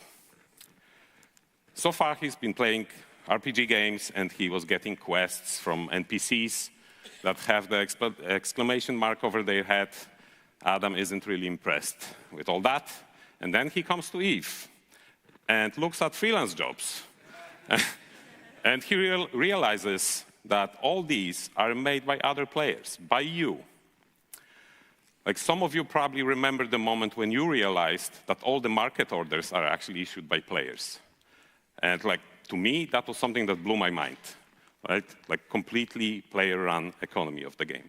And we all know together that EVE's magic comes from the fact that it is you who create the content in it. And we want new players to realize that as soon as possible. So Adam starts making some serious ISK from freelance projects, of course, if you fund them. And then he receives some guidance in those projects, in those jobs, where you will be able to provide, for example, a recommendation for a fitting that is suitable for the particular job. That is something that Adam is missing today, where they get some guidance from you without, again, having to talk to you first. And then, if you see Adam performing well, and by you I mean people who issue those projects, who are project managers in the corporations, you will see Adam performance, their contribution to the project. You initiate a conversation with Adam, and it is you who invite them to the corporation. It will be much easier for Adam to accept the state of things like that, rather than them being responsible for initiating the first contact, because you are a scary bunch, let's be honest. And in a couple of years, Adam will be right here.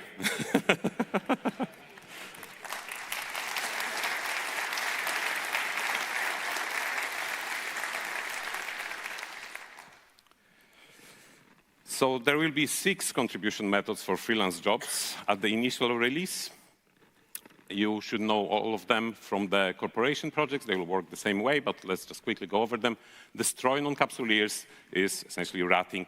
Those jobs will be good for example, increasing ADMs, as you've seen in the Brave projects. They have a lot of that. Damage capsuleers, essentially bounties in a way. Maybe without killing the capsuleers, without the kill mail yet, that is coming soon. But this one will be useful for that. Then mine materials, again, good for ADMs, but also, like mine materials or destroy non-capsuleers, it will be just good for you to assess like how quickly someone could rat or mine stuff, and maybe that will be the way for you to judge whether they are suitable potential recruit. Then we have capture factional warfare complex and defend factional warfare complex. So now the organizations in factional warfare will be able to outsource the work needed to either capture the system or defend it. This should become very useful for the groups. And ship insurance. Like if you feel benevolent and if you want to impress a new player and reimburse their rifter that they are losing in a mission or in a gate camp, then this one will be something that you will be able to show off your corporation as supportive to a potential new player. So it may not cost you very much, but it would be a significant help for a new player if they could get a ship reimbursed if they lose it. When it comes to visibility of freelance jobs, like today corporation projects are obviously visible to all the members of the corp. Freelance jobs will be a bit different. So each corporation will have up to 100 active jobs at the same time. The corp show info will be showing all the jobs issued and active from that particular corporation. So many players just flying around who check other characters, when they see them on gates or in space, and then they check up on their corporation, will see all the projects, all the jobs that your corporation have issued. And also, that's the primary way, the opportunities window will show the jobs that are being broadcasted from within 5 jumps from where the viewer is. So you'll be to select up to 20 broadcasting locations, which are the solar systems where you have an office, to broadcast those jobs from there. So for example, starter systems are very good candidates to broadcast your jobs, where someone, a new player opening our opportunities window, will see a list of the jobs and your corporation's job among them.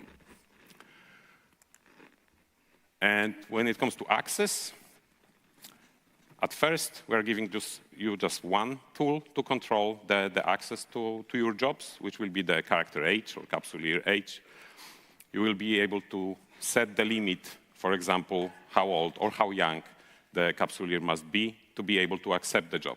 So for example, you want only new players, let's say under 30 days old, you can do that. So others cannot really take that job without, like all the older players that may not necessarily want to get recruited. They may be taking those jobs only to get the ISK out of that. You will be able to set the limit to exclude these people. And the fees. So corporation projects are free to create, but freelance jobs will have some fees. Not big, but these are subject to change, depending on how you are going to use the system. So there is a base duration fee, like 100,000 ISK per day of duration of the project, but also 150,000 per day per location for the broadcasting fee. We can talk more about that on the panel that follows soon after. And rewards, of course, it is up to you how much you want to reward the players for doing the job. Now, besides the freelance jobs, we looked at the recruitment path overall, and we decided to make some improvements. Not all of them are coming right in the expansion release, but what are you going to see? It's planned for somewhere around the summer. So these are coming soon. First one, a custom message when sending an invite to a recruit. That's a new thing, right? So far, you haven't been able to do that. You can send only an invite and it has no message, so we'll give you that opportunity to say something about yourself or your group. The next one is about languages. Currently, when you create an ad for your corporation, you can pick only one of the 7 languages that the game client supports. But you speak more languages than that, right? Like, how about this, for example? These are just...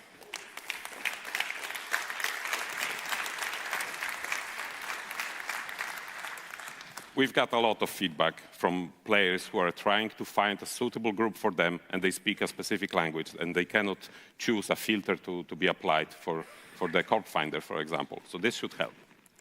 Then, local time shown on your adverts. Not just EVE time, local time as well. So when you are setting up your time zone for the corporation advert, you see both EVE time and your local time, and the same for the potential recruits. They see their local time as well. This should help in deciding, like, is that time zone suitable for me? Now you would have to do some calculations. Not anymore.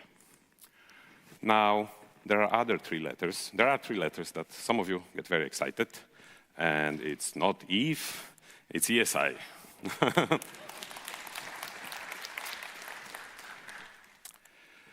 So we are doing some stuff with ESI for the corporation projects and freelance jobs as well.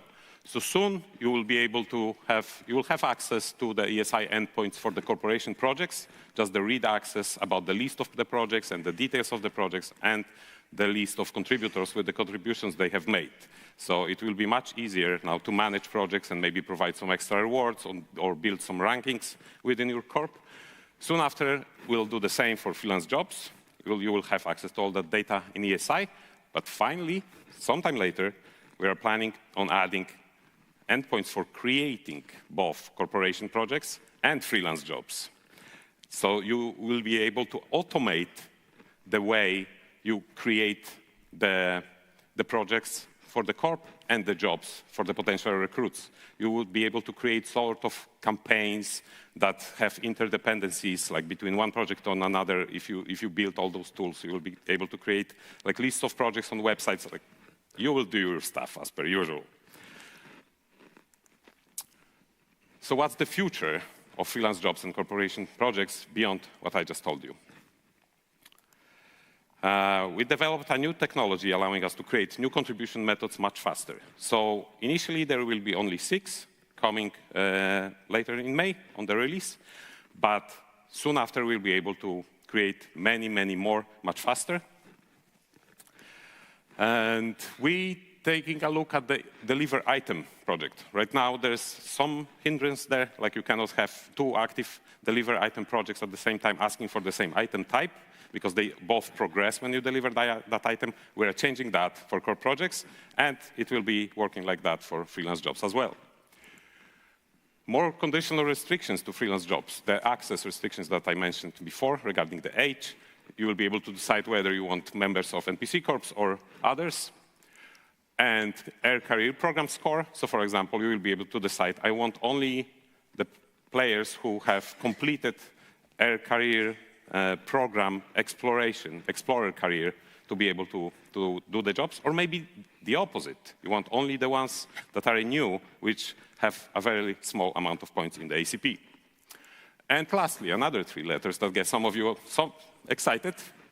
Access control lists, ACLs, added as a control for who can access the projects, but not only who can join it, but also who can see it. So let's say you have an alliance and you have an ACL with your alliance on it, and you are applying it to a freelance job. It's like alliance projects.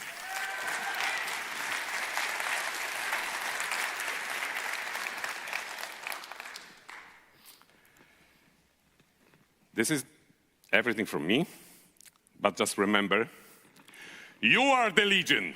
Make it grow. Thank you.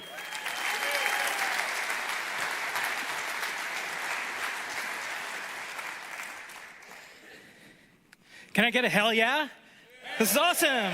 One more time, hell yeah. All right, thank you everybody. That was incredible. I hope you're as excited for Legion as I am.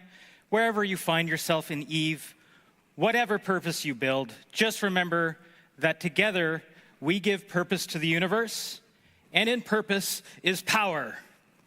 Please make sure to check out some of our awesome keynotes after this. Ship balance, freelance projects. I know you guys have a ton of questions, I'm sure.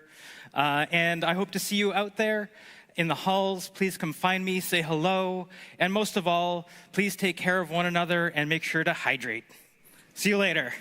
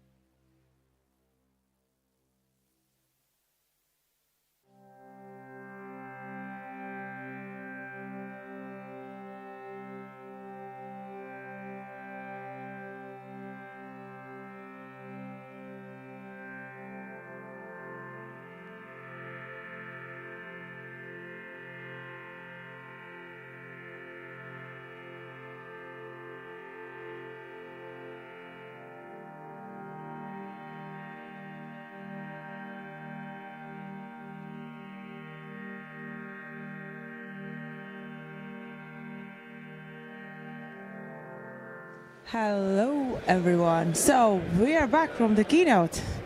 How did you guys feel about it? I'm very excited. There's so many things that players have asked for, so many things that we had no idea were around the corner. Sovereignty changes is the biggest one for us. Like, we've moved around the map a couple of times, trying to work out the numbers, what we can and what we can't do. It looks like there's going to be a real balance that we can make players very happy. So I'm excited for that. But that's the background in Nullsec coming forward. So as an alliance leader, I figure that's probably, from your perspective, a nice quality of life thing. But I felt like, okay, I've not really had contact with the new soft system, with the power and workforce stuff personally. But I think, doesn't it flatten it a little bit? Where it's like, before there were systems that are more valuable than others and all that stuff, and this kind of balances it out. Massively. So previously, any system in Nullsec could have X amount of routing systems or X amount of routing anomalies, X amount of mining anomalies, but it's been really flattened with the new soft system. So now you have mining hotspots and PvE hotspots, but your systems are more vulnerable because you can't raise a military index in one, you can't raise an industry index in one, so trying to maintain sovereignty and keep safe and secure and active has been really tricky. Yeah. Converting the power, converting the workforce is going to make a massive difference to that, so I'm very excited. And then the Alliance projects, like corp projects, I mean, we don't do them because we want to do things that benefit the Alliance, but then you feel like you're restricting and limiting what the team could do if you only do, it feels like it's been a bit exclusive. It's really inclusive now. We can add ACLs to things. Yeah, ESI is big this time around. I know one CSM that's super happy about all that stuff, which is Area, right? The init guy we sent over. I mean, we sent over for exactly this reason, right? Because CCP was smart enough to kind of let people know, like, yeah, we're looking to focus on that stuff.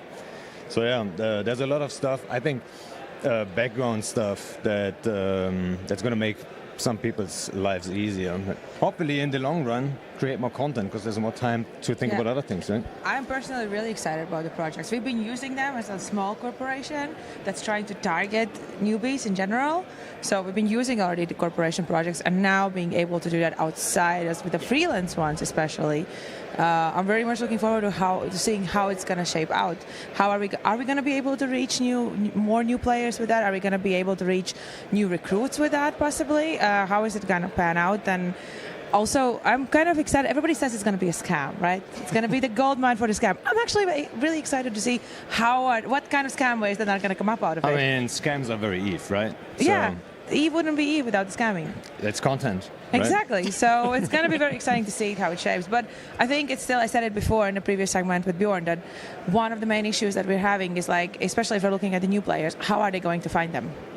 And I think it's going to be very interesting to see how the players are going to come up with ideas to promote them. The same as recruiters have been coming up with all kinds of ways. You know, somebody was the first one to put a cat in a space with the recruitment message, and now everybody does it. So what are going to be the new ways we might be adding to this? There'll always be new ways. Yeah, exactly. That's the creativity. Also, as an FC, I'm not sure how much theory crafting you do usually. Probably a fair bit. Or do you have other people that are just better at it? Some FCs just don't like it. But the T3C stuff, what do you think of that? The T3C, I'm not so focused on the T3C stuff. The idea of dropping your Angel Dreads, seeing a hostile Sino go up, and then MJDing away from the Dread Bomb, it's big. Usually an asset like that, you would think twice, if not 3 or 4 times about fielding, right? But if you have an MJD, you're still going to be 100 away in Siege, though, right? Yeah. So, but your chances go up, that's for sure, yeah. You think people want to use their toys 100%, right? Absolutely, yeah. There's going to be some madmen that would have fielded it no matter what, but maybe we'll see a couple more as a result. That's true. Yeah. I think we went really into the chatting about, because everybody's excited about Keynote. You didn't really get to introduce yourself to the Twitch. Oh, hi friends. I'm BJK. I run the Alliance Decoy. I've been around the map since 2016. A lot of fun memories in Triumvirate back in the day. Then was in the Pandemic Family for a while. Was in the Imperium for a while. And now we're running around doing our own thing. We're in Pure Blind in Phoenix Coalition. Just Just pretty chill guys having a good time.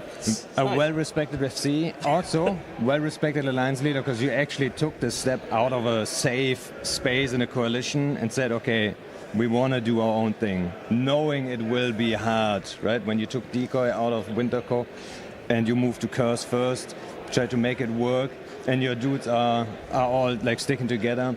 It's nice to see you guys around and still doing your thing and succeed. You. Yeah. It was all decided around a meeting table in Livorno. We had a player meeting in Italy, and some really good people in the corporation do it.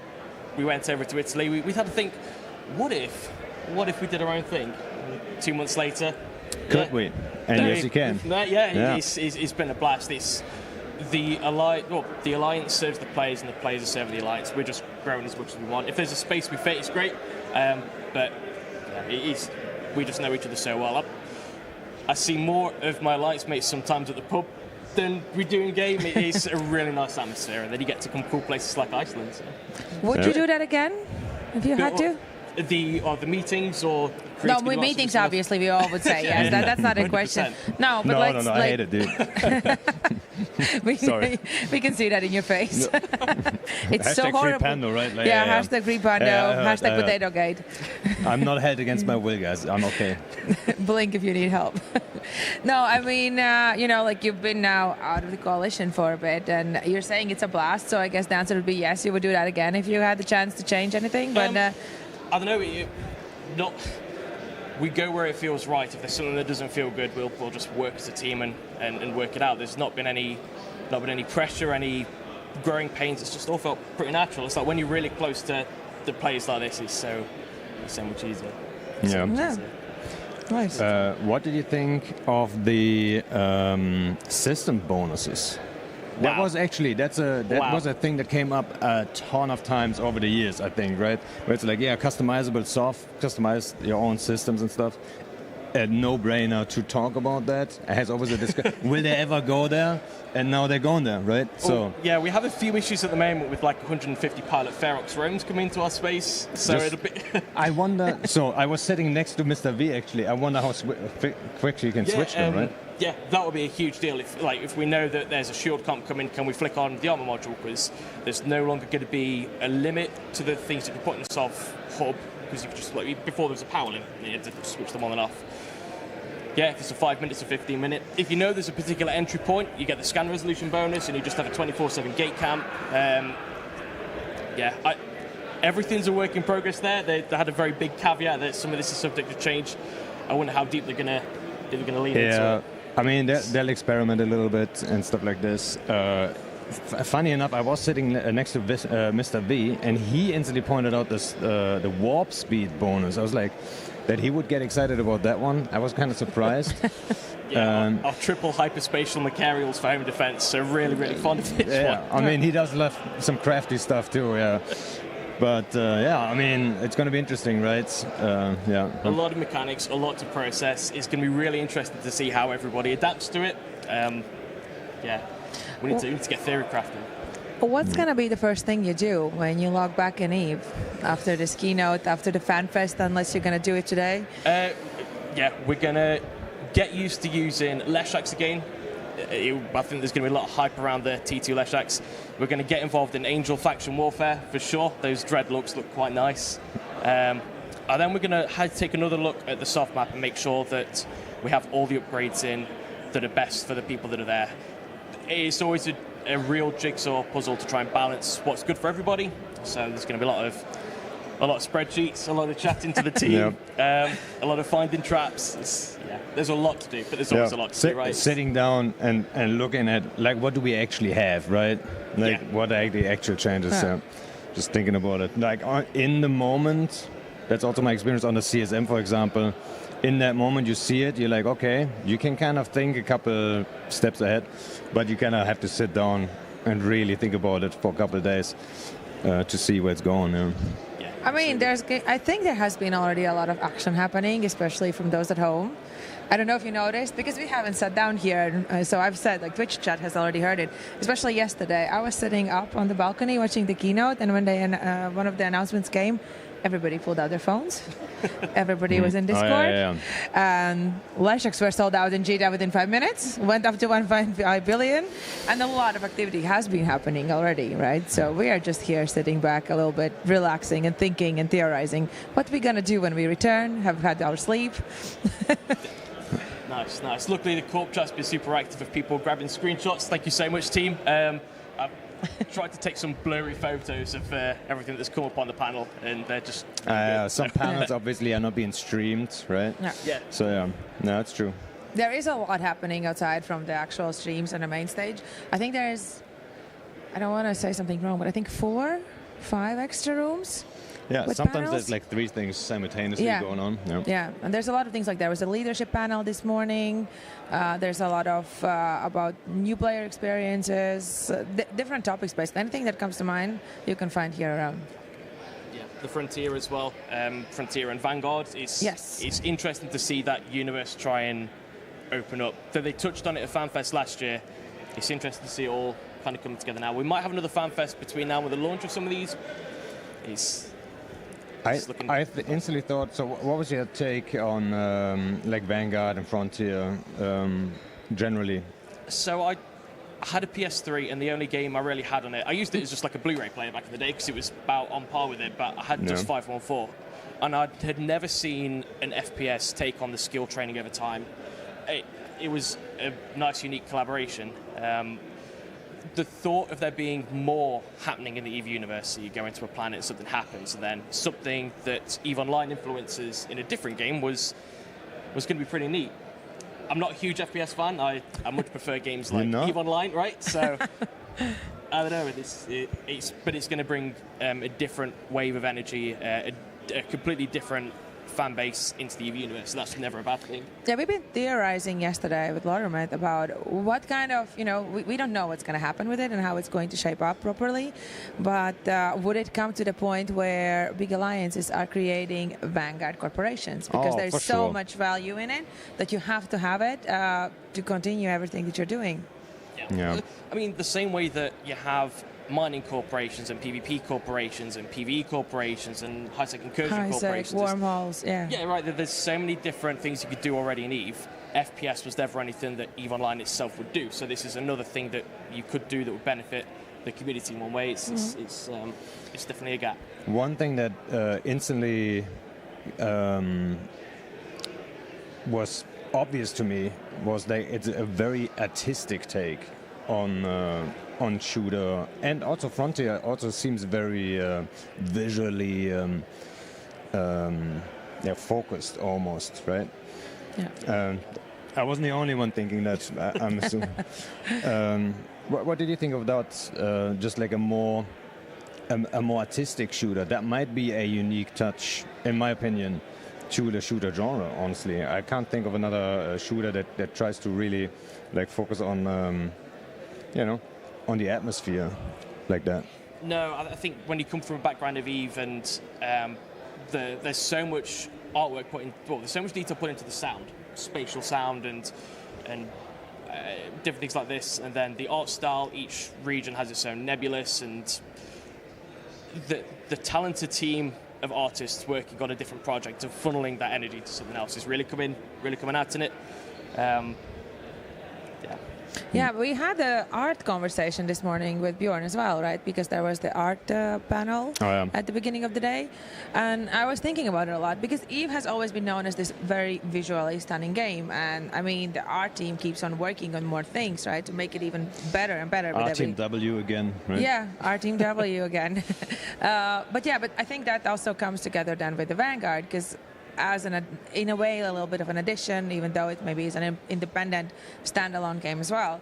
It comes from the same team, from the same minds somewhere, even though there's like different developer teams behind. Yeah. It's still the same franchise. It should be stunning visually, right? And I think it wouldn't be too wild of a guess to see that if it is a success, and after 10 years, that we would look back over the 10 years and the visuals have been expanding as well. Yeah. The same as EVE. Here in a room full of people cheer because the Celestis looks a little bit different. Like that's the energy. But it's a subtle difference. But it's like a huge difference at the same time. Yeah, it's a little bit more chunky, right? It looks like it can actually go to battle and not just like, break in half. It makes a huge difference, really. Really immersive. Yeah, we were joking upstairs before. Oh, the Dymos right? looks awesome. We were joking about like EVE players get excited about the weirdest things. What did you say? I mean, okay, I had to laugh really hard when on stage. I forgot which one it was exactly, but he said, "Oh yeah, and we have full hex code support." I'm like, and then everyone cheered like crazy. I'm like, hex code support. Or like when the Excel thing happened, and everyone was like, "Yay, Excel!" And, 2D map, yay! Sometimes, sometimes the EVE players are very simple, simple creatures. It's just some simple things. Hex codes and 2D maps, and we're happy. Yeah. And here we are talking about the 3D really lifelike designs, right? But it all goes together very nicely, so that is pretty cool. No, it's all part of the puzzle, I think. Yeah. So what's been your highlight overall from Fanfest so far? Oh, obviously, being able to see Bjorn B. He's gone now. He ran off. He ran off. You take my spot. No, the atmosphere, I think last night, it was the first time meeting some of the people in Synergy, Steel and APOC and Game Theory. We're stood watching the Northern Lights at 2 a.m. and then Professor Ronald Turner comes over and I'm just stood looking at the stars with a scientist, like, what? So that's such a surreal experience. So random. The atmosphere, being able to go around and meet all the people whose voices you recognise online, being able to see what's upcoming, the energy, the theory crafting that goes on, putting faces to names. It's Fanfest. It's just an incredible experience. Yeah, it's actually a really funny thing with the voices, right? You sometimes stand and you have like so many people around and you just hear this one distinct voice and you're like, I know that voice. And you're just like looking around like, who is that? I know that voice. And then you're finding somebody you've been playing maybe for years with. But everyone says this, right? So I think for the guys that have never been to Fanfest, it might just sound super cheesy or whatever. Like everyone, I said the exact same thing as you. You said the same thing. Like everyone always says the same thing. So it was like going out and then actually, that's actually the guy who I talk to maybe on a daily basis, right? Yeah. Yeah. No, That is pretty exciting. I also think there's a lot of people that are for the first time in Fanfest this time around. I hear that a lot. It's always a good few. Yeah, which is really great. And they're all excited, so... Yeah. I think oftentimes the first Fanfest is probably the best Fanfest, right? Where it's like you haven't met anyone yet, so like everyone you run into, it's always like, we've never had a beer together, let's go, right? so it's like every interaction is even that more exciting then. Yeah. And it's also kind of interesting to see that even though there's very late nights and very early mornings, the energy doesn't go down. I think there's a lot of people that have been here for a week already, and they're been, Fanfest is official second day today, but we've had a pre-day on Thursday and another pre-day on Wednesday and pre-warm-up parties on Monday and Tuesday. So some people you gotta be careful. Yeah. Some people are like every night on like 3 hours of sleep, I think, and still full of energy. It's impressive. I wasn't full of energy yesterday. I skipped. I gotta be honest. But that's because you're being held here against your will, right? Yeah, exactly. Yeah, true. I appreciate the later start today as well. That's a bit of a blessing. Yeah, I mean they've learned from the past, right? They're like, let's not start at 8 a.m. after pub crawl. Oof, that would have been really rough. That would have been very rough. I think already a lot of people had a rough day today. Yeah. It was a fun party and it ended at 1. Yep. And there was an after party, and I heard some people arrived home at like 6:30. So. No, that one wasn't me. But as long as everyone arrived home. That's true. That's true. That's true.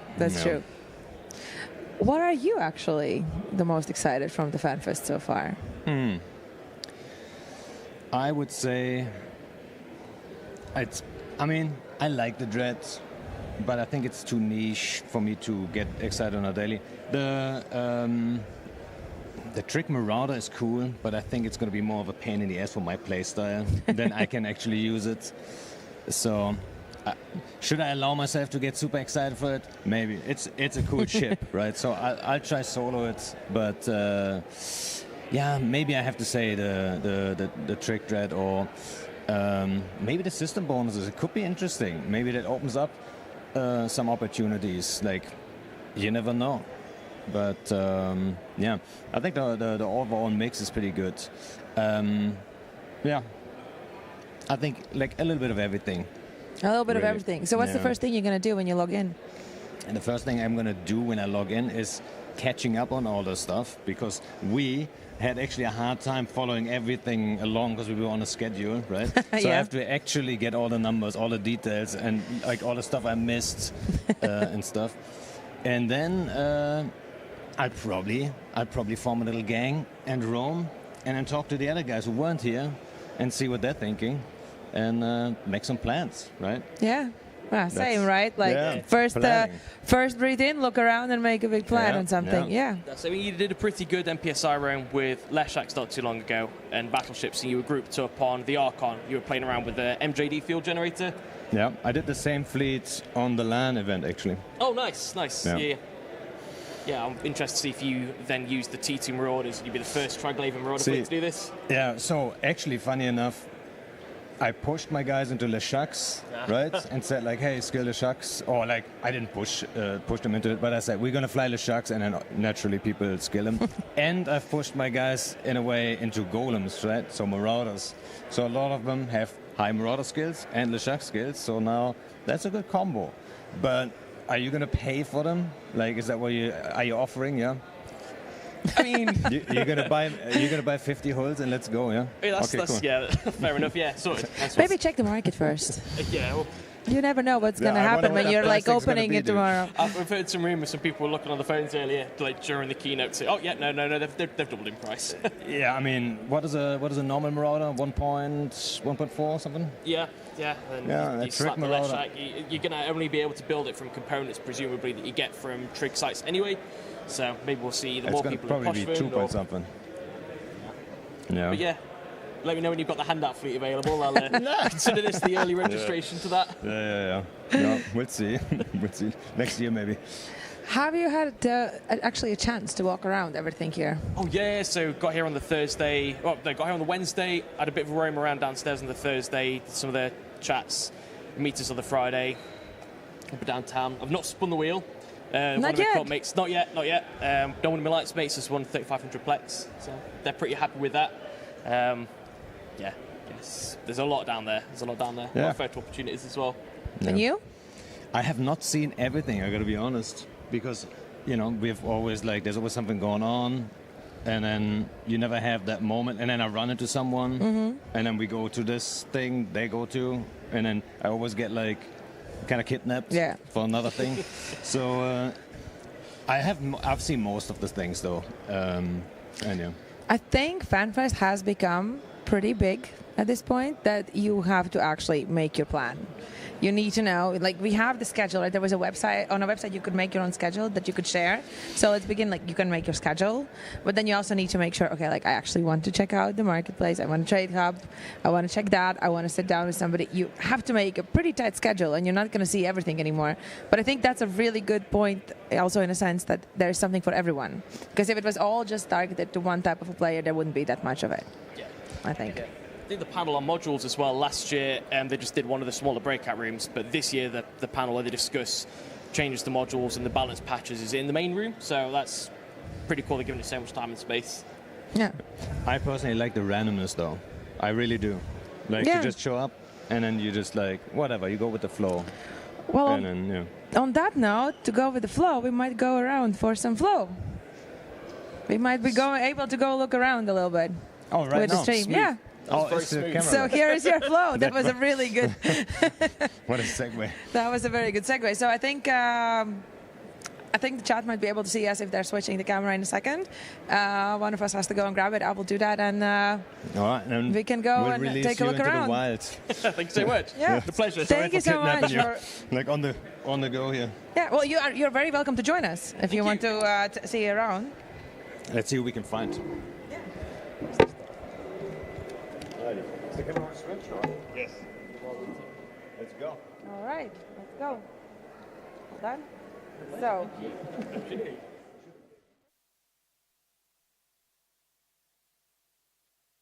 So, we're taking you guys again around some Fanfest stuff. Nice. We have a VIP. You're the first person to talk to, right down there. All right, great. Don't have it in here. I'll walk with you. Okay. I'll tell you when it's kind of built. Great. So, Panda's first impressions. First impressions? You said you haven't seen that much around, so... I mean, I've seen most of it, right? But yeah, I definitely missed out on some things for sure. Like, you know, you run into someone and that someone goes into this and this thing and you haven't seen him in a while. Yeah. You sit down and you watch. Like, exactly. I was in a law panel of guys, law, okay? Okay, and what was discussed in the law panel? It was actually super interesting. I gotta be honest, that was a super surprising thing because it was the decision of like what the 5 factions do with the drifter stuff, and then there was 5 different tables set up, and they were all voting, and then at the end they should be coming up and explaining their decisions, why they vote a certain way, and then the first guy comes up from the, I think it was the Amar table, and gives like a fiery speech, like in real. It was like a role play? Yeah. Awesome. And I was like, dude, that's hard to follow. But then all the other guys were just the same. They were all super passionate. I was like, oh my god. That is awesome. But, yeah. All right. All right, I heard we have our first guest here already that we should try to catch. You pull it up? Yes. Thank you. So, I heard we have our first guest. Next to what? Yeah, hi. Welcome on the stream. Right. Dexter, super experienced pilot, but a small scale level. Yeah. What was your impression? It's very cool so far. I think the first thing I saw that I was super excited about was the map changes. Like hopefully that makes hunting That was a topic so much better between the two of us and beyond. Yeah. For a long, long time. The map changes look really cool, and I actually got to participate in a little test panel earlier that was pretty cool about that too. So get to see some interesting things that might be coming. So hopefully.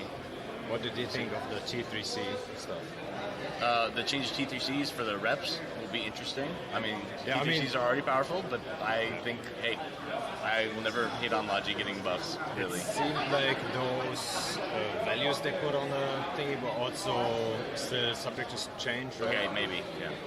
Very loosely, it's kind of the direction they're going. The Osprey, the regular Logi changes were interesting too. Looked like the fleet-style Logis were getting a little bit of a buff to HP, generally. Which I think they need, actually. Yeah, like just so they're not getting insta-volleyed and stuff. For bigger fleets. Especially, and then the other one's getting the SIG and mass reductions.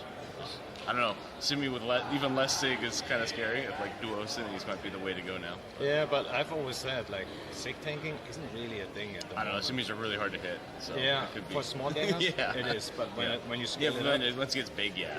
So it might actually help them quite a bit. There's plenty of reps. And then the Dread having the 10% speed while in siege, so it can actually align places is pretty cool. Yeah, it has 10% speed, alright, but you still have the mass.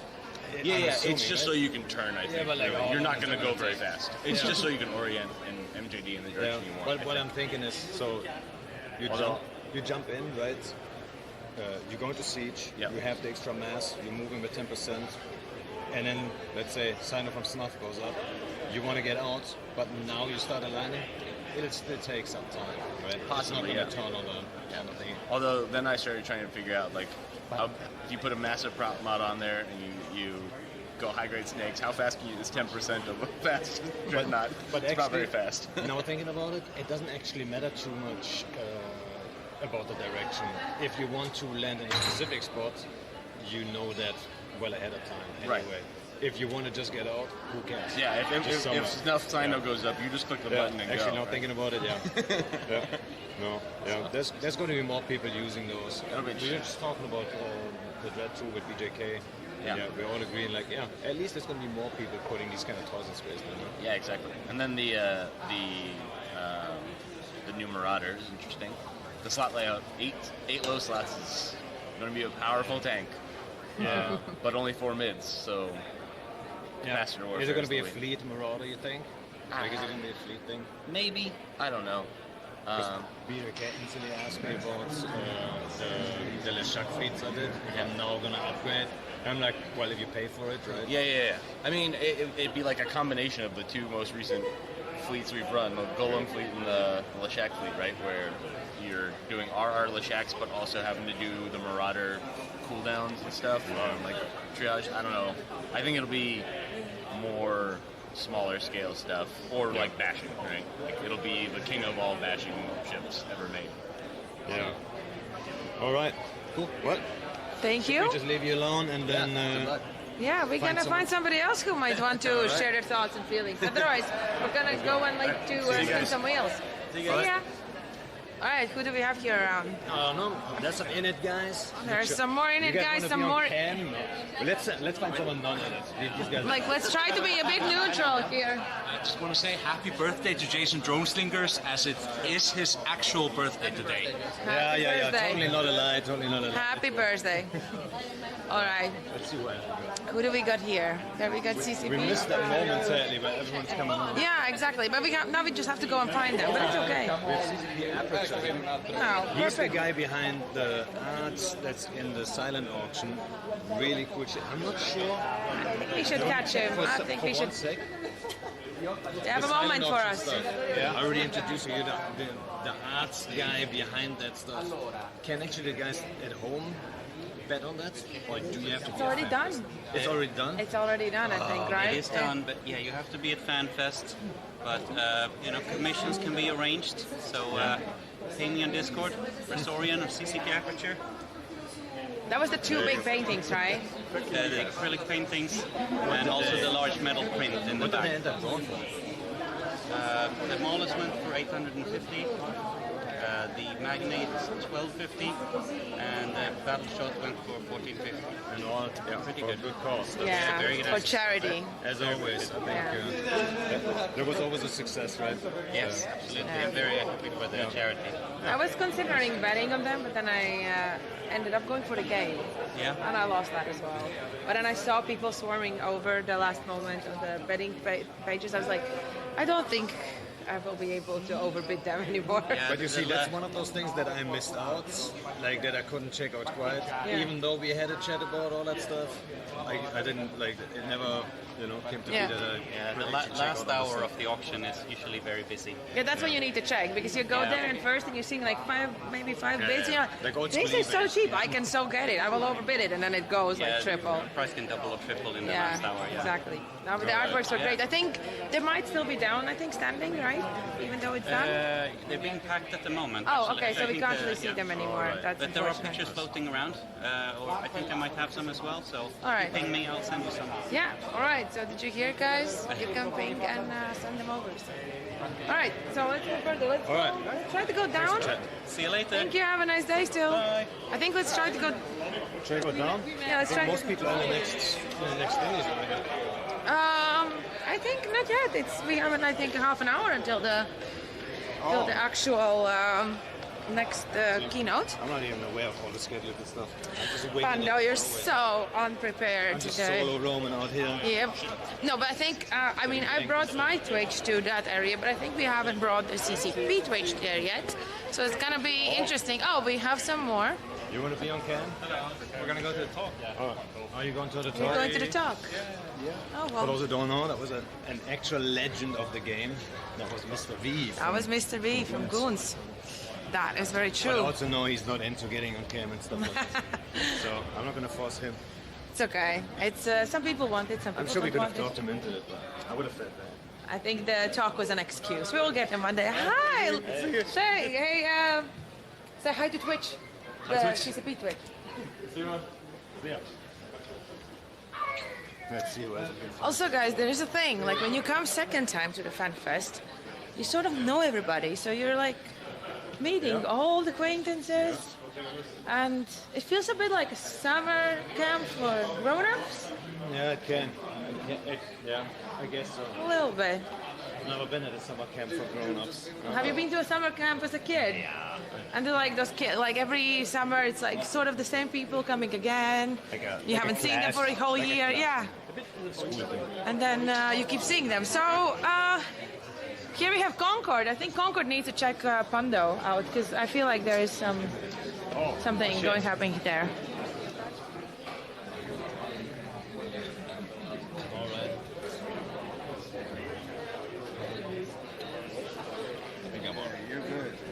Oh, Oh, good. I got lucky dudes. I get worried for a second. Okay. So yeah, we can get further into this.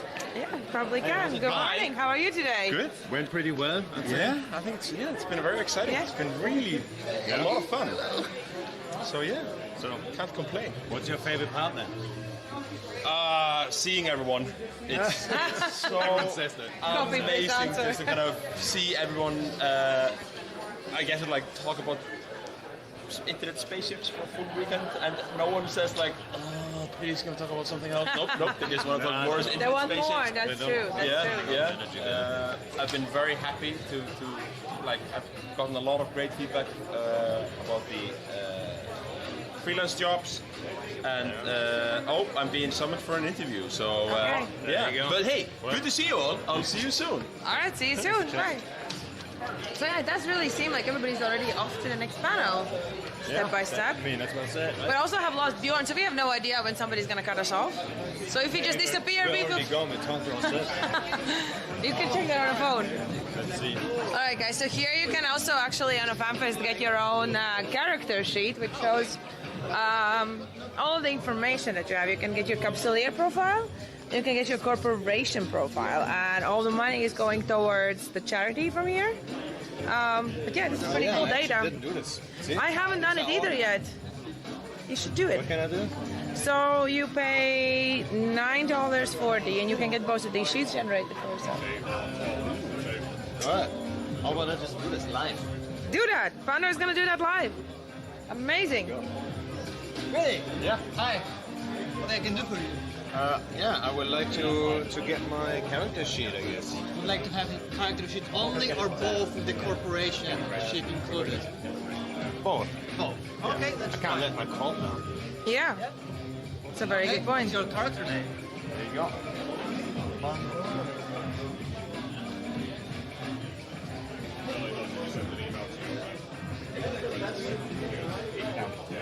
You have a phone? Oh, do I have to pay with phone? I can't pay with a card? No, I thought we can check the chat or Twitch right. overall. Oh, all my embarrassing stats. I want to see what they're going to say about your embarrassing stats. They're definitely going to be I so might have embarrassing. something on there that's embarrassing. Who knows? Yeah, we're gonna give you the moment to look at them. So it sends it to me on my phone, yeah? Yeah, I think so, to the email. So what you get is like, you have a biodata, activity data, registered activity. So when you're online, what you're doing, activity ratings. So you can see mining volume, PvE, PvP kills, jumps, manufacturing jobs, market activity, and also warfare activity like kills, both for PvP, PvE, main warfare location, kills per hour. There's also like the mining activity summary. Yeah. Below, and also we have applied like the method of clustering, kind of define your playstyle as well for a summary. That's pretty cool. And for the corporation, you can see the general information, members, active, activity rate, total playtime last year, highest tenure, lowest tenure, average tenure, top members, financial data. Yeah, it's pretty interesting, pretty cool. The financial data is going to look super weird. Well, the financial data is for the corporation. Oh, that's only corporation. I think so. I think it does in the end show you, at least last time it showed, how much ISK you have or how much assets you have. There is something about like the financial. Basically how rich or poor you are. So we're gonna find out, is Panda poor or rich? Very evil. Yeah. I think at the moment I'm pretty rich. I've never been more rich. Than now. Yeah. Shout out to Agnes, Shiny Boy. Yeah. Those sponsors. Yep. So your like sheet will be available on your email address, inbox, where you can find both your character sheet and the corporation. After you second. Okay. I got it already. That went quickly. This is where we just run off. This is where we run off. This is where we don't show his pin code to the stream, maybe. I think that would be a smart idea. Thank you so much. Thank you. All right. Let's let people... Shit, it's a long sheet. You're gonna have to zoom in. You're gonna have to do some zooming in. Okay. Yeah. Let's see if chat can see this. Or do you want to check what's... Oh, there's going to be something embarrassing here, right? Oh, it doesn't. It's super pixelated. We can already see that there's only a couple of days that you haven't been active. Let's see, why is it so pixelated? Is your internet a bit off? Might be. Needs to download. Oh, let him download it.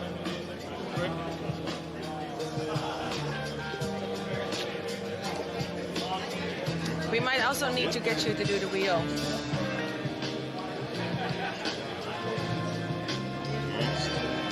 No, we can't see.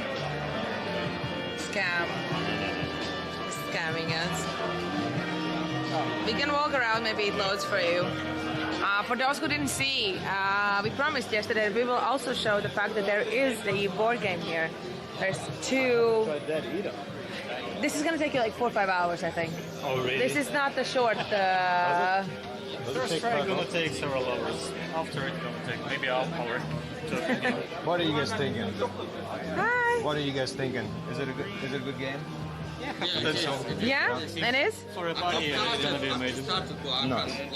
Especially if the guys are fond of tabletop strategies and especially. Oh yeah, you need to place the tokens next to. Yeah, but I don't do anything more. No. I think who said that yesterday was that in a keynote that it was the most complicated game to manufacture, right? I think they said that in a keynote, really? right? I mean, it makes sense, I guess. Yeah. I think EVE is probably the most complicated game out there. Yeah, and then turn it into a board game. That's insane, right? I mean, so there's that like... was the most simple game then, the control, that would be simple. Yeah, I can't do it. I would have many questions then. Well, there's like 2 tables where people are playing. Here, this group seems to have gone a little bit further already in the action. And what's new... Oh no, careful guys, we have Concord. What is new is actually the dice game, which is nowhere yet available, but it is there. It's here to try, which is pretty cool. And I think everybody has seen these things. We can get the collector's boxes for it all. So yeah. That will be the game, and here is the famous wheel that Panda hasn't spun yet, but there is quite a line. Sadly, I can't get my stats to show. Oh no. I'll put them on my Discord. So you can, I think there is a certain price that you can pay. It all goes towards charity. I heard the chances to... That will be CCP. Yeah. Look, celebrity photos. No, but yeah, so this is the wheel, the charity wheel, and you can win a lot of things, but you can also just get a hug, which is also very nice. One more. That's better. Oh, well, apparently I have my character sheet, so we can look at mine. That's gonna be embarrassing as fuck. That's gonna be embarrassing as hell. I don't know how much I have to zoom in the end. I don't know, but we did the threat assessment classification, minimal threat, obviously. Checks out. With a security status of 1.03 and tenure of 647 days. Baby. Okay, biodata. Yeah, 647 days. Security status, home system, well. 23rd of July is my EVE birthday. And I've been playing only 637 hours? Okay, that's embarrassingly low. So, yeah, you can see I took a bit of a summer break here. Yeah. I had a bit of a summer break there. What's that gap there? Yeah, this one? No, the spider web thing. I don't do any manufacturing. All right, there you go. I mine. I don't actually mine a lot. Here is to my corporation that says I never mine. Hello, PvE kills. I have more PvP kills than PvE kills, and I say I don't do PvP. Market activity. So yeah. Oh, I mean, look, I'm in top 10%. Very curious to see what the top yours is actually. What top percent are you in? Yeah, warfare activity. I'm probably gonna be, yeah. The thing is, I'm not so exciting. I think yours would be more exciting. Yeah, if I could get it to work. Let's see. Maybe I could just forward the email to you. Yeah.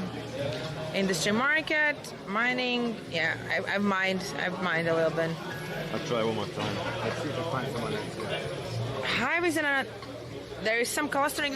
Okay, this is interesting, guys. I think you can't get this anywhere but only at the Fanfest. So, yeah, it's Oh, really? I think last time they opened it up. Oh, really? Yeah. Maybe we should ask. Maybe we should ask. The chat might be interested to see it.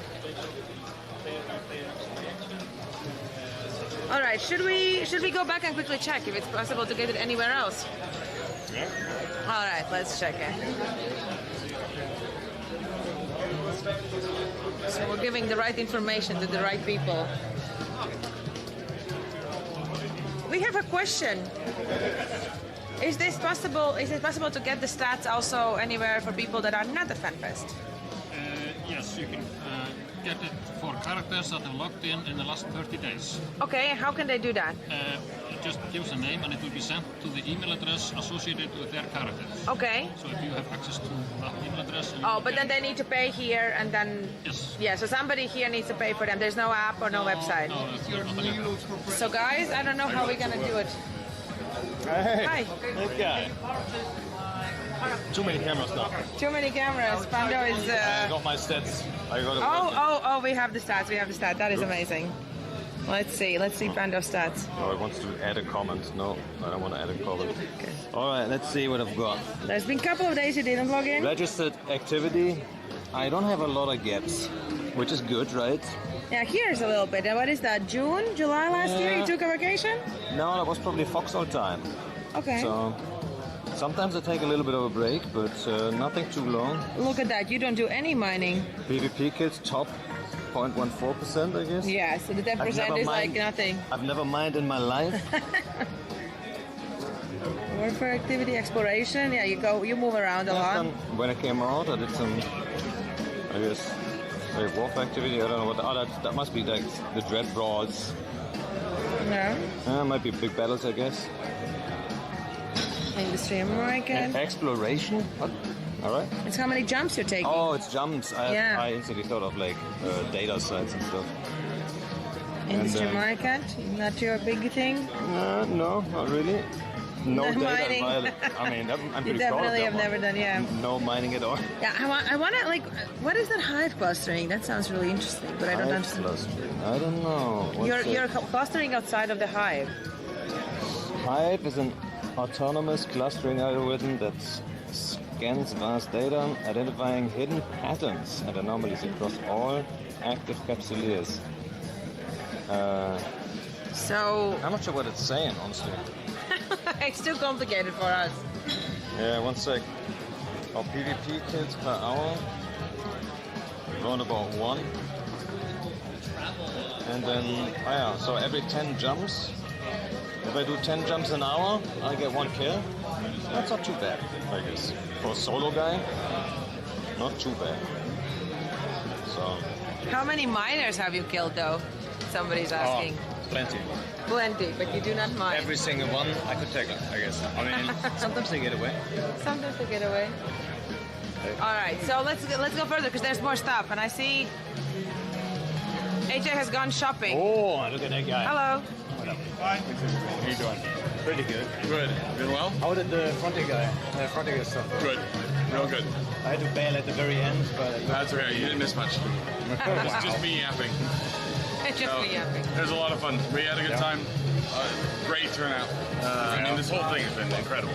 Yeah. I'm kind of over the moon. I've never been to Fanfest before. Wait, it's your first Fanfest? My first Fanfest. Oh, that is amazing. Yeah, I couldn't come. I'm going to make this joke during the closing ceremony, so don't steal it. You didn't hear anything. But Spoilers. I couldn't make it in 2023 for work reasons. So I endeavored at that moment to find a way that I would never have to miss Fanfest again. Yeah. That's a good one. Well, so here we are. Living in Iceland, right? Yeah. Now you can't even miss Now I it. can't miss like that. Yeah. Exactly. Yeah. So. CCP Giant Viking. Yes. Viking. What up, Chad? How you doing? Yeah, Pub Player just brought me a bottle of wine. Dude, the best gift I got was like a little candle. I think what? you got one too. Like The candle, yeah, the handmade candles from handmade candles from another player. From somebody. The wines, I think. Yeah, the wine. That was amazing. Those awesome, were really epic. Oh, yeah. Everybody has been so cool. I mean, not just generous, but just friendly and hang out with. And I mean, I don't know what I was expecting, but it was not nearly this. This is so cool. Anyway, I gotta bounce. I gotta get upstairs and do some stuff. Again, so good to see you. Yeah. A pleasure. Well. Of course. Have fun. I'll see you guys tonight. See you later. See you at the party. All right. Where do you want to go? Well, there is more stuff happening. There's also some games we saw, and I think it's. I think we have like another. We're still live. We are still live. Yes, we are. We are. Blink if you're being held hostage by Amiyomia. No. We could also like just quickly show this corner because there's an art corner and feedback panel. And after that, we could run upstairs to the history wall again. Oh yeah, you know what? Last time I missed taking a picture of the history wall. Oh no! So now we need to make sure. The picture page, you know, it's on there. Okay. So. Then we need to do that. We're gonna do that on stream. We're gonna get you your picture. Yeah. So, just for everybody watching, you also have a hair and makeup here at Fanfest. Isn't that awesome? It is amazing. We can see CCP K1P1 there already in a line, I assume, and everybody getting very space ready. And you can get like a EVE-inspired makeup on your face. Hell no. No, are you not sure you're not going to be our bunny for this? That would be great on CCP stream. Here's the art corner. Yeah, here's all the beautiful things.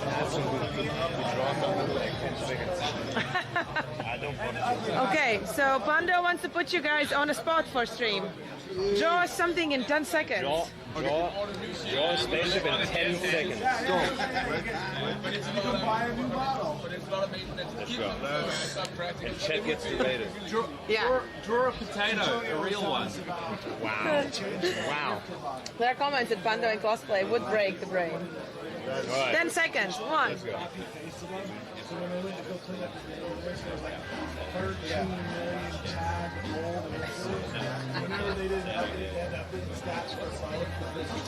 Seems very Rifter inspired. Oh, 10 seconds up.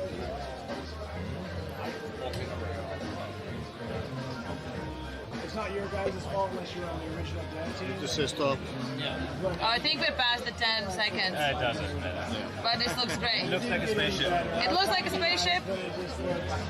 Awesome. Here's something that takes more than 10 seconds, you know? That does look awesome. Someone's actually sitting down. Yeah. Good stuff. Yeah. Thank you. And I think this is one of the players' more exciting corner, to be honest. Because this is the UI safe space where you can leave comments or suggestions or thoughts. What is making your EVE life difficult? What is your favorite part of the UI? What do you like about mining? What would make it more fun? What do you like about mining, Pando? That there's miners in space. Yeah. What is someone has to build a ship, so... Exactly. We need everybody in. Okay, miners.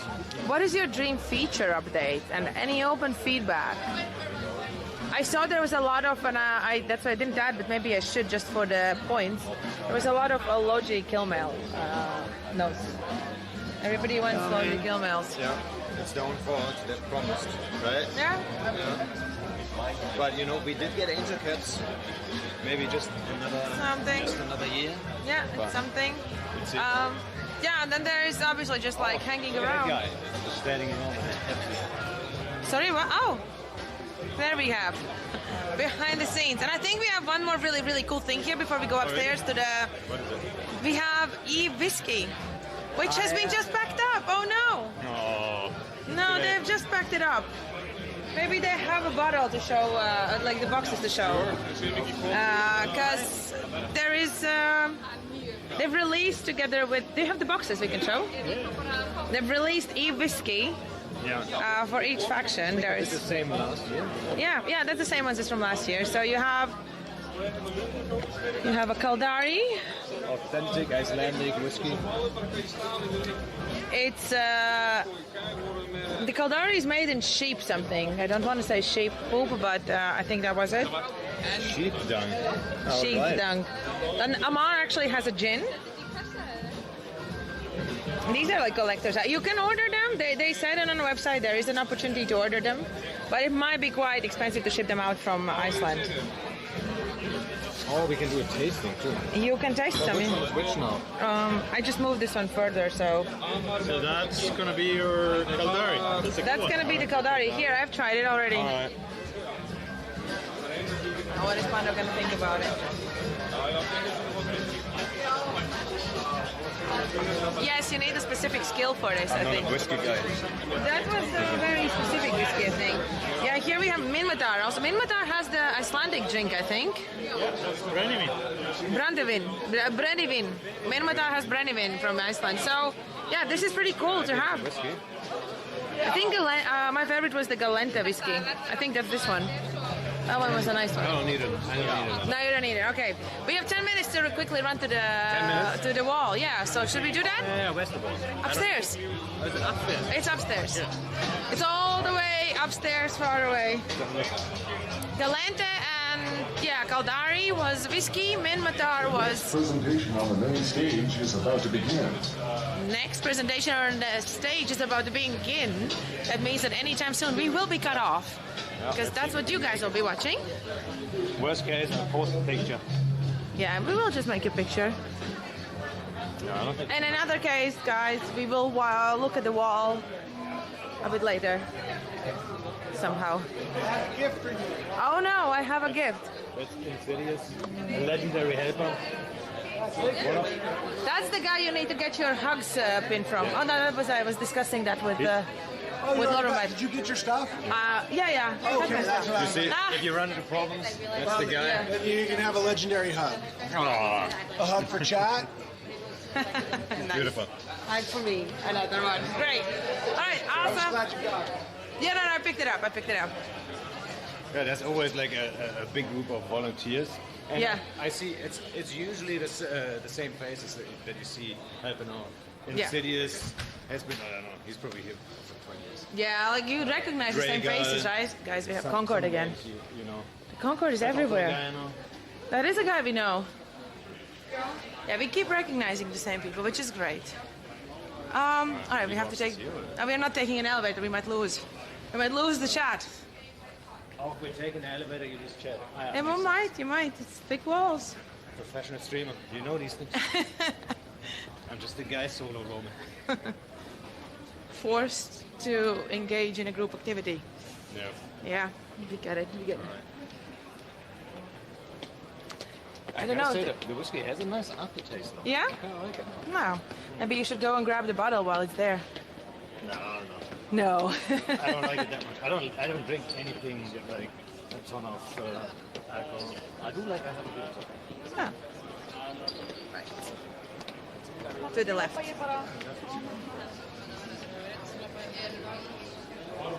Yes, all the way back. The entire time I haven't been there, actually. That wall is really big. No, yeah, I mean, there's a lot of history in it. Yes. It would be, imagine it just made like a tiny blip. It starts from 2003, I think. Yeah, it should, right?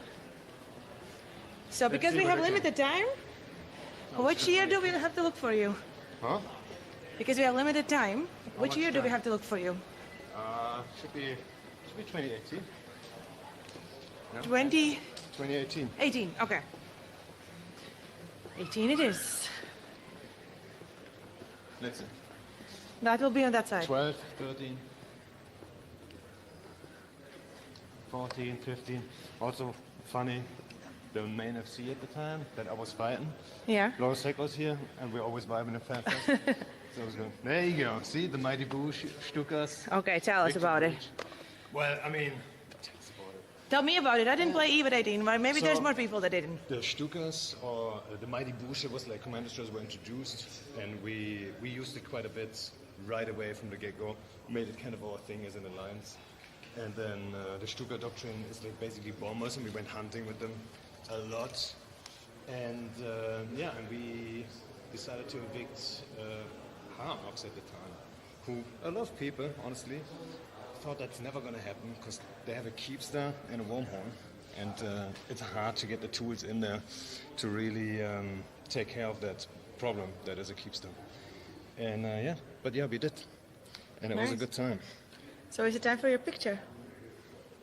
There you go. You're taking a picture? Yeah, I'll send it after to you. We just need to make sure we can see it. Let's go. All right. Sorry, Chad. Okay, you have your picture. Nice. You happy? Yeah. What other cool things do you think are from the history? What's like the first thing that you think about? All right. That is crazy, and that we don't have time to go through the whole wall, but you can see that then it's walk like in really this long. direction. Let's see. That's going backwards. More Alpha like, Omega. I mean, that's a big step, right? Where the first Alpha clones were introduced. Bush Ravens, also one of my babies. which year did you start playing? 2008. 2009, yeah. Citadels, 2016. Not my favorite introduction into the game, I have to say. The promises were great, but I think there was a lot of things were left on the table. But you know, Skill injectors are also from 16. skill injectors also big deal. World War B, aka the Casino War. Yeah. That's big history, of course, right? First iteration of that. Yeah. I think right on the other side is also the Bob story. Yeah. But yeah, we can go with Circle quickly. 2015. Yeah, I mean, 2015. Maybe 2015 was pretty quiet, actually. Thinking about this. Yeah, there's nothing that crazy in here, No. as we can see. Yeah. The meta, Skynet. So Skynet would be a lot of carriers Mhm. assisting their fighters. Now imagine you have carriers and you could assist your fighters like normal drones. And then people would just sit somewhere safe-ish. Yeah. Off-grid even. The carrier is not even on-grid. Oh. Assist their fighters. The fighters just fly to the gate and there's one scepter controlling the fighters. That's Now- pretty epic. Yeah, it's pretty strong, right? They fixed it, so all good. Now, I see there is Veems from Boss. Maybe we can, if you have still a moment, catch him. No, it's okay. Let's go for the ball. He's This gone. is EVE, probably one of the best. The trailers bloodbath. ever. Huh? Oh, hey, what up? How's it going? You're not going to the panel. Yeah, well, we're doing a live stream right now, so we're switching over there. Yeah, when they take us over, then we can go watch All right. panel.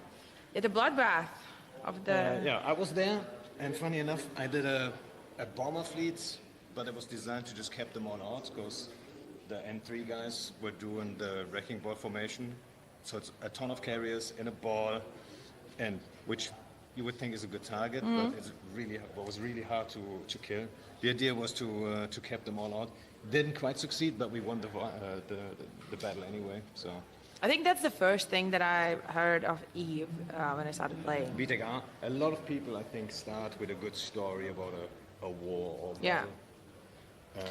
But Hopefully so. At the end of the day, Yeah. it's about spaceships shooting each other, right? Yeah, It's like- exactly. That's shouldn't the be whole point. Thera was introduced. in Yeah. 2014. Maybe we should check what was like the latest or the first, because that's all at that end, if we still have time, until I they was just look us walking up. in this direction because we're going to be cut off in a second. Yeah. Let's see. That guy Hey. again? That guy again. He really wants to be on cam. Seems so. Good morning. So we're at 2021, 22. So this is, okay, so here is exciting. Here is a very short year, but I joined then. Yeah? So this one is for me. Yeah, Viridian. Yeah.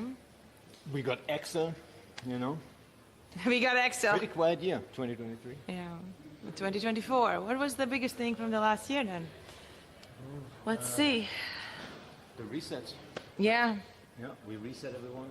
Equinox is I think a big update. That might, not a lot of people might understand how big it will be, like historically. Mm. I think Brave New World, of course. Here. the War in Heaven. The War in Heaven being the wormhole guys, right? Yeah. For once, they're getting some attention. Some attention, some love. Yeah. And I think on the Over here, you can signatures. sign and stuff, yeah. That is actually nice. I didn't see this. We should sign it. Do you want to sign it? Sure, why not? Let's see. 30 seconds. Okay. All right. let's Well, let that's me the last sign it, thing. and then we're Panda off. signing while we're signing out. Perfect. All right, guys. Enjoy the next segment, which is a panel about the keynote, if I'm not mistaken. So yeah, enjoy and have fun. See you around. See ya.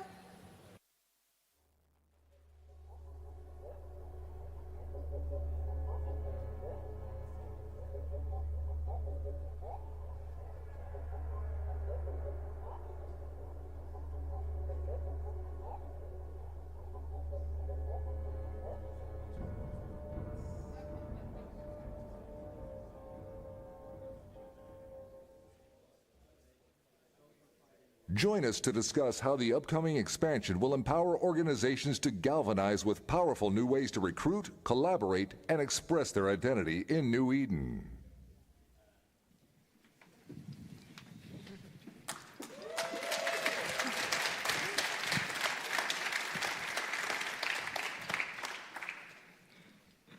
Hello, everyone. Hello. Starting from your left, CCP HotPepper, our lead UI UX designer for EVE Online. Then we have CCP Nikon. Yes, please clap. Don't be afraid. Then we have CCP Nikon, our senior game designer for EVE Online. Hello. And CCP Edelweiss, our lead software engineer for EVE Online. And myself, CCP Nomad, senior game designer as well. So we are here to talk about strong organizations today. We are here to listen to your questions and try to answer them all. So there are 2 mics on each side of the audience. So please feel free to start queuing up with your questions. And we'll just make it a conversation, a discussion. And we will be talking both about the freelance jobs that you have heard about in the keynote yesterday and today, and also about the corporation palette. But any other question goes, we'll deflect it if it's not on topic. So yeah, I encourage everyone just to line up and start asking questions. All right. Guess I'll start then. The first question is regarding the freelance jobs. Is there any thinking about setting temp standings, or how is that going to work, especially if corporations and nullsec are thinking about recruiting new players? So we are not thinking about using standings for that, but rather just allowing you to use ACLs in the near future. So ACLs will allow you access lists, will allow you to decide who exactly can see the job, not even accept it, but actually see it first. So that way you will be able to do like alliance projects, as I mentioned on stage just an hour ago, and also just to hide whatever you want to get done. So it's only your friends, for example, that will see that. And you will be able to use the access list that you already have for other reasons, like for your structures or whatever, where you want your blues only to be able to dock up. You will just reuse the same lists for that purpose. Okay, so everything is basically controlled from the side who creates the freelance jobs. Yeah. Okay, thank you very much. That's the idea. It's not, won't be available on the release, but soon after. Okay, thank you very much. On the release day, what will be available is just a control based on the character age. So you would be able to just decide what age to restrict the projects for. So, for example, if you set a character age between, like, I don't know, 0 days and 10 days, then you're limited the possibility for players to only accept projects if their character age is within that period. So that will be for expansion. On the freelance again, I liked the recommended fitting, but I was hoping when they click accept, can I just give them a pre-fitted ship out of Corp Hanger or something? Not really, but what you could do is just create a bunch of contracts and link them up in the description of the job, so they can just snap them. Those are a little easier to abuse. Yeah, sure. Is there a limit on how many contracts one player can accept at a time? The jobs, yes. 3. So maximum 3 jobs active at a time for a particular player. Yeah. Okay, thank you.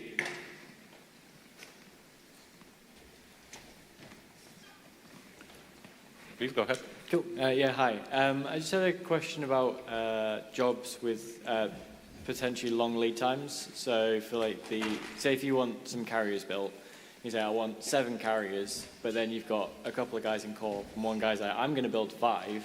And he doesn't communicate to another guy, like, I'm going to build 4, and then your order's only for so many. Is there potentially a feature coming where people could claim things for longer lead times, especially with a larger value, so you don't get people overproducing in the Corp when they're terrible at communicating with each other?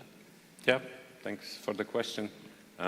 So this problem exists in corporation projects, right? Yeah, because in corporation projects you do not kind of claim your place in them. in freelance jobs, you will be signaling that you are taking the project by committing to it, accepting it, and others will see how many participants the project has even before they contribute. So for freelance jobs, we are solving it that way. And we are thinking about doing the same for core projects as well. So it will be easier just to signal, right, that I'm about to get the job done, so you don't have to start and then just hold the assets that you wanted to put in, but you can't anymore. Yeah, awesome. Thank you. Thank you. Kura Karnuk from Fleet Pizza Delivery. 2 questions, one for recurring corporation projects. One, when is the Advantage projects are coming? And for freelance jobs, is there any worry about killing the buy market using the item deliveries? So regarding the Advantage projects? For question 1, Advantage projects for faction warfare. And question 2, for freelance, item delivery projects could potentially hurt the buy order market. Yeah, so you've been asking about that since the previous Fanfest. I remember you, yeah. So Advantage projects are definitely on the list. I cannot give you a schedule, but as mentioned in the keynote, we developed a new tool. We just got a gift from our engineers where we'll be able to create new contribution methods, essentially new project types, way faster. So that is definitely on the agenda now, just to go again through the whole list of projects that we wanted to have, and Advantage projects are there, and Pirate projects as well. So this should definitely be soon. I cannot promise any date at this particular time, because it's just the current expansion that we are releasing. We are now planning what's next. So just prioritizing the stuff, but I'll remember you. And yeah, the second question was about the freelance jobs, item delivery potentially hurting the buy order market. It depends what you mean by hurting. I mean, depending if you have no tax, no broker fee, that's way cheaper to get items that way through freelance jobs rather than placing a buy order. Yeah, but there will be other limitations. Like, for example, the market orders are visible within a region, the whole region, while freelance jobs are visible only within 5 jumps from its broadcasting locations, which is the solar systems that the creator selects while creating a job. So that's one limitation. Another one is that the creation of the freelance jobs has fees associated with it. So it would have to include those fees in the price anyway. Okay. So maybe there are no taxes yet on that, but it doesn't mean that we won't introduce any. Like, if it happens as you suggest, that it really cannibalizes the real market, and instead you all start using projects instead, jobs instead, just to exchange items for that, then we'll definitely pay attention and do something about it. Thank you. Thank you.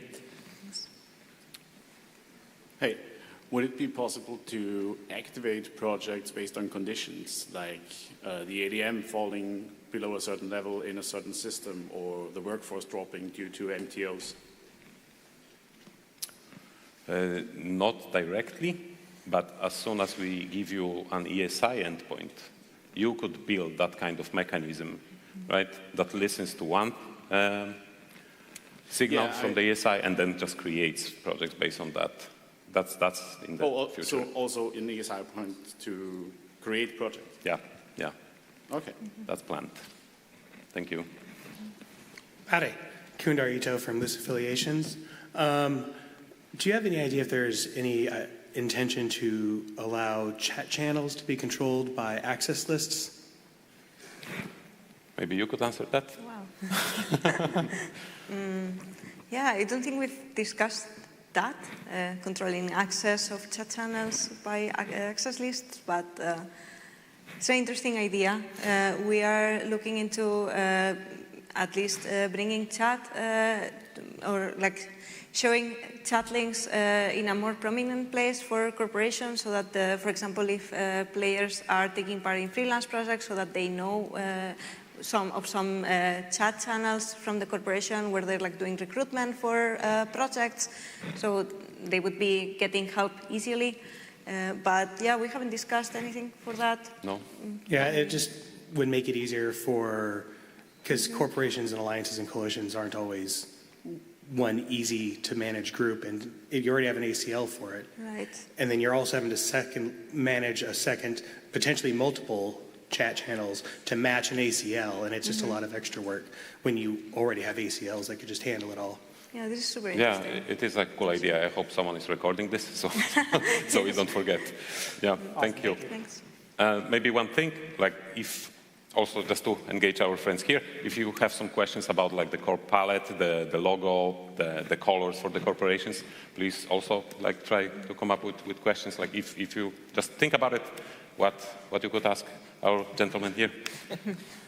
Hi, Pastor Jay from Kitchen Sinkhole. I want to ask you about that new map that you're currently working on. It's very cool looking, but it's a little bit useless to us as a wormhole corporation. Is there potential to give us a bit more mapping tools that we can use in-game? Like giving us more bookmarks. We hit the bookmark limit every single day. Giving us like shared corporation scanning, like if somebody scans it down, the corp could warp to the place, would be great. And then I think using those map assets, you could easily, I'm saying easily not knowing the back end, right? But if you gave us the ability to be able to map out our wormhole with that sort of style map in game, that would be incredible. These tools would be just awesome. So what are your thoughts on that? Is there potential for that at some point? Yeah, so there are two things that they're asking about, right? Like one is just more bookmarks. Someone else poked us about that a few times this week, so we have that noted. But the other thing was essentially, can we have Pathfinder in client? Yes, that's what I'm asking. I don't know. Like there are different opinions whether we should do it or not, and we haven't reached a decision really. Because on the other hand, we introduced wormholes to the game as something mysterious and like a place to get lost in.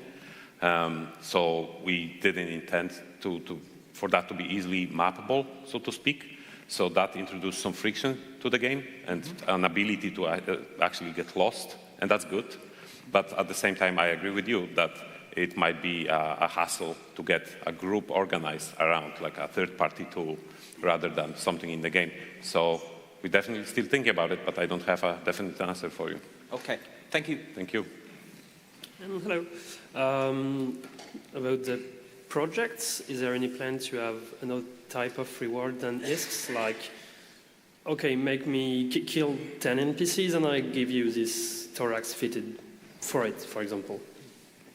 Yes. Yeah, okay, good. That's fine. No, I only saw like screenshots with ISK rewards, so that's yeah. There are plans about item rewards essentially, and maybe LP rewards as well, including Evermarks. And I have second one, if I can place it, which is the core palette was a good thing, but I don't understand how it fits between skinners, standard skins. How does it work? Right, so right now there's no link between the core palette and Skinner. We decided to tackle the freelance jobs first because we feel that that would be a great way to really show off the palette to begin with. And then from there, we're gonna look into like integrating it more into other features in the game.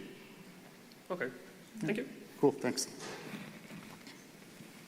Hi, Corvazonzo, Ghostbirds, Kadawi Faction Warfare.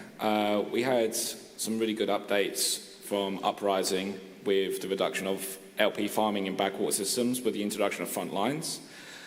Do you think that freelance contracts could potentially be weaponized?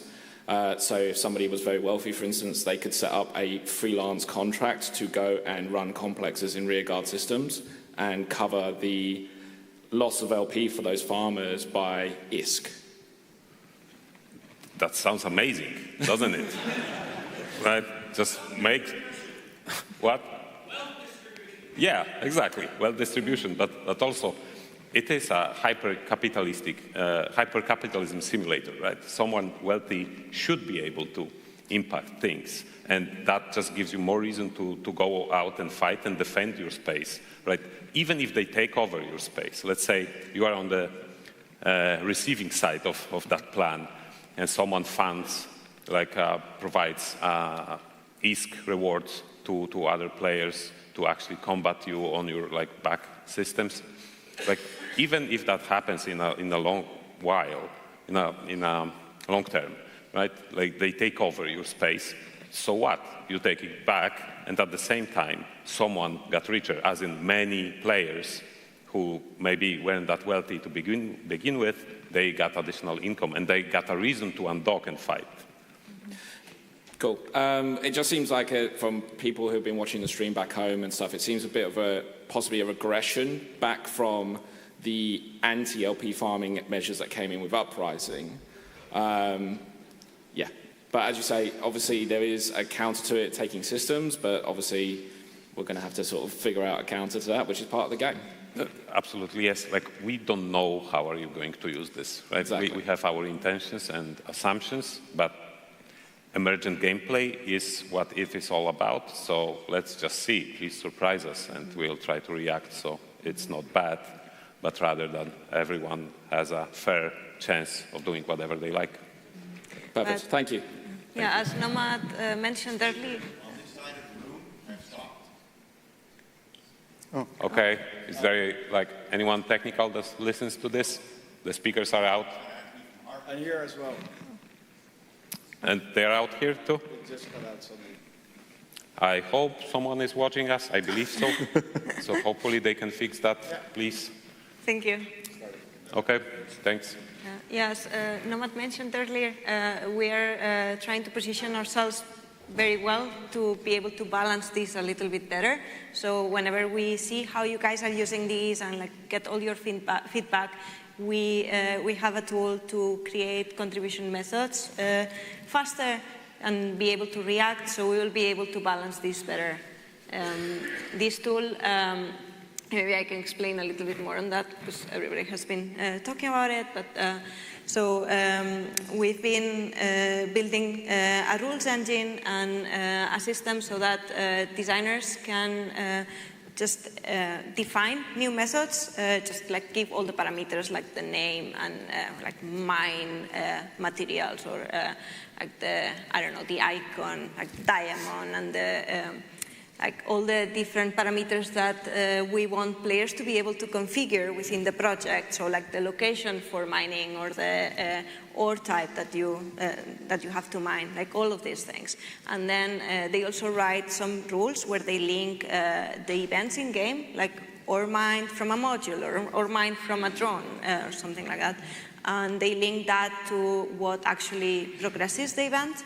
So, for example, if I create a freelance job and it's for mining, for example, and then CCP HotPepper accepts the mining job, and then he goes in space and does some mining, then the EVE server will emit some event saying that his character, CCP HotPepper, mined 100 Belspar in Cheetah, whatever.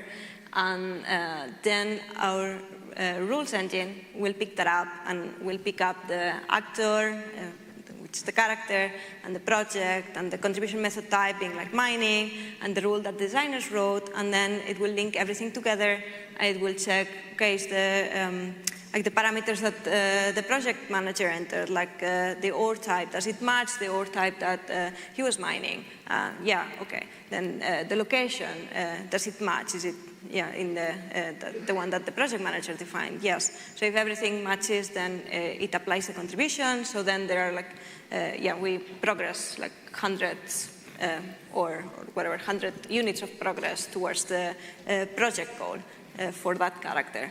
So basically this way we can just keep creating more methods as we go and as we see what you guys are doing. And if we see that, that one method is OP, then we can make another one so that we can give you more tools to counterattack that. So I think that's pretty cool. Yeah, to put it in perspective of what you just said, until now we had to create every contribution method from scratch, essentially building it from the wood by cutting out the tree and then just forming it and shaping it, and that requires the whole team. Now we just got a bunch of Legos that we can just put together, and that works. So it makes things much easier when it comes to creating new stuff.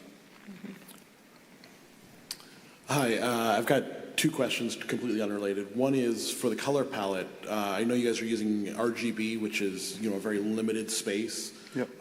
You guys have other options, sRGB, Adobe Art, all the other ones. Is there any way you guys could give us like a cross for like a Pantone? Because as you look around here, we all use real merch and real world, and RGB is worthless in the real world because nobody can mix RGB accurately every time. Right. We use Pantone because all of our production people use Pantone. Yeah, we have the hex code available as well. So like if you know the hex of your color, you can always enter that.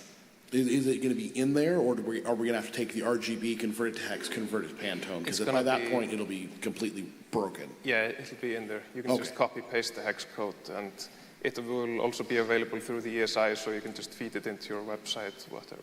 Okay, awesome. And then the other question is, with the maps and the jump range on the capitals, great idea. We've been asking for it for years. And I was actually talking about it before they even announced it, so I know at least one or two devs have been laughing at me for at least a couple hours. Are you going to bring in the ability to plan for our capital jump routes and be able to link those routes inside the game? So like when we go to do a move op, we can say, hey, if you're not moving with the group, here's the route, figure it out yourself. These are all where all the structures are. This is how much fuel it's going to take, and do it yourself. We got that feedback. Sorry? And also the fatigue. Yeah. Thanks for that. We got this feedback already, and we started thinking about it. So for now, the plan was, until now, that you will be able to just see your jump range from where you are, but just adding, creating a route similar to how Dotland does it, right? That's definitely on the list of things we want to add. All right, thank you. Yep. All right, thanks. I love the things that you're doing with the freelance stuff, and I'm looking forward to the projects that you can share with your license using ACL. And I was wondering, are there other plans using ACL in different areas, such as hangars? Yes, sure. Like, we hear you. You've been talking about it for 8 years or so. Like, we want ACL's hangars, and we would like them in the game. But it's not on any schedule at this point. Like, this particular thing hasn't been prioritized yet. I'll keep asking. Unfortunately, like, other things took the priority so far. But we know it's a thing that everyone wants. Thanks. Hi. Lifelong wormholer here. We've seen a lot of these nullsec updates where increase utilization and customization of your system. And it's great for the content it drives for like skyhooks and the meta-nox drills being able to fight over this stuff. Is there any future in which you see pushing this same kind of customization into JSpace? I know you've talked about how it's supposed to be the scary, like, get lost sort of, back alley travel. But a lot of us have been living in wormhole space since the moment it debuted. Yeah, no concrete plans there, but we know that you would like to make your home feel like your home. Like, we definitely recognize that. I'm a wormholer myself. I know what you are talking about. So yeah, but again, no concrete plans about that at this moment. Okay, thank you. Thank you. Hello. So we're talking about stronger organizations, and then there was actually a term you mentioned earlier, a friction. And between alliances and corps, there's still a lot of this friction where there's multiple things, but one of the main ways that kind of comes to my mind is like taxes. Like right now, there's a way for a corps to automatically get paid a percentage of LP and bounty, et cetera. But there's no way for the alliance to automatically get that, their cut. So most of the alliances have to then have third-party programs, and or if they're a smaller alliance, like a spreadsheet that tracks corp income, does some math, and then comes out with how much they owe in taxes. So is there any, anywhere on the roadmap for like getting some of these friction points between alliances and corps for things that every alliance does, like taxes, more kind of streamlined? No concrete plans about that thing in particular, no. Like, we like that friction, to some extent, of course. We don't want this to be a hassle or someone's like boring job, but at the same time, when there's a friction, there's a chance for mistakes or drama, and that's usually good for the game rather than bad. Like if there's more opportunities for something bad to happen, then that can create some situations that just cascade into various things. So if you streamline everything, right, to extreme, then there's no game left, essentially. I will say, as a previous finance director, yes, there was lots of drama from paying taxes. Yeah. That's something to think about. Thank you. Hello. We all understand that corporations are the cornerstones of the communities, but there are still many players that are kind of coming together for other fun activities, let's say NPSI. Might there be plans for allowing those groups to kind of form communities and giving them support in, like, you know, something smaller or more casual than coming together as a corporation? Maybe you want to talk about fleets that we explored a bit. So we've explored a lot how to bring newbies and just players into communities into the game. And when we started exploring all these paths of corporation projects and freelance jobs, we also started looking at fleets. As just more casual gameplay, as you said, and how to bring these people together more and like just make it easy for you to just go into space and find someone to connect to for a bit and like just fly together, do something together, see if that works out, and then, you know, maybe establish a friendship. We don't have any plans, any concrete plans for this right now because we've been like focusing more on the corporation side, but it is something that we really want to explore more. So, yeah. Thank you very much. Yeah. In other words, we started considering conceptually fleets as yet another type of organization, just temporal, right? Just limited in time, but still an organization. And just doing that, just changing the concept of it, just allows us to think about it differently and apply similar concepts to like corps, to the fleets. So there is something cooking there. Yeah. Thanks. Yep. Hi again. So I had a question. Again, it's about community and especially the new logo and corp colours and stuff. So we've got quite a large corp, and we've had the same logos for well over a decade now. But is there going to be like a mechanism, a way for like having some sort of competition or something like that for the corp members to have the ability to play with the palette and stuff and say and vote on it as a corp, like, yeah, we like this color set versus this one, opposed to a dictator just being like, yeah, with this color. That's a pretty cool idea, actually. Initially, it's going to be in the hands of like the brand manager of the corporation to create the logo. Yeah, but it sounds really exciting to opening it up a little bit and allow people to play with it. Like, we tend to like people to, have things open, even though like a player couldn't like set the logo for the corporation. They could go in and play with the logo creator, for example. Yeah. So yeah, that sounds really good. Great. Yeah, thank you very much. With adding in the freelance jobs and being able to have the different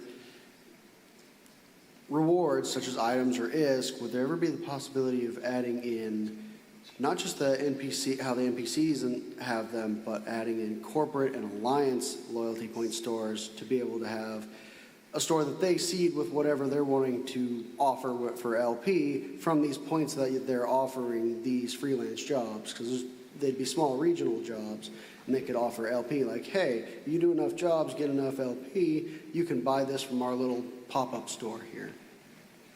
Yeah, this concept has been raised over the last year or so. We discussed it. There are no concrete plans for this, but it definitely sounds cool. Yeah, thanks for bringing this up. So this will be kind of two parts. I love the idea of the corp branding finally coming in at a full functional level, because we've recently specifically I was the brand manager for it, where we were developing skins for a specific ship type. And it ended up being very, very expensive for our corp. and seeing the the tease of it. What's the plan for how significant of a cost is that going to be when you're talking to essentially have a skin that you can assign to everybody throughout Skinner? And then kind of to go along with the Corp logo thing again, is there any possibility to get another icons and stuff like that? We've had the same ones forever. Like the color palette's great, but getting other ones, or even, it's a long shot, but Corp's over a certain age, maybe get the ability to create custom logos too, like alliances, because I fly with fraternity. My Corp's Garbage Incorporated. Our mascot's a raccoon. I'd love to be able to have both the panda and a raccoon on my ship as I'm flying through space. Yeah, we absolutely plan for adding more assets to the logo creator, and this is like a bit of a foundation feature, and the freelance projects will pick up the palette and that as well as the logo creator, but we are planning for bigger things. I don't know how much there's a tease here, though, of it. But I can't really answer the cost aspect of it, though. Yeah, so I can kind of speak into the skins that we kind of teased in the keynote. So those are still in the early stages of design work. Essentially, what the initial thought of it would be like a shell skin that everyone in the corporation could get from, I don't know, the Paragon Hub or something like that. And then my initial thoughts would be that you would use your Evermarks to kind of rent access to those colors, kind of like the structure skinner does. So you could rent those colors for a day, a month, a week, whatever, and it would cost a differing amount of Evermarks depending on how long you want it for. That sounds great. Thank you. Yep.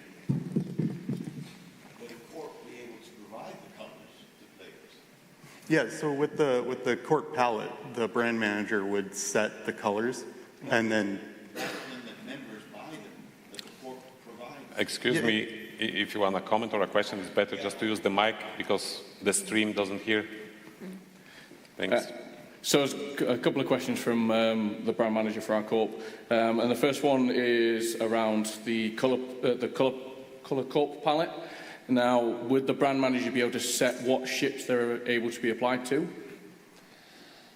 Eventually, hopefully, yes.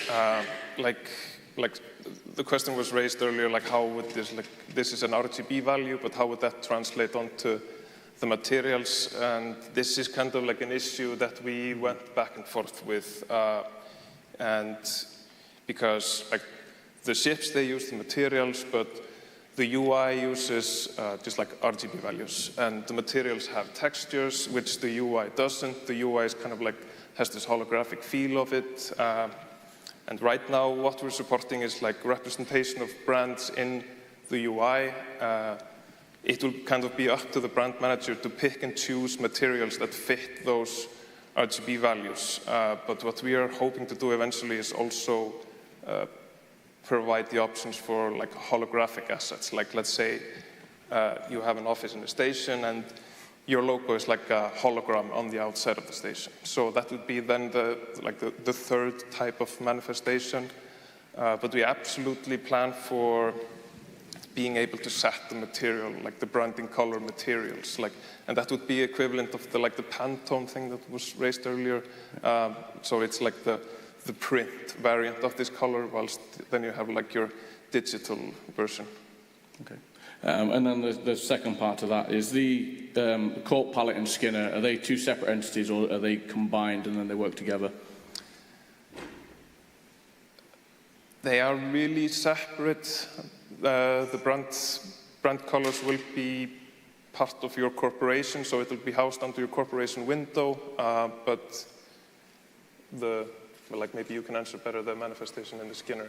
Yeah, so right now they are separate beings. The Corp palette is, like you said, set in the corporation window, and then Skinner is its own kind of own beast, and we still have to figure out how those two marry together, and that's kind of where those corp skins that we teased come into play. and those would listen directly to the Corp palette itself.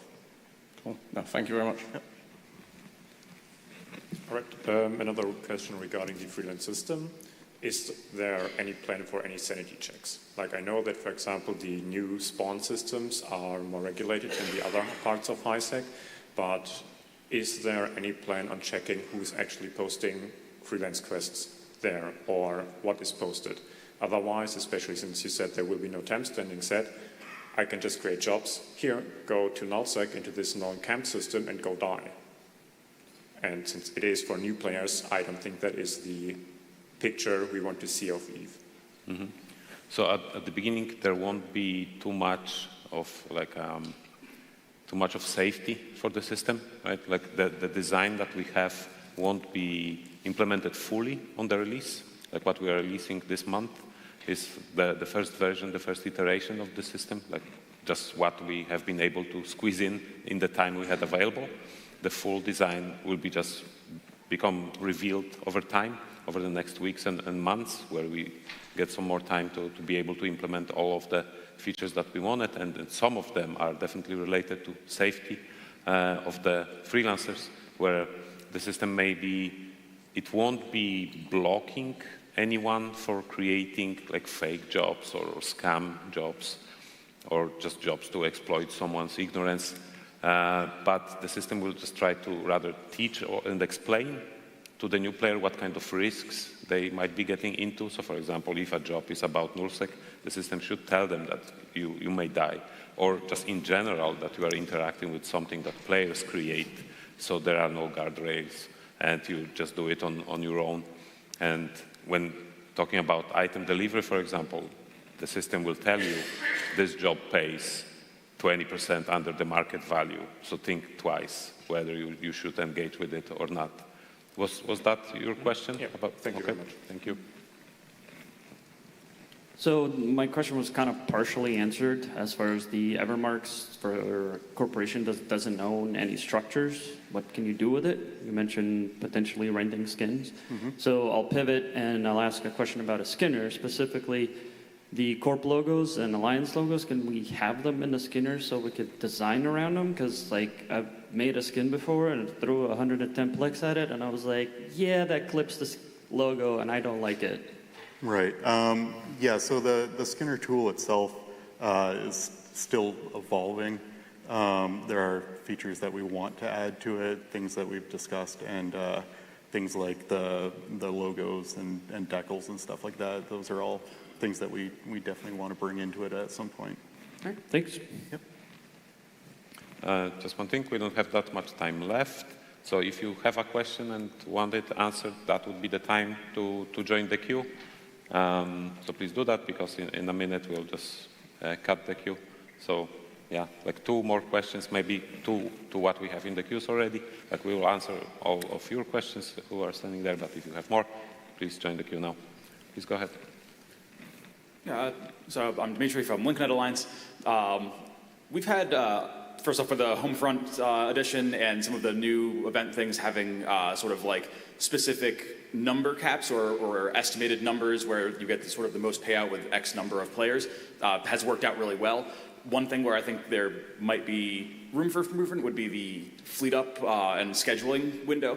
I haven't seen it in any of the presentations, but something where you could cap the number of people who could accept for an event, or if when they're accepting for an event, they could sign up with a specific ship type or for a specific role, so that when you're creating these fleets, you don't accidentally end up with, oh, we needed 6, we got 25, and 15 are just kind of sitting there, or we got everybody online, but we're missing 5, and we're not able to do it. So having something where in real time you could say, hey, enough people have signed up, or somebody that's going to sign up can say, hey, you're going to be signing up as like an alternate, you're going to be signing up as somebody who might not be in that first run. So I don't think it's necessarily maybe in the roadmap, but I just wanted to say it would be helpful. It's something we discussed, right? When we were thinking about improving fleet experience in general, about like fleet commander being able to create roles for the fleet, for the members to fill those roles and just claim them. So anyone joining a fleet would see like what kind of roles are available, what ships are acceptable for that particular role, things like that. So it's not on the roadmap. It's something that we've been thinking about, and thanks for bringing it up. It means that we are thinking in the right direction. Yeah, definitely, no problem. Yeah, thank you. So, very quick, just one, just to double check, the corporation skins are a fantastic idea. It's, I think, going to be very helpful recruitment because identity is king.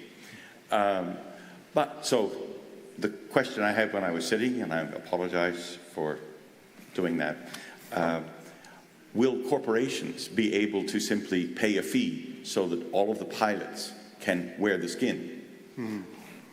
I see that as a recruitment item. Right. Where are colors? For sure. At the moment, like I said, like the design for it is still in the very early stages, so we're still kind of trying to figure out how those will function. But that is a very powerful tool and something that I'll keep in mind for sure. Personally, I wouldn't want to put the load on the pilot. Right.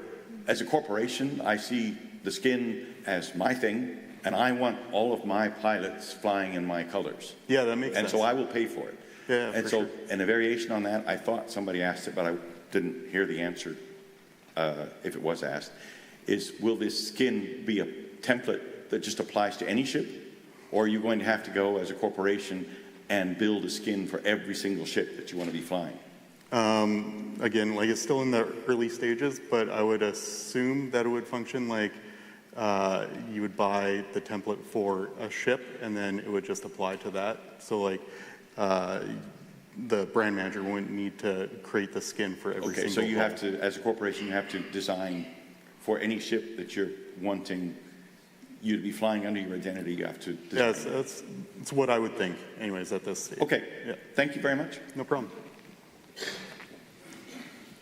So for the freelance jobs, considering that in the past and more recently we've had events with event-specific or event-crucial items, such as the coalesced elements when Zartek was to be online, and more recently the harmonics.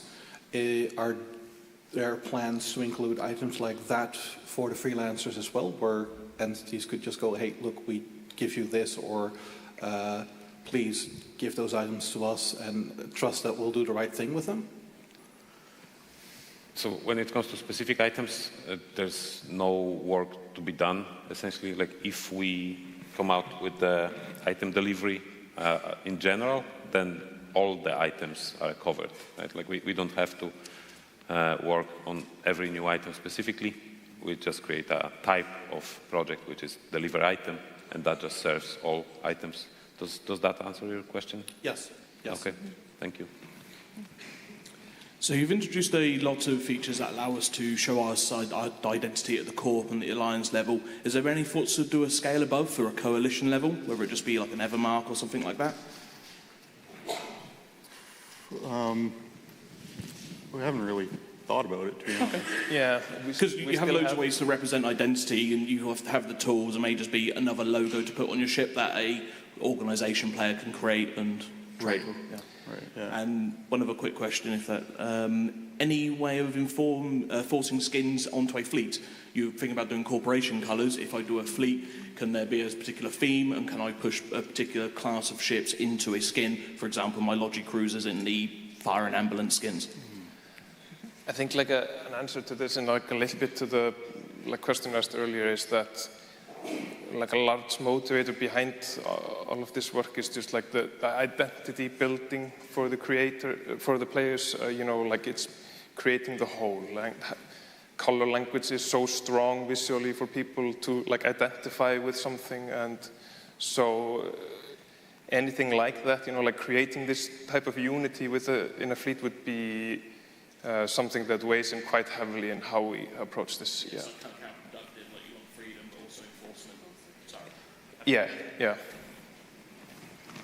Okay, so we have last 2 questions. I have a couple of questions, but I'm not sure if they're for here because I don't see anywhere else to put them. One of them is the workforce power module upgrades. There's going to be a lot of management involved in this now, and I'm hoping the overall management within the alliances is going to be more streamlined for that. But what's that going to do internally? There's no info. Is it we'll wait for dev blog on that power force thing? So please come to the next panel. they are the team to ask that question. And Gold Rush hasn't been mentioned since the start of the first thing. Where does it fit in? There was a term Gold Rush. I'm sorry, could you repeat? Was there not a term Gold Rush used somewhere? And there's no mention of it anywhere else, or what does it refer to? Those are just long-term plans. Okay. Those are not necessarily things for this particular expansion. Yes. Thank you. Yeah, I have one quick question.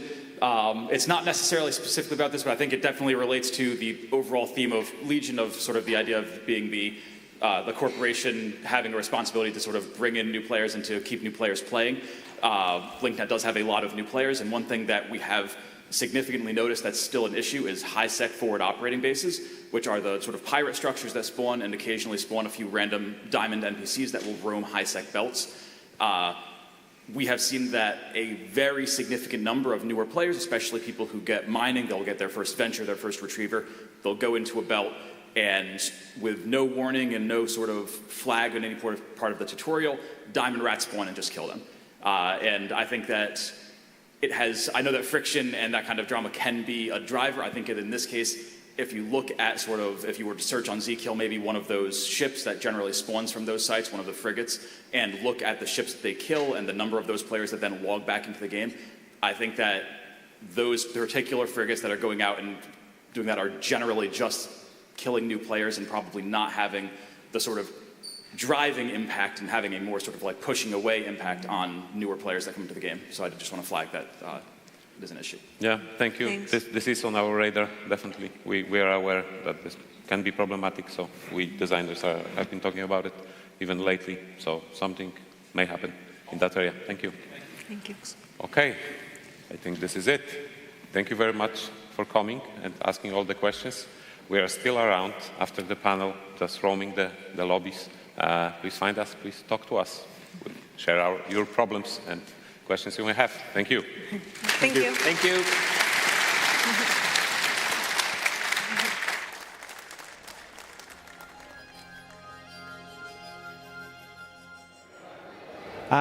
Pando, it's good to share the Panda with you. I went down there and got certified to cook using our favorite pancake maker, the Barguest. So I'm here, ready to go. But we're not going to talk about the Barguest. We're going to talk about some new ships, you know. How do you pronounce the new Trig Marauder?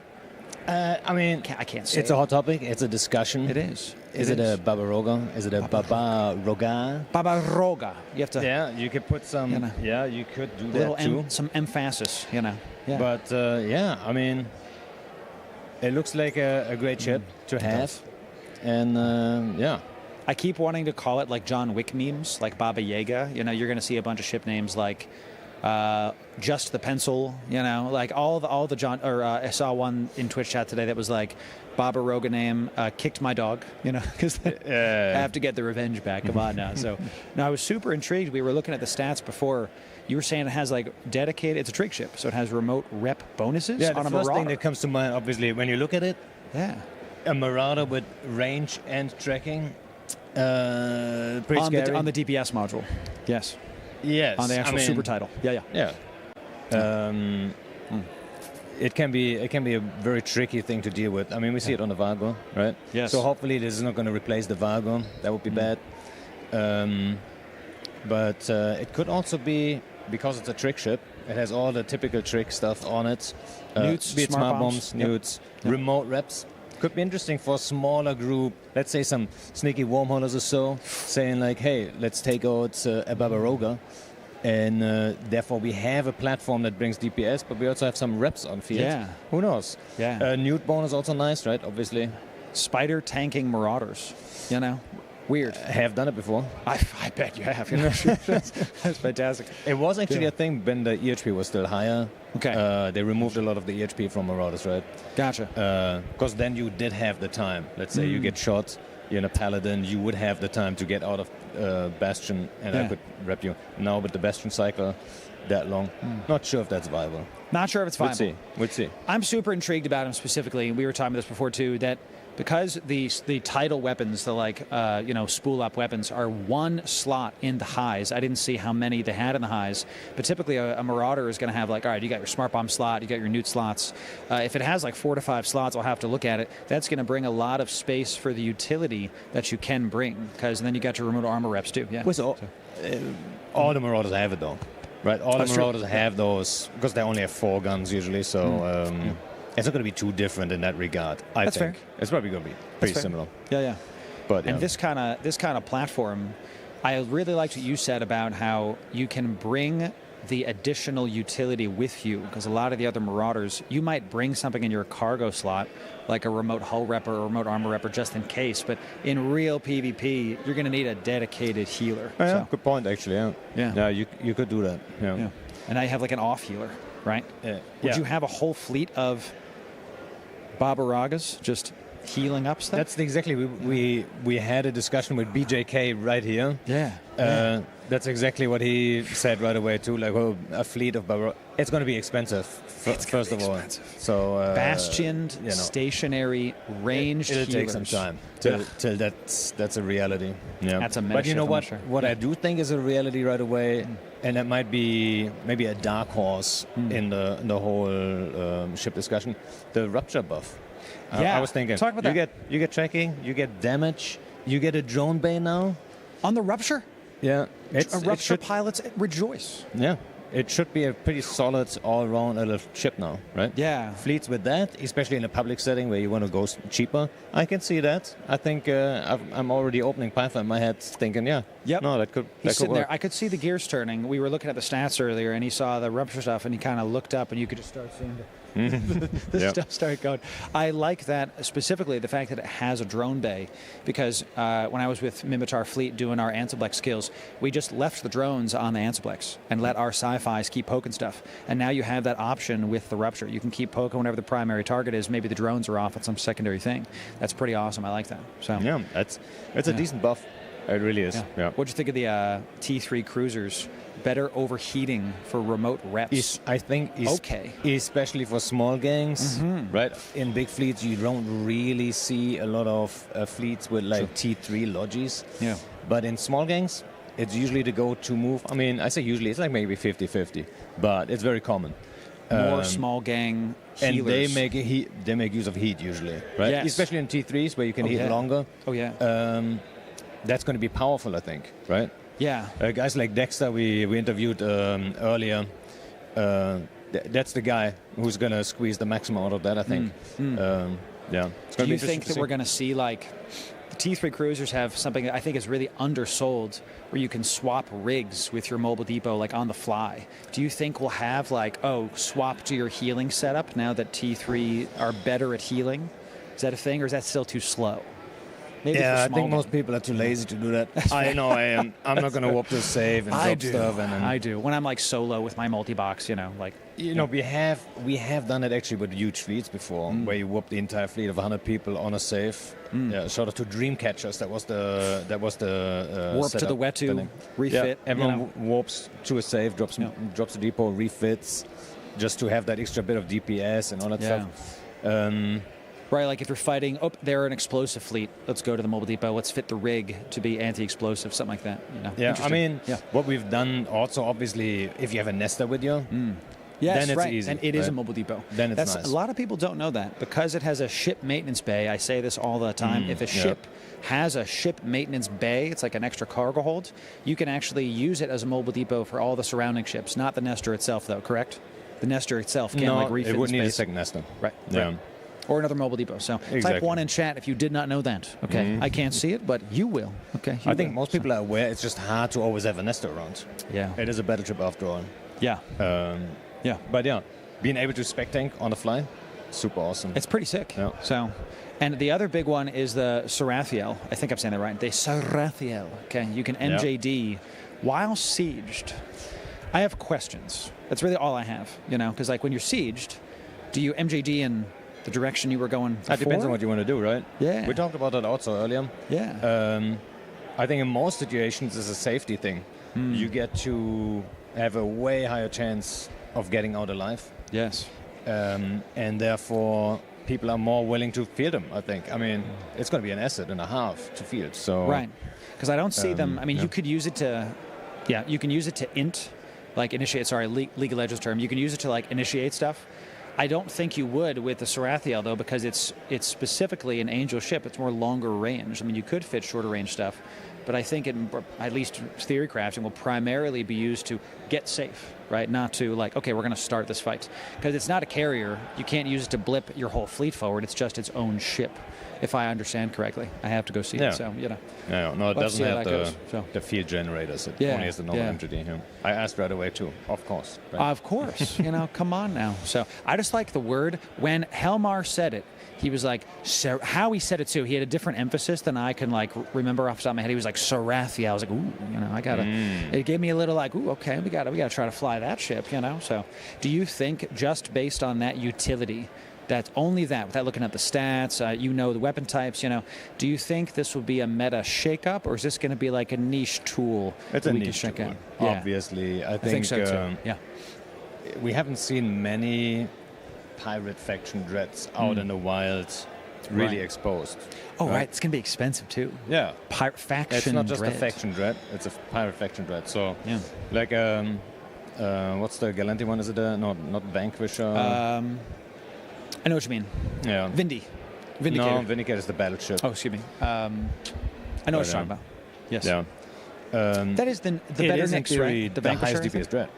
That's But you don't see it because like so much money. It's hard to put it to use, and if you put it to use, if you really need that high DPS, then there's probably a lot of bad guys. If there's a lot of bad guys, that means there's a lot of risk. Ships getting primary. You don't really see it that much. But if you had an MGD, maybe people would be convinced then, right?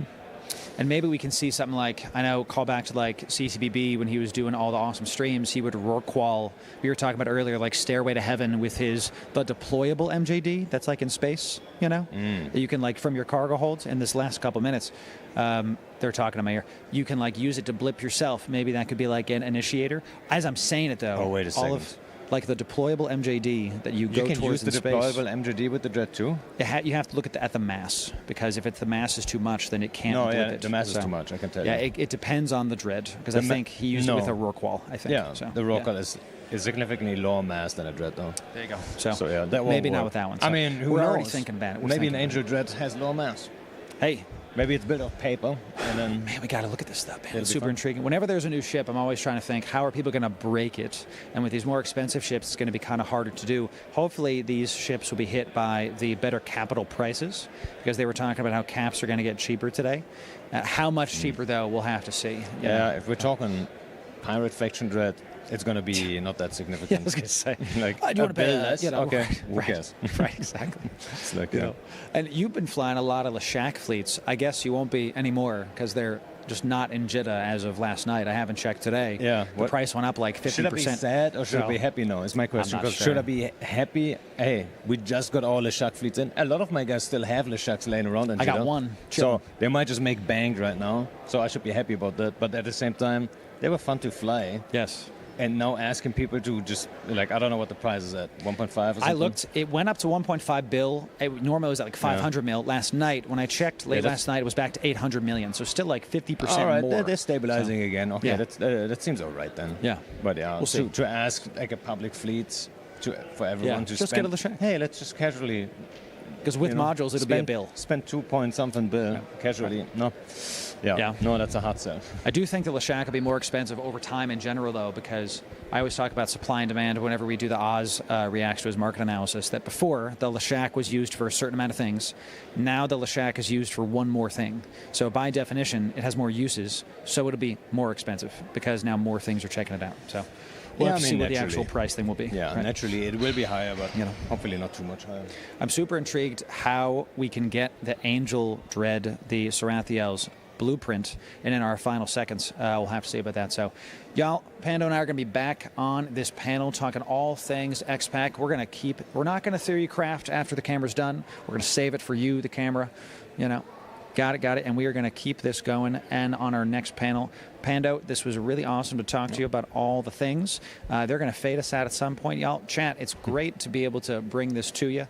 Thank you very much for checking out the CCP Games, EVE Online, EVE Vanguard, EVE Frontier stuff on this Fanfest stream. How many other names of games can I say? And thanks very much, y'all. We'll see you on the next panel. Talk soon. See ya.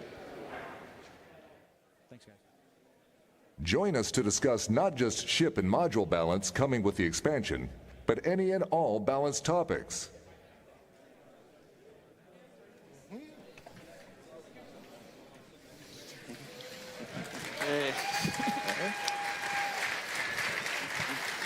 Hello.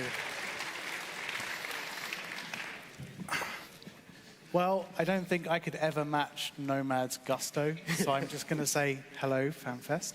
My name's CCP Trash Panda, and me and our esteemed guests here are here to talk about ships and balance.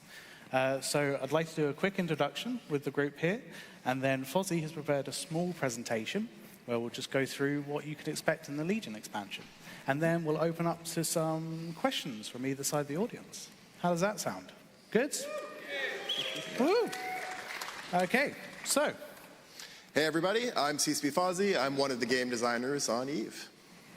Yep, I'm CCP Kestrel. I work QA, but I've been working on some of the balance changes in this expansion. Yep, I'm CCP Masterplan. I'm a senior software engineer on EVE gameplay. And with that, Fozzie. All right, so we've got the way this, welcome to the panel everyone. The way this is going to go is we're going to do a quick overview of the balance changes that are coming in the Legion expansion on the 27th, later this month. And then the majority of the time will be dedicated to Q&A. So like Trash Panda said, we've got microphones on both sides here, and once we get to the Q&A section, you can feel free to line up at both of them, and we'll kind of go back and forth and answer the questions as best we can. You can feel free to ask questions about any and all ship and module balance topics. So I'm sure you'll have questions about the stuff coming in Legion, but if you have questions about things that we did in the major balance patch earlier this year or things that we might do in the future, feel free to ask that stuff too. As a disclaimer, everything we're about to show you is still work in progress and is subject to change. We're at a point in like hardening for the expansion, but plenty of stuff can still change, especially based on feedback and play testing. So not all of this will necessarily be 100% the same when it launches on the 27th. So first, let's go over some of the new modules and implants that are going to be coming with the expansion. These are going to be sourced from expiration content generated by the new expiration SOV upgrades. As K1P1 mentioned in the keynote, there's going to be new expiration SOV upgrades that have expiration sites that can escalate to special rare sites, and some of the new rewards from these will include some new modules and implants. There's going to be a new wedge part implant set, which is a bonus to virus coherence for data and relic analyzers. A new faction scanning upgrade module that benefits probe strength, scan time, and scan deviation. And new rare storyline module versions for micro jump drives, reactive armor hardeners, and local versions of ancillary armor repairs and ancillary shield boosters.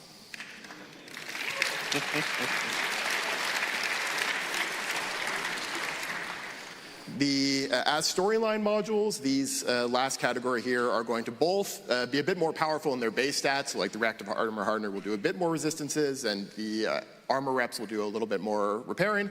But their biggest benefits are going to be on things like fitting and capacitor use and things like that. Overall, I think they're going to be very strong and relatively rare modules, so they'll be pretty attractive. We're also making some big changes to a couple of Tech 1 cruisers, including one of the ones that's getting a really big redesign visually. I'll go through this, and do you want to talk through some of the details, Kestrel? Yeah, sure. So we're making a few balance changes to the 4-ax. We're just making it a bit faster, making it a bit easier to fit, since it was the least used attack cruiser out of the 4. So hopefully this should make it a bit better. And fits really well with the fact that it's getting a new coat of paint as well in the expansion. It looks beautiful. Yeah, and we're making a bit of a rework to the Rupture. It was very similar to the Stabber. It had 2 damage bonuses, but the Stabber actually did more damage than it because it just has the bigger rate of fire bonus and a fall-off bonus, and fall-off for autocannons just ends up being more damage, and then the Stabber also had an extra missile hardpoint on top of that. So we're actually taking away the rate of fire bonus from it, but merging some of that bonus into the projectile damage bonus, and then giving it a tracking speed bonus. So now the Rupture should be hopefully a bit better than the Stabber when broadening up in close range, and it'll be a lot better with artillery fits because it'll have more alpha and tracking. Yeah, I expect this is going to be a pretty attractive ship for like entry-level, inexpensive, throwaway RD fleet doctrines. It's going to be pretty fun for that kind of concept because you can afford to lose ruptures pretty easily, and it's going to be a really strong medium RD ship with these bonuses.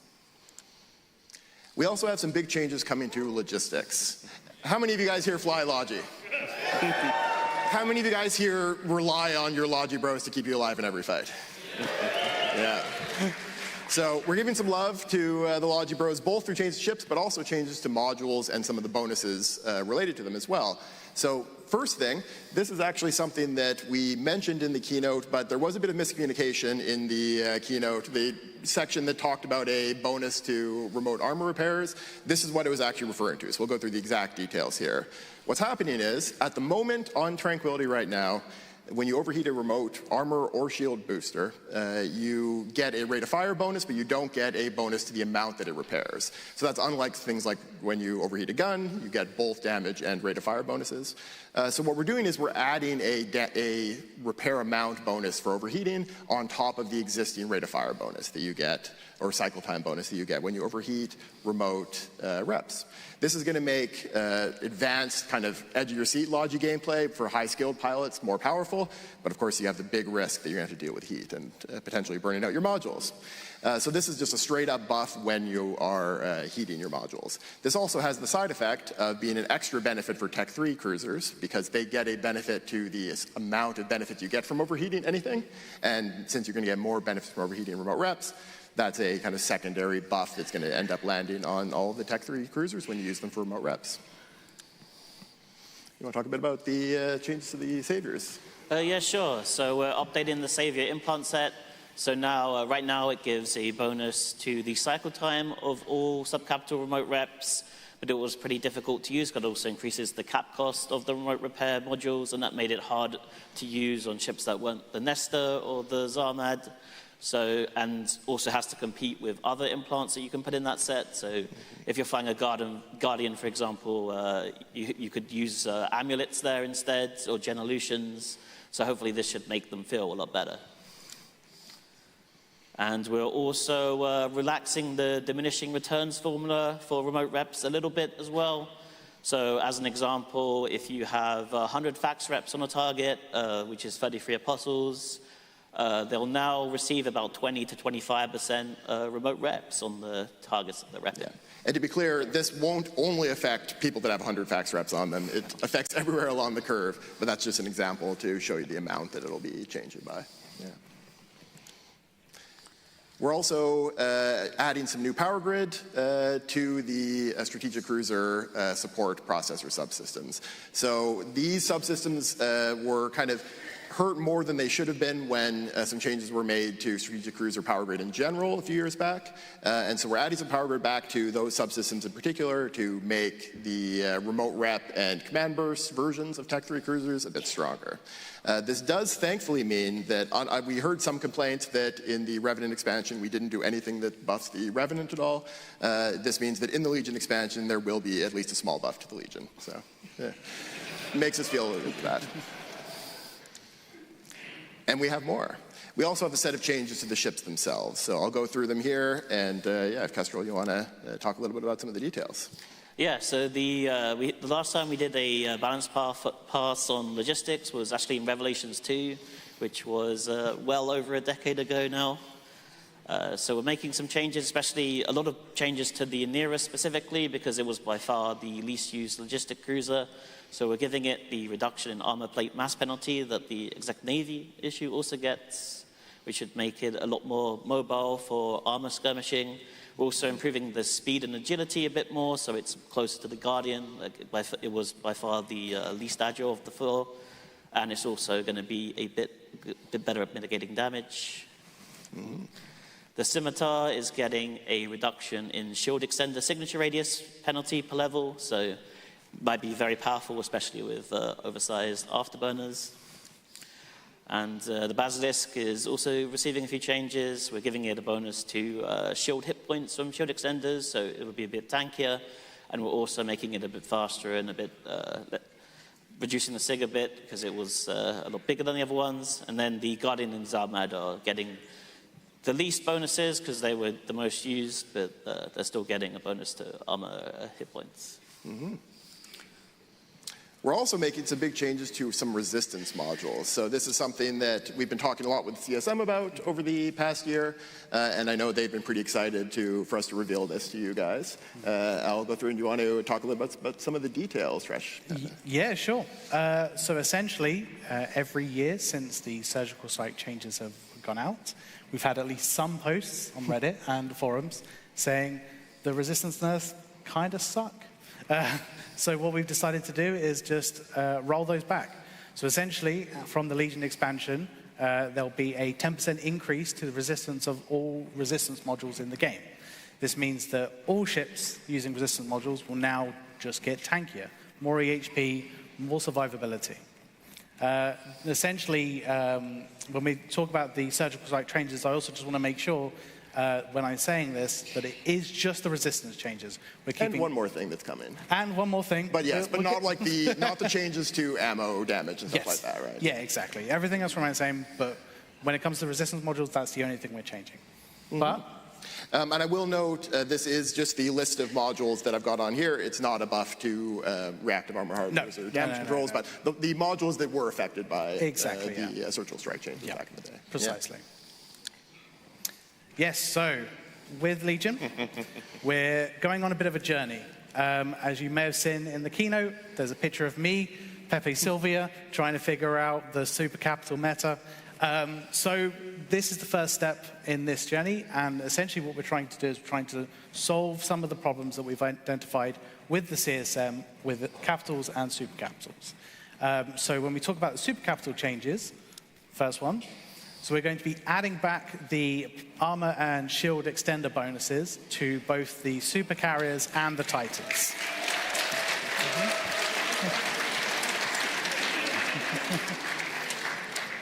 Hopefully that means that they'll be a lot more tankier, and that should mean that they'll be put out on the field a little bit more. A little bit more survival. That's the plan. And then also, we're looking at a 20% increase in the base damage of all single target Doomsday weapons. This is essentially, and again, in collaboration with the CSM, we're thinking when we look at the amount of damage that Doomsday is doing, it's kind of falling behind a little bit in case of the faction dreadnoughts that have now been fielded. So we felt like we need to bring that up a little bit. So there's an increase there. But also, in this expansion, we're adding in a new skill book that will increase the damage further by 7.5% per level, bringing it essentially to around 50. So it's a little bit over 50% total if you get both the skill and just the base change. Exactly, yes. Yeah. So this is the first step. I'd like to take this and monitor this over the next few months, see how we're doing. There could be further changes down the line, but this is I want to make sure that we're doing incremental changes to these super capitals to make sure we don't break anything in the game.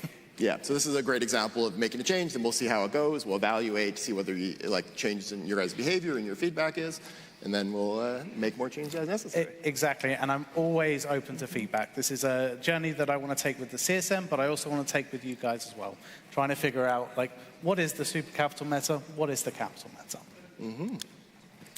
So, as part of this journey, I'm also very, very focused on carriers.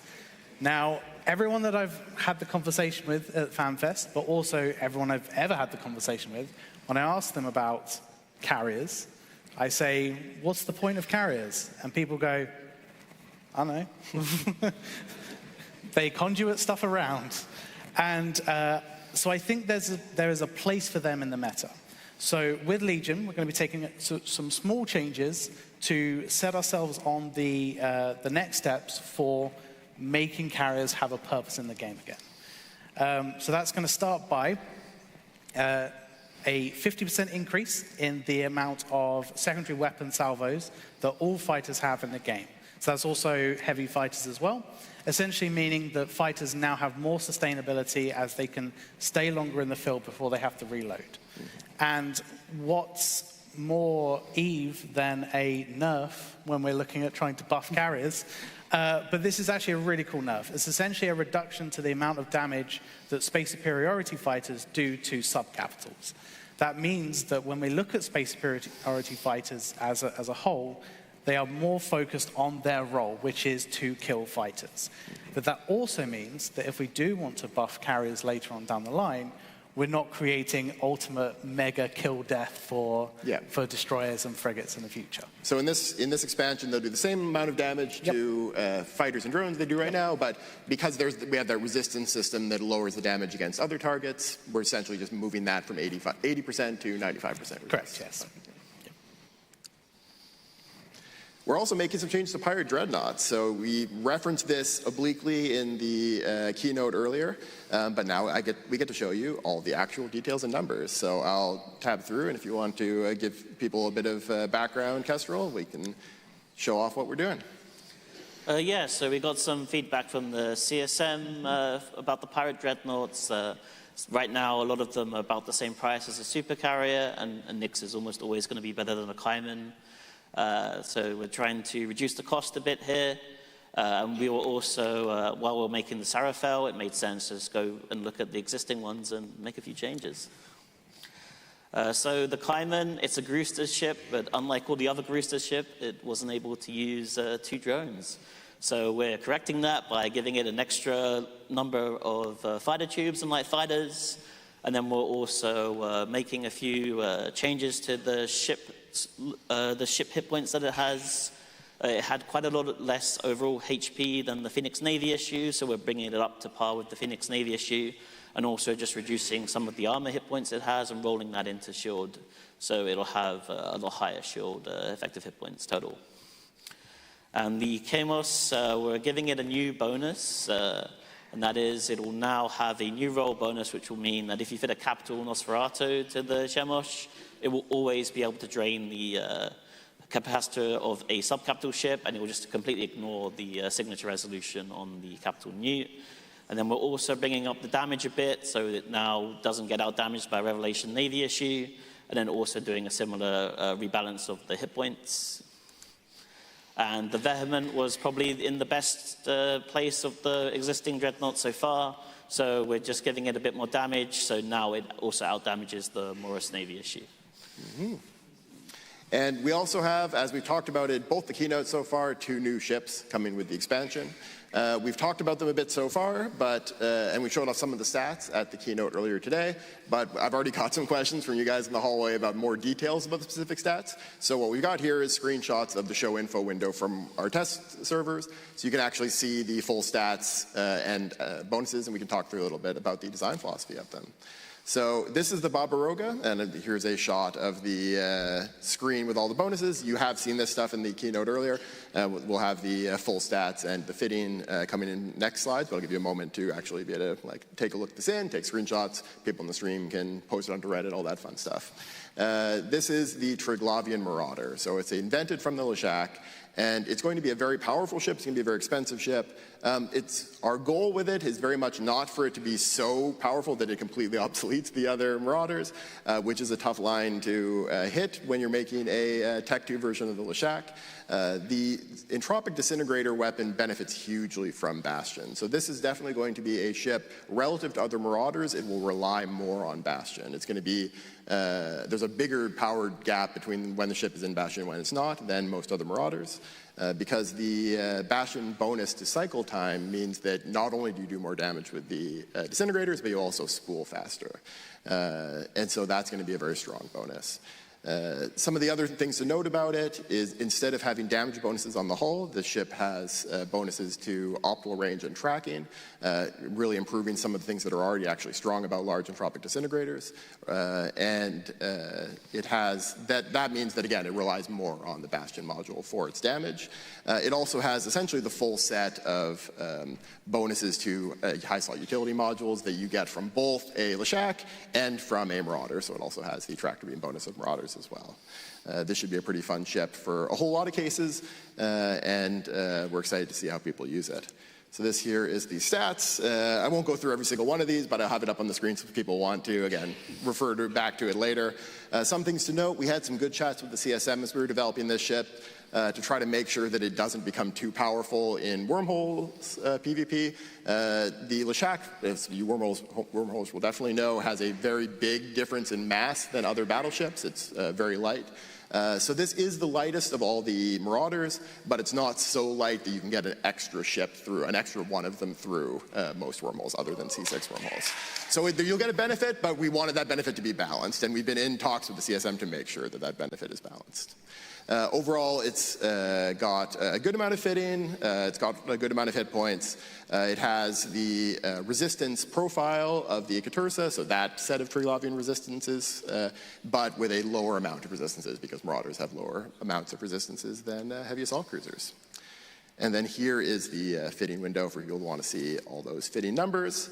So yeah, we're very happy to talk to you guys. We talked to a lot of you guys about these ships at the pub crawl last night, and I'm sure we'll talk to a lot of you guys more at the party and in the questions coming up here. But next, I will take us to the next ship that we're releasing with Legion, which is the Sarathiel. So you want to talk a little bit about this, Kestrel? Yeah, so the Sarathiel has a big bonus to capital projectile damage, as well as on the roll bonus as well. The fall-off bonus, just like an Angel ship. It also has the warp speed bonus of an Angel ship, but we know that that is not going to be the most effective in most use cases for a Dreadnought. So we wanted to still keep the uniqueness of Angel Cartel's mobility, so it can actually still move while in siege, just at 10% speed instead of being locked in place. And it's able to use the capital micro jump drive from the carrier, just the single local one, but it can use it while it's in siege. Yeah. One thing I'll note, just in case there's any confusion, it can use it while it's in siege, but it doesn't have to be in siege to use it. It's also welcome to use it out of siege. And the fact that it can move slowly while in siege, it both has 10% speed, but also has a lot of mass while in siege. But that does mean that you can realign yourself while in siege to choose which direction you head. And here's the stats of the ship. Again, won't go through all the details of it, but anything you want to highlight? Yeah, it's very similar to the Naglfar fleet issue, but it has a bit more grid because we wanted to make artillery fits a bit more viable on it, especially since it has the micro jump drive and the fall-off bonus, so it has a bit more targeting range. And we gave it, has 7 mids and 6 lows, but it has like a pretty even distribution of armor and shield hit points like the Aserial, so you can armor tank it or shield tank it. It doesn't have a capital shield boost bonus like the Mimitar Dreadnoughts. And then, yeah, here's the fitting again for just anyone that wants to take a look at that. These also give you a great view of these, the beautiful model. This is one of those ships. I was at EVE Down Under way back when we first showed off the key art for the Angel capital ships. We showed off a Titan, a Dreadnought, and a Carrier at the time, just as like concept art. Here's something we're interested in maybe doing someday, no promises. And now we've managed to release 2 out of the 3. So good, not quite done, but making some good progress. Yeah. And it's an absolutely gorgeous ship. All right, so that's the end of what we have to present for you for what's coming in Legion. Of course, like I said, a lot of this is subject to change, and there will be more balance changes we'll be making after Legion in things like the Legion Major update, which will be coming later in the year, and then also in smaller patches along the way. But yeah, we would love to hear from you now. So we have, like I said, microphones on both sides. So the way this will work is go ahead and line up at each of the 2 mics, and we'll just kind of alternate back and forth in letting people ask questions. And we have about 22 minutes, so we should be able to get through quite a few questions. We could probably start on the left-hand side. I think that's great. Bit of a silly one, first of all, but will the Angel NPC dreads be replaced by these new dreads, and will they have the ability to boosh? It's an excellent question. They will look, the new Angel NPC dreads will look like the Sarathiel in Legion, but they won't get the ability to boosh. So we could add new NPCs that jump around in the future, but that's not something that's going to be like backported to existing NPCs. But yes, we are updating the graphics of them. Hello, panel. Hello. I have 2 questions, but the first one's really quick. You've said that you're willing to lower the LP requirements for the Pirate Dreads to bring the price down. Are you willing to reveal to what? Right now, we're cutting them to about half of what they are right now. Cool. That's excellent. But they're still subject to change. Okay. And the second one is a balance question, because EVE players love the free ships that you're handing out. I'm talking about the Society of Conscious Thought. But Praxis in its class and Gnosis in its class are like by far the dominant, most used ships, Tech 1 in their class in New Eden. Is there anything that you're thinking about doing to resolve this? I mean, it's definitely something that's been a point of discussion within CCP quite a bit. The ships they were built with being given away in mind, but that does still, that keeps them from being necessarily the best at any one task, but they are very good generalists still, and of course the fact that there's a lot of them out there. There's we can see the stats of how many exist in inventories, and there's a lot more of them sitting in inventories than any other ships of their class. As for exactly what we might do about it, nothing that I can necessarily promise or anything like that, but a lot of things have been discussed. We have discussed things, for instance, like maybe not giving them out every single year. That's a possibility. That'd be nice. But again, nothing that we're going to commit to at this point. I'd say balance changes to them are not off the table, but it could be done through availability changes as well. It's not necessarily going to be one or the other. Okay, thank you very much. Thank you. My question is about the new Metaliminal Storm SOV upgrades, and it's kind of a two-part. The first part is it a downtime to downtime upgrade, or is it hot swappable, as in at any moment throughout the day you could turn it on and off to turn the upgrade on and off? So it's the latter. You can turn it on live, and it will start applying before downtime.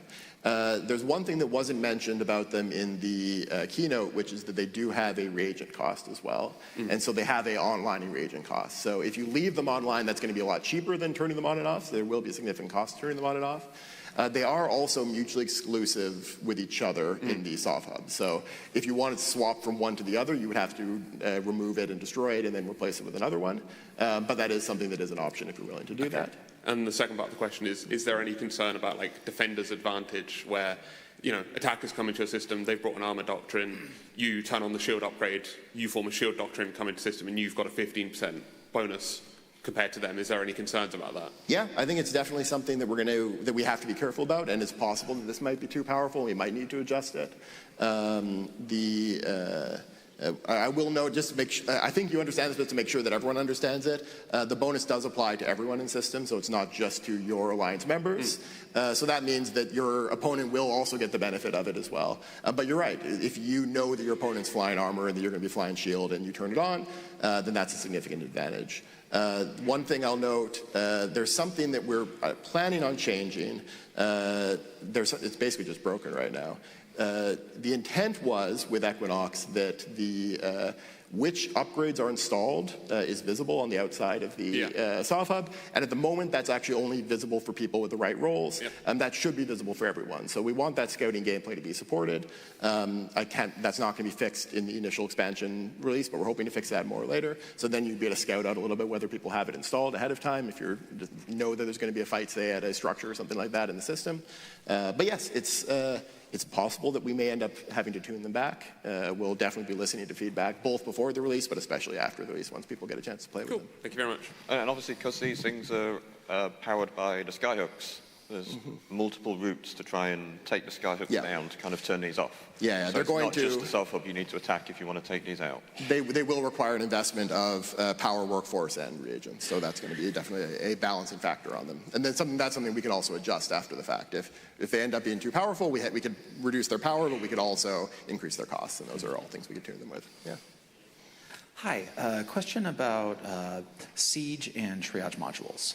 We've experienced some very negative gameplay interactions with desync coming from bumping of dreads and faxes on grid. Is there a path forward in the future to seeing these desync issues be solved? I guess that's one for me. Yeah, I mean, that's probably the best for you. But I mean, it's definitely something we were always trying to minimize. Did you want to go into some details? Yeah. So I'm not aware of the specific issues you're talking about. We've fixed a couple kind of in the past year of similar things, but if there's still some more issues out there, then obviously... With repeated bumping of dreads and faxes on grid, you get locational desync between where your client thinks the enemy is versus where it actually is. Is this something you're experiencing reliably enough that you Every Dread Brawl in JSpace has desync. Then that's absolutely something that we should. That's not something that I was aware is gotten that bad again. There's been periods in EVE's history where it's been bad and where we've then fixed it, and then it comes back and we fixed it or reduce it. Definitely, let's have a chat about it afterwards and have people send in some bug reports with just like the details of if you can like reproduce it reliably so that we can reproduce it reliably on in our own testing. And if it's something that we can reproduce reliably, then that should be something that would be a pretty high priority for us and hopefully would be relatively achievable for us to fix. Yeah, and if we end up sort of maybe setting up a mass test or something on Singularity at some point, we can try and recreate whatever it was that was going on there. So yeah, we'll look into that. Amazing, thank you. Just a quick second one. Is the T2 fax in the pipeline or fax rework? Maybe someday. It's not going to be in Legion. It's not something we're currently working on, but it's definitely not out of the question. So we expanded the concept of Tech 2 capitals just last year with the Lancers, right? Or was that? Yeah, it was. No, it was a little over a year ago now. Yeah. But there's definitely room to do more. So I think it's likely that more Tech 2 capitals will get introduced someday, but we don't have anything currently on our roadmap. Thank you so much. Hi there. So with the current state of the Ferox Navy issue, it's currently now very oppressive in different nullsec groups. It's quite meta across all groups. You see it all the time. Is there any consideration to its current state or promoting other ships in the weight class to be able to compete with it more regularly? Yeah, I mean, it's definitely something that's on our radar, and we've chatted about. I mean, we've made a number of changes to battle cruisers over the past couple of years. I think it's very possible we may want to make more soon. Anything? Yeah, there's something that the CSM brought up to us, as well as the Cyclone Fleet issue. I think we chose not to make any changes this time around just because we buffed the cost of Tech 1 battleships, and if Tech 1 battleships are stronger in general, they tend to counter battle cruisers. So we wanted to see how that would have an effect on the meta before we made more changes. Yeah, but if the Ferox Navy issue is still being abused and is overpowered, then we can definitely take a look at it maybe in the major update for Legion. Appreciate it, thank you. Thanks. Hello. With all the upcoming changes, defensive capabilities are going to increase for all ships across the board. And a few expansions back, you took away from a lot of power from the rapid light nano meta. How are you planning on balancing the nano meta with scepters that practically are going to be impossible to kill and to project and control large masses of enemies from smaller groups? Yeah, it's a very good question. It's a very good point. I think the key thing is we're going to need to observe how the Legion changes affect the meta and see if it's possible that we might need to make buffs to rapid light ships. We might need to make buffs to other evasive ships to kind of keep that gameplay in line, especially to the damage side of them. But there's not something that we have ready to go for this month. Definitely something we should make sure we keep an eye on, though. Yeah, I agree. And a follow-up question on the upcoming capital and super capital proliferation with the changes that are coming in nullsec and the absolutely turtled nullsec systems that are going to exist with wormhole effects. Are you planning on giving smaller forces the capability of punching up?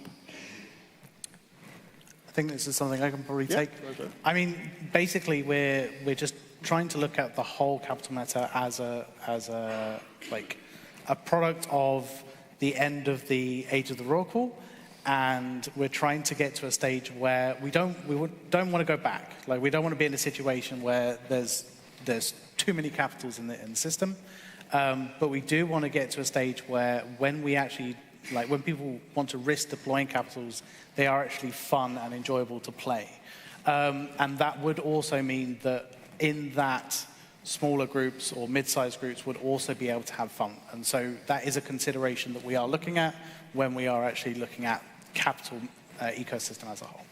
Mm-hmm. Thank you for your time. Hello. I'd like to talk about projection. So seeing as it's been about 5 years since we started the Answerblex conversation, and seeing that we allegedly have full CSM buy-in for nerfing the Answerblex, I'd like to ask why there isn't fatigue on Answerblexes yet. Good question. Yeah. So this is like the answer that's not always super satisfying is that it's something that we are very like interested in exploring. We have made some changes, but it is a complicated ecosystem and one where there's a lot of different views, a lot of different goals we're trying to hit. A buy-in for like one type of nerf isn't necessarily a buy-in for another type of nerf. So it's definitely something that we're planning on making more changes to, but for the specifics of that, there's nothing I can commit to at this time. You want to, yeah? Yeah, I just want to jump in. One thing that whenever we've been talking about Answerblexes that I found quite interesting is that we also have to consider the whole ecosystem of Answerblexes. Like, as a tool for projecting to other groups, they can be oppressive. But for the person that wants to just hang out in their home system or go to the designated PI systems or mining systems, having that access and having that safety is very enjoyable. So while we can agree that in aspects they are oppressive, there are some aspects which is like, this is actually just really nice for the person, the average line member that just wants to have a good time in space. So whenever we're having these conversations about Answerblexes, it's like we have to consider the person that just wants to use the network versus the person that wants to use it to project across to their enemy or to their borders. I would just like to remind everybody that if you want to travel without fatigue, Stargates are available. They are great options. It's a good point. It's a very good point. I agree. Yep. Thanks. I'll just note we're a little under 10 minutes left now, so if you get into line now, we might not be able to answer your question, but we'll move through everything as fast as we can and as much time as we have. Yes, go ahead. Hello. It's been a while. So I've got two questions. One of them is quite quick, so I'll do that one first. Shield Nester? Very likely someday, but nothing we can commit to at this time. All right, okay. It's one of those things. It's an idea. There's generally, when an idea bubbles up in multiple places multiple times, that's usually a good sign. But it's not coming this month, but I think it's a strong idea in general. All right, 2030. Okay, I'll take you on that one. And the second question, we've seen obviously logistics rebalance, and then obviously the Tech 1 cruiser rebalance. Will there be a fax rebalance? I mean, very likely, yes. I think given a even medium time frame, yes, almost definitely. All right, 2035. But and one thing I'll note is that both the changes to resistance modules and the changes to the remote rep diminished returns do have significant secondary effects on fax. But yes, it's not quite the same, obviously. Yeah. I also just want to mention faxes are in the conversation. When we're talking about the capital meta, we are making sure not to forget about caps or faxes. All right, I'll take that. All right. Two questions. First one will be real quick. If we're doing any kind of bonuses on these other ships, especially with the Tech 3s for their bonuses to overheating modules, was there ever been thoughts on creating a module maybe fit somewhere on the fitting so you'd have to reduce from something else, but a coolant module that would maybe reduce the damage done as you overheat or increase the amount of time it takes for it to reach full damage? Yeah, that kind of stuff's been discussed many times before. There's been an idea that's bounced around many times over the years to do like a really significant pass on overheating. Obviously, all of you guys know here in the room, our overheating UI is not the greatest. It's one of our older UIs that hasn't been touched in a while. So what I would, personally, one thing I would love for us to do is do like a big pass on overheating where we both add some new modules that affect it, maybe polish around some of the rough edges of the gameplay mechanics, and then redo like a full ground-up rework of the UI to make it a lot easier to use. But again, nothing we can commit to time-wise, but I love the idea. Yeah. And then the other question is, we have the tactical destroyers for the 4 main factions. Has there ever been thoughts on doing those for pirate factions? Interesting. Upwell? Very interesting. Yeah, it's not something that we've discussed in a significant way before, but I think it's a cool idea. It's definitely a cool idea. It'd be very interesting. Thank you. Thank you. Hey guys, how's it going? Sorry if this has been asked, I missed the keynote earlier, but is it purely a buff that the new upgrades are doing? Is there any negatives?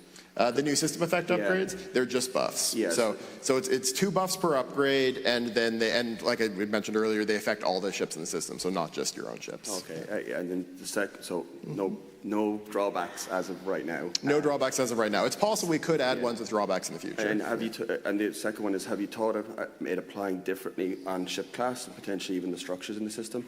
That is stuff that could be done. So I'll note these ones that are launching in Legion, they won't affect structures, they'll just affect ships. But yes, that is the kind of thing that could potentially be done in the future.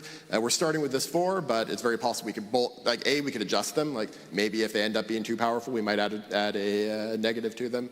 But also we have the option to keep adding more if they're successful and people like them. Yeah. Yeah, and the way we design them, we can make them apply to just drones or to just cruisers or to structures. Mechanically, it's actually pretty easy with the way these are implemented to make them only apply to certain ships, right? Like we could have a bonus that like only affects like Pirate Titans, that would obviously be a pretty silly one. But as an example, we can choose whichever ships we want. On the authoring side, the question is just what would be fun, balanced, and exciting for players to work with. Yeah. Awesome, thanks guys. Thanks.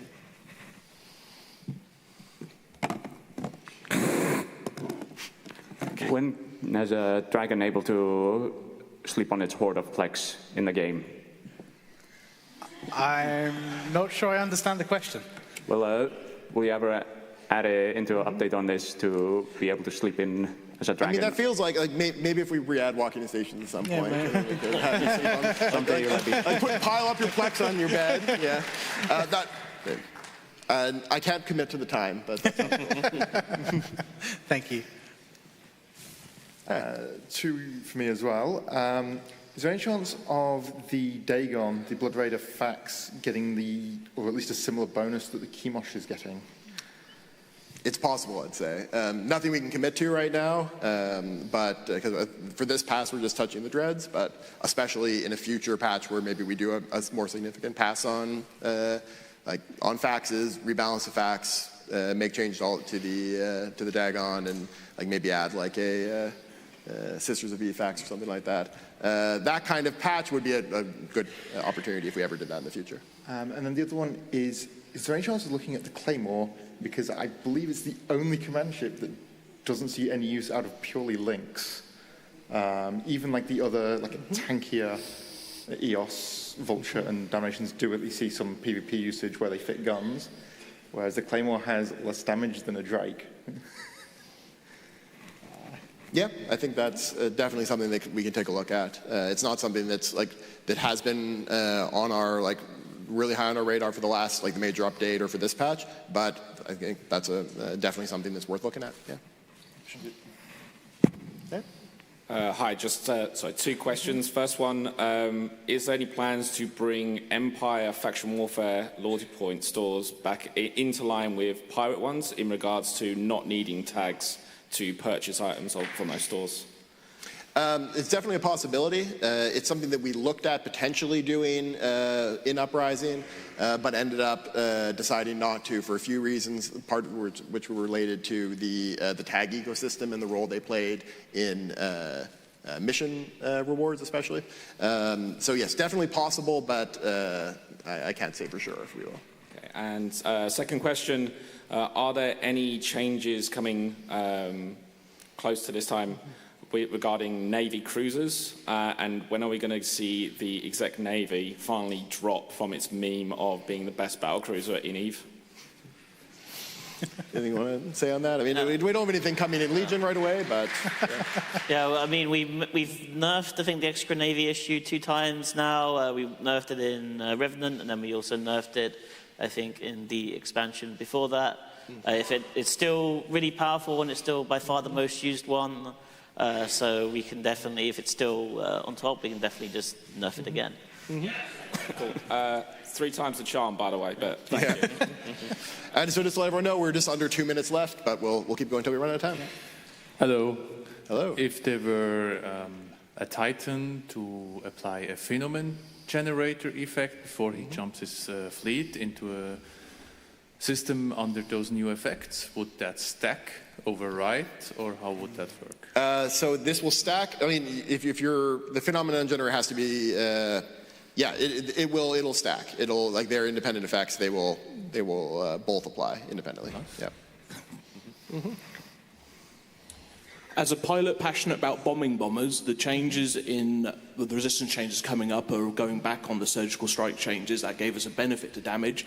Now resistance is going up. Is there any way to look at us to fire more bombs in a wave, reduce the bomb-on-bomb damage? Yeah.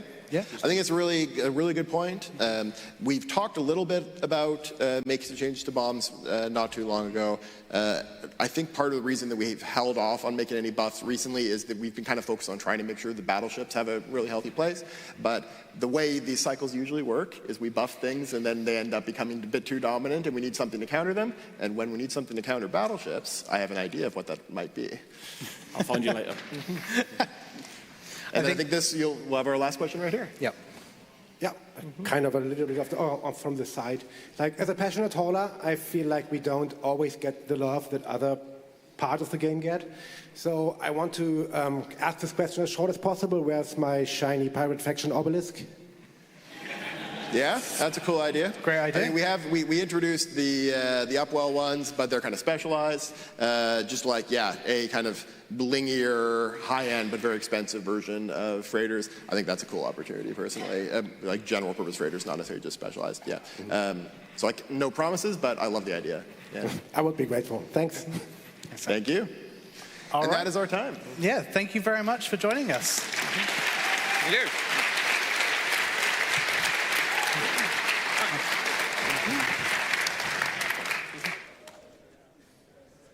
Capsuleers, we are now going to take a short break.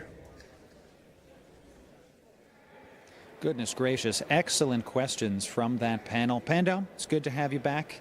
We were just talking about the SOV null upgrades. I was going to say changes, but they're more upgrades. And we can talk about the hacking stuff all day, but we're super intrigued, and I have a list here of the system. I'm going to make sure I said this right. It's good that you have a list, because we didn't have, before that, we didn't have the chance to really look at the details. Yeah. System-wide modifiers. And the one that piqued both of our interest was the electric stability D-scan range. It's a first in the history of EVE that D-scan ever gets touched, right? So, for good reason, though, I think. You were instantly saying, like, why don't we have different D-scans on different ships?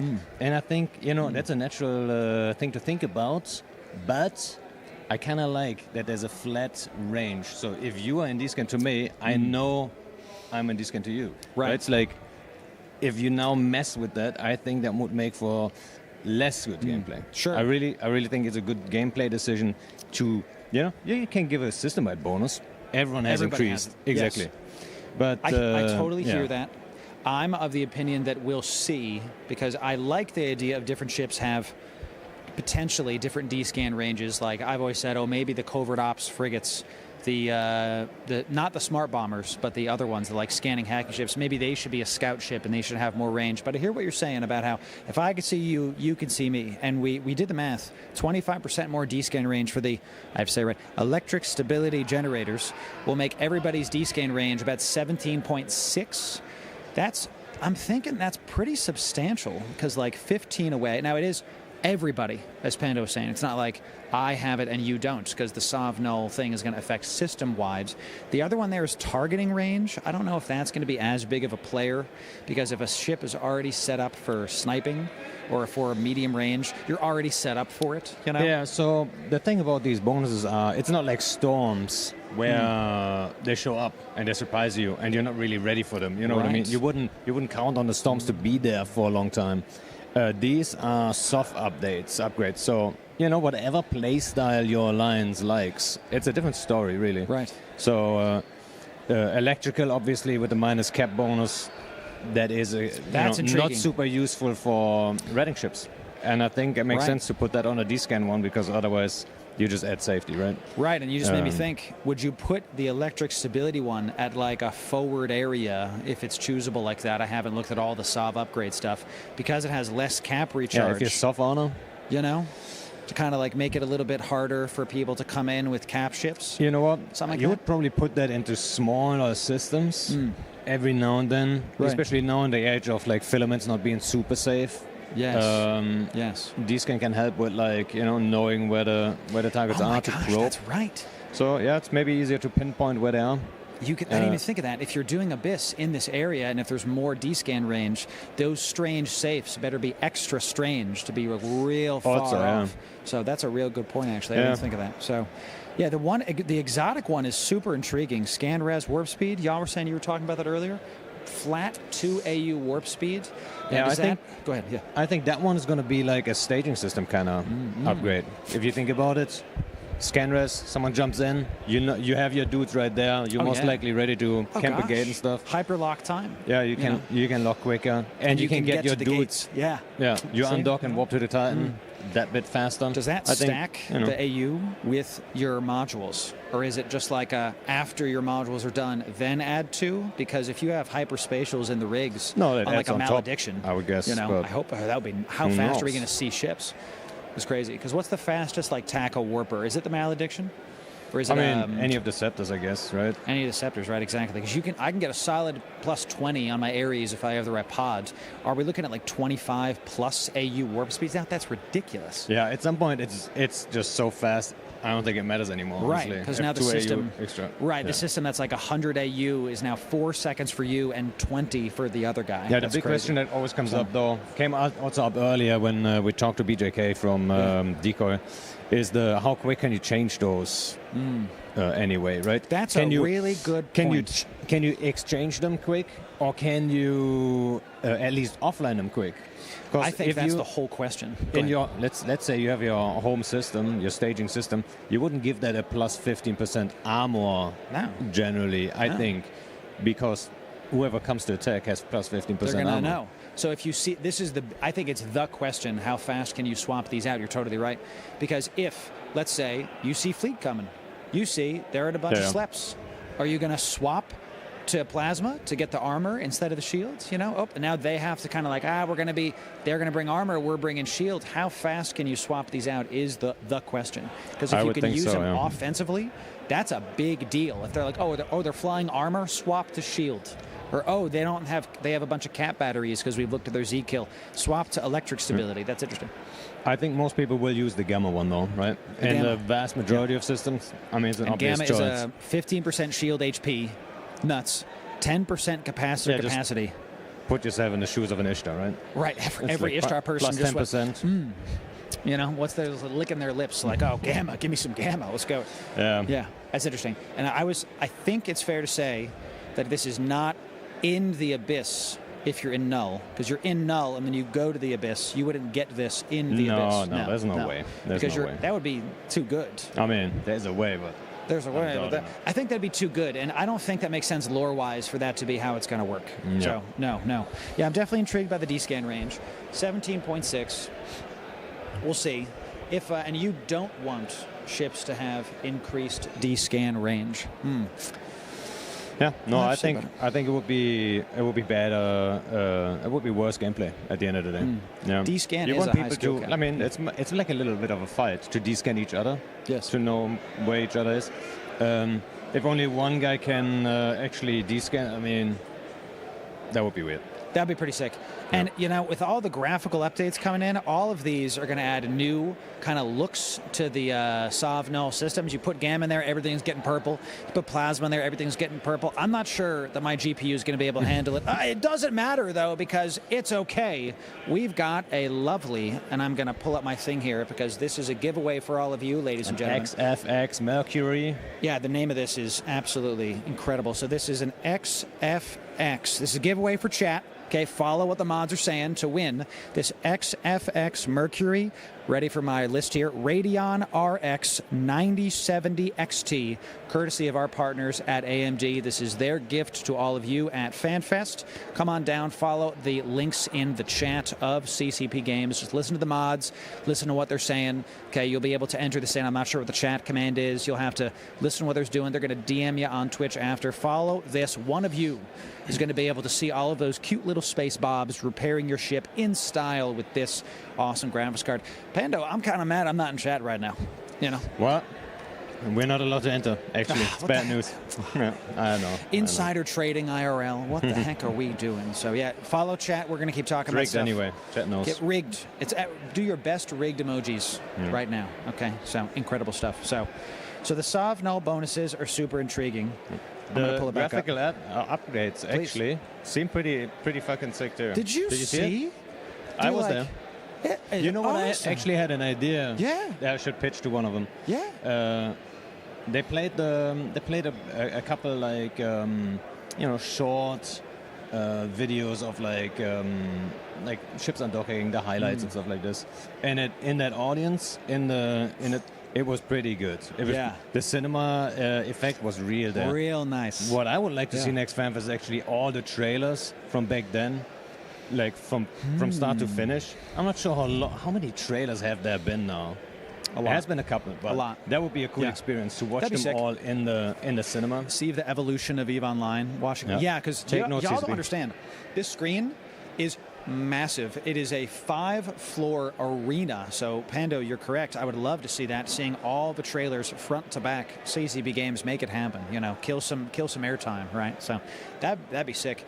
I'm super intrigued to more of the graphical updates that they're going to do because, and I didn't catch the whole thing because I was getting prepped for stuff. If you're low on armor and low on hull, in space, your ship is like on fire and like there's pieces of it coming off. Yeah, we had that in the past. You know? I know they're bringing it back. And they showcase it. It looks really, it looks, I don't know how realistic. I'm not a space scientist, but no, it looks pretty cool. And then when you dock, there's like different. I don't know what the acronym BOB stands for. I missed that part. I think but it's there's a different bit of BOBs. Yeah, it's a space drone thing, but you're right. But they're doing a Bob as a nod to the memes. Okay. All right. Because praise Bob. Right. All right. It's all memes in the end, ladies and gentlemen. That's what I think. So yeah. You dock, and then the BOBs take care of you. They like put out the fire. Yeah, they put out the fire. Like, that's so they cute. repair you. Yeah. They do all kinds of things. I think that was a neat little touch, right? Yes. Another art team W. Right? The art team, y'all, can we get some W's in the chat for the art team? Constantly. They updated the planets. I hope they're sleeping, okay? Because they updated the planets a couple months ago. We got the Bobs flying around, all the system-wide effects, I'm sure, of stuff. Did you see the ships, the cruiser visual updates? Yeah, I already talked about that too. But yeah, obviously, I think the Deimos is my favorite. Oh, yeah. I loved them all. I have to go back and like look at them to see which one's my favorite. I haven't decided yet because they're all so freaking good looking. I just like that the game is continuing to evolve from a visual standpoint. We've talked about that a lot with the partners, that in order to attract, call it new people to play EVE, it has to be visually appealing to the current generation. I think that's a broad stroke enough. So, got to keep updating stuff. It has to look the part of a modern game, obviously. And I think they're always... right? I mean, historically, they've always done a great job at keeping up. Right? Oh, yeah. They've always done that. Yeah. So, and if you want your ships to look best, enter this giveaway in chat. Listen to the moderators. They'll figure you out. Do whatever that says in chat. The mods will spam the command. You can win this, and I'm going to say it wrong again, the XFX Pro 9070 Radeon XT, courtesy of our partners at AMD. Thanks, AMD and AMDW, for giving this to FanFest. They like EVE. Do people at AMD play EVE? They're smart. They must. I think so. I think that's fair to say. So thanks, AMD, for that. So, well, we got a couple more minutes doing stuff. I'm super intrigued, mainly, about the fact that the devs are smart enough to understand that maybe we don't have time to look at the animations of the ships in station that are on fire. If I'm in a battle and I dock up, heal myself and leave, I don't have to wait for the animations, I don't have to sit there and watch the Bobs put out the fire. It's a choice. So it's a choice, And were they saying it was both armor and hull, or was it just hull? I didn't catch that part. I'm not sure. I actually don't know. It looked to me like it was both, though. Because I saw the whole thing. Yeah. So you see armor damage on the outside. You don't see hull damage, I believe. It's only the fires, right? So the fires are being taken out, but there was also report bots. So I'm assuming it's just, if it's hull damage, it's putting out the fires. If it's armor damage, then there's the armor repair bots coming out. Our game's looking better and better. Awesome stuff. Yeah, we were talking a lot about the Baba Roga and the Sarathiel. How do you think that those ships will affect the current meta of ships, do you think that they will shake up what we continue to take out, please? No, I don't think so. You don't think so? They're very niche. I gotta be. These are niche ships. Very niche. Yeah. I mean, Marauders have already been there. There's plenty of dreads, but it's still they're cool enough for people to say like, I want one of those. Oh yeah, I do. They might be niche. They might be a little bit specialized. But a meta change, no, that's different. I don't think so. You I would think need that's very a whole fair. new ship type for meta change. Oh yeah, it's hard to achieve. Maybe drifter ships next time. I was kind of disappointed. Is not the right word. I was surprised that we did not get drifter-themed ships because we've been doing drifter content for months. So then to get a trig ship and an angel ship, I understand. They're good looking. I'm not complaining. I am surprised though that we didn't get something drifter themed. Maybe in the future. You know? Yeah, I just wouldn't know what they like. How strong would they be if you get anywhere close to what the drifters in space do right now? Right. So, no. You don't want a DD on a cruiser, you know. Yeah. And then you need a whole new damage or like weapon system, and I think the variety is all right. I think so. And after we saw I've said this, that maybe if we got drifter ships, they would be like a defensive one-off module, like maybe they're overshields that we could use. That would be kind of cool because we got the Cenotaph and the Tholos; those are offensive. But I also like these new ships aren't necessarily giving us a new weapon type with the Sarathiel and the, I keep wanting to say Baba Yaga with the John Wick ship. Okay, it's just a bigger version of the already existing things. That'll call it the meta, call it the market, everything kind of chill for a little bit before we get a new tool. Because the Cenotaph and the Tholos. Are you using these ships a lot? Are they kind of like mid-tier in your opinion? I've used them quite a bit, actually, yeah. Someone gave me a stack of Cenotaphs. Shout out to... How much is a stack? Shiny Boy. Like 5 or like... I think he gave me 12. Listen, whoever that was, I want to be your friend. Yeah. I want to know you. Okay, just come on down. I'd like a stack. Just randomly. Gave me 12 Cenotaphs. He also gave me 23 golems. I don't know why. Listen. And then someone else came in, gave me 40 of them. But it's incredible. Some people play those are all dead. I'm just saying. Different all than the you and golems me. already dead. I get the Cenotaph skill too. Don't worry. Incredible. Right?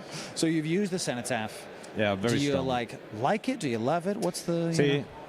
For what I do, because I'm streaming it live, it's hard to really use the strengths of it. Which is obviously you're cloaky, you're sneaky, you show up when you need it. But when I'm sitting in that anyway, everyone knows I'm going to show up. It's a real tricky to use. I had some really good fights with it though. Even though I was streaming it live, still people underestimate how much tank you can actually get out of it. Yeah, it profits a lot from bling, right? So yes, if you have deep pockets, which luckily I have. You can really make some use of it.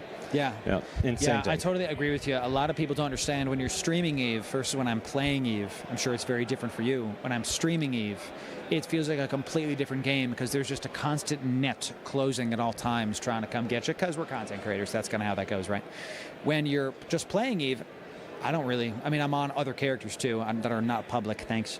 I don't really feel that net. I can go on cloaky ships, go on adventures without having to worry about stuff. But right, the Cenotaph is a covert ops cloak.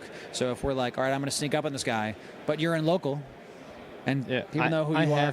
I have tried to outsource it, put someone else in the ship, right? Ooh, yeah. And it worked. It worked. Right. But yeah, you're absolutely right. Are you using the Tholos at all, or is that like a... Dude, yeah, we talked about that also yesterday. Yes. Came up there too. I've used it, and the last couple of times it didn't work out. I gotta be honest. It feels so... But I had some insanely good fights with it too. Okay, I'm worried about how easy it is to kill. It is a destroyer. Yeah. Which you would expect destroyers are easy to kill, but it's a dot ship, damage over time. So you have to stay alive. For a destroyer, it's very tanky though. Yeah. Okay. Fair. That's true. Yeah. Right. For a destroyer, right? Because we always had to put it into perspective. So I got to use the Tholos more. I've used the Cenotaph only a couple times, and every time I'm like, first of all, I just love flying the ship. But it's just a fun ship to fly. Yeah. Not surprisingly, it's very similar in that regards with the Cenotaph. In you profit a lot from bling. So if you spend a lot, you get a lot. Yes. And I feel like the Tholos, you almost have to. Because if you only T2 fit it, it's not going to get quite there. I mean, the base hull is already so expensive. I wouldn't T2. At this point, it's not that crazy, right? So, yeah. Okay. Well, you know, these are ships that we always want to try out the new ships and see what's up, to see if there's like meta shakers. And in this final couple minutes that we're going, what favorite ship are you using right now, Panda? What ships are you rolling around with? Do you have like a main like that's my ship? You know, a singular ship, not so much, honestly. I like a small 5-man gang, and then if you have a good synergy with them, let's say, I mean, not necessarily armor control comps. That's maybe a little bit more like the 10-man gangs. Sure. But let's say Tholos Draugr is a good duo.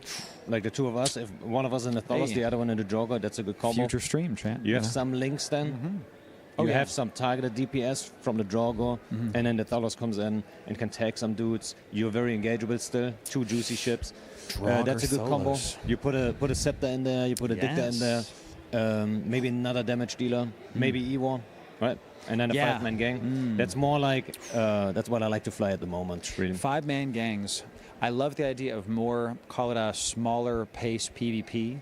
We have this discussion a lot when we talk to Crash Naps and the other partners about like how the sites are structured and what kind of ships should you bring. If the people out there are trying to get into more small gang PvP, what kind of content, where should they go in space? What do you recommend for people that are aspiring PvP enjoyers? As a small gang, like 5 guys, I would say like probably is a decent region lately.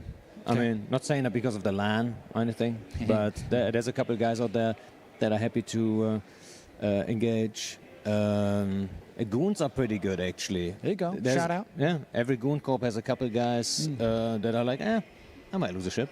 I'll just whoop in. Yeah. Sick. You might get blocked too, of course. Of course. But, yeah. It's no. And yeah, if you're a beginner, you would take something cheaper anyway. So you actually, who cares? So you can practice. That is a good point, actually. The ships are MO, and if you're brand new, I don't recommend hopping into Tholos, hopping into Draugr. These are hundreds of millions of ISK. Hop into something like a Tech 1, Tech 2, something, and just call it a day. You don't need to go spend a bunch of money. Rupture. Okay. Getting it buffed. Easy. Yeah. I would like people to go definitely check out Faction Warfare 2. Those smaller sites that limit the amount of ships that come in and the kind of ships that come in. I think it's a really good way to get into PvP and to like start practicing, because it's in a way that you're not going to get blobbed on site. You're not going to have a Sino get lit on a like advanced -5. You're probably right. Yeah, because you can definitely go into nullsec and you will get those great experiences. So, but not in Faction Warfare, I think is a good idea to like start. So yeah. I've never been a Faction Warfare guy, honestly. No, I tried it obviously. Sure. When a big patch came, I gave it a good shot, just to check it out. EVE's too big. You can't do it all. No, that's also true. Yeah. You don't have to. It's one of the best things about EVE, is that there's so much to do. You don't have to do it. Originally, I did start at Faction Warfare. When it first got introduced to the game, that's when I started PvP. Yeah. Actually, like proper PvP, Before that, we had like maybe a high-sec war with all the little group there. I don't even remember. War deck, how dare you? But yeah, proper PvP started in Faction Warfare for me, right? So I'm assuming that's still the case for some newer players. Okay. Looking to get in there. That's a good point. Well, in this last minute we got, the last change I would love to talk about is Metanox moon drills. You can now take them over. You can literally, you don't have to worry about defending them. You do have to worry about defending them more, because the opponents can now literally claim them. Do you think this is going to change stuff? It's going to be some kind of meta shift? What's up? I think there's not a whole lot of Metanoxes dying right now. It's not enough activity, but maybe it's going to increase it a little bit, because people are thinking, if I kill it, at least I don't have to buy a new one. Okay, gotcha. Y'all, I was going to give my answer, but they're telling me it's time to go to the main stage. We'll talk to y'all soon. Thanks very much. Thanks, Panda. Thanks. Yeah. Thanks.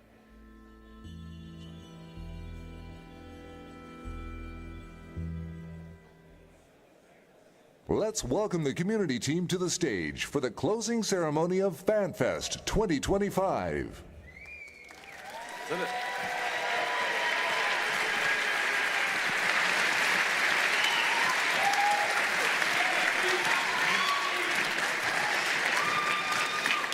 Hello, Fanfest! How you all doing? Yes. Hello, everybody. I am CCP Jötunn, joined alongside CCP Thunder Daddy. Oh, thank you. Yes. I mean, oh my God, here we are. Look at us. This is great. It's fantastic. It is fantastic. Now, I want you guys to know ahead of time, the CCP Swift made an example of me in the opening ceremony. I had never been to Fanfest before, not as a player, not ever once. And in 2023, I desperately wanted to go to Fanfest and couldn't because of a work obligation, and that sucked. And I got to see all the pictures of everybody having fun, and I'm just sitting at home like a bum, and that was not fun. So that day I said, as God is my witness, I will never miss Fanfest again. And now it is a work obligation. It's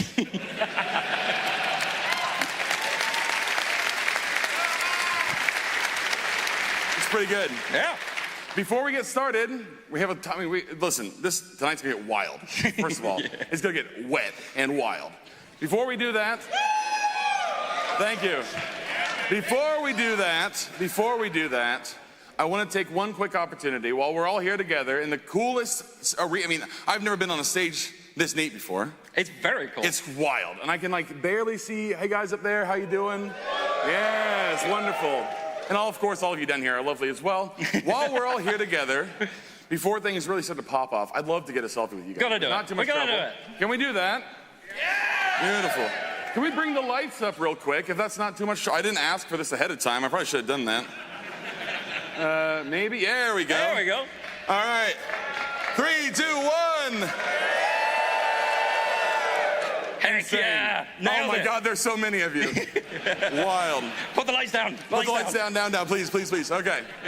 All right, so, CCP Zelus. Yes. It's been a wild week. It has been. Day one was huge. Yeah. In fact, we actually made a video of day one. You guys have probably seen it. We're gonna go ahead and play it right here. Yeah, this, indeed. Oh yeah.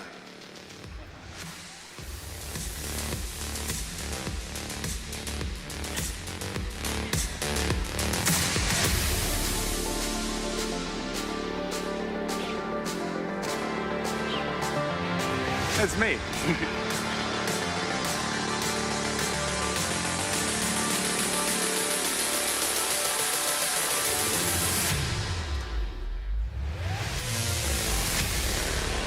Nice. Hell yeah. Let's go, dude. I know that guy. I know that guy too. I see him every day when I glimpse into the dark future. Oh, yeah. Yeah, I mean, it's been a hell of a fan fest. CCP Zelus. We're back at the Harper again. We are back at Harper. Let's hear it for the Harper. Come on. What a venue. It looks like a spaceship. Let's be honest. I don't know if you guys noticed, this is a sign note. We did this on the outside of the Harper. It'll probably be up tonight too. When you go outside, when it gets dark at like 2 in the morning, you're gonna see the side of Harper. It looks beautiful, by the way. And shout out to everybody who put it together. And honestly, we don't, this is not in the script, but we need to do this. Thank you so much, everybody here at Harpa who has worked hard over the last 3-4 days, the week ahead of time.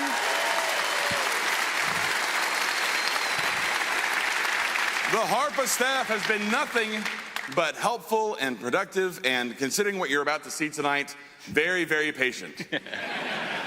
But of course, it's not just the Harper stuff. No, it's not. It's our wonderful EVE volunteers, or also known as EVE-teers? Volunteers, I believe. Volunteers, yes.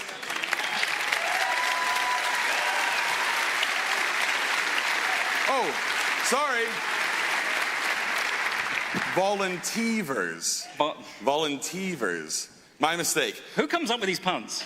They did, apparently. Oh, this is their name for themselves. Okay. Don't you look like an asshole? Yeah. Huh?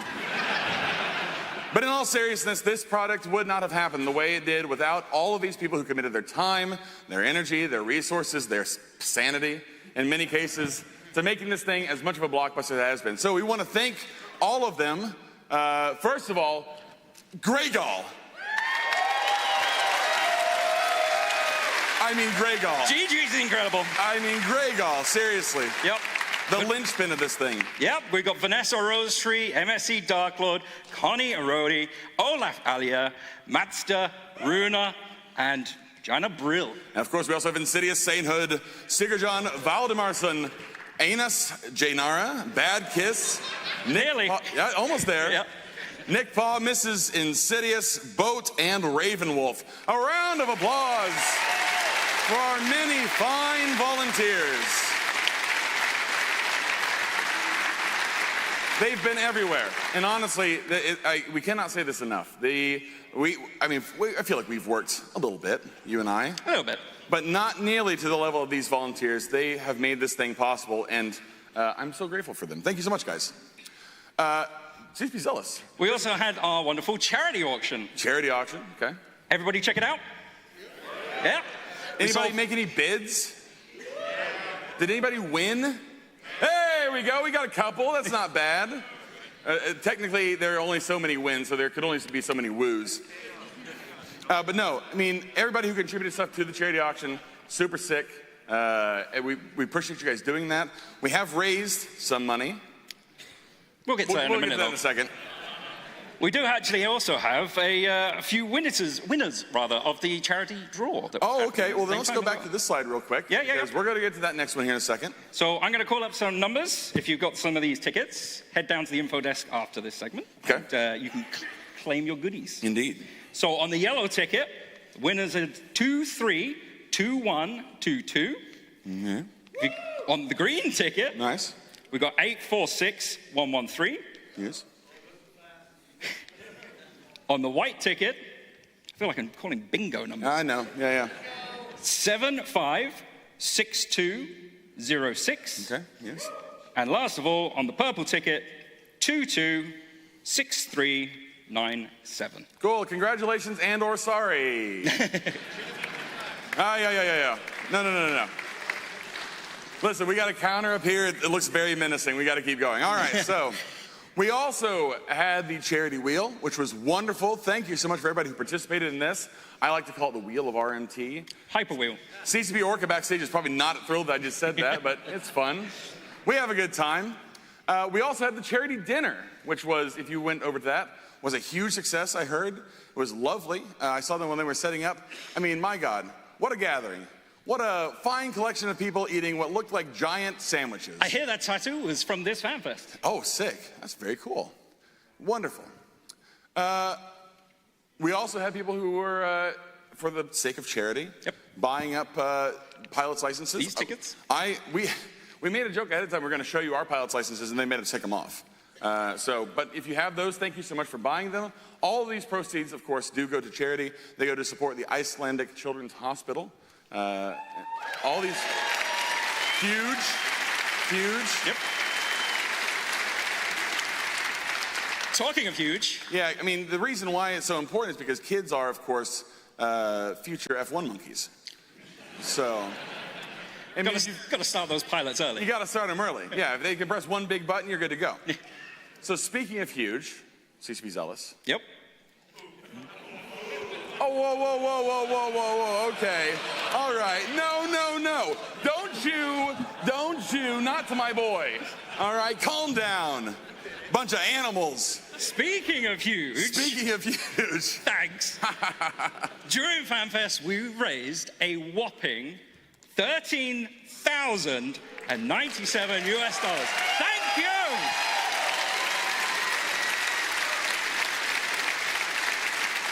It's honestly insane. It's insane. But there was other stuff going on too. CCP Zelus, we also had this event.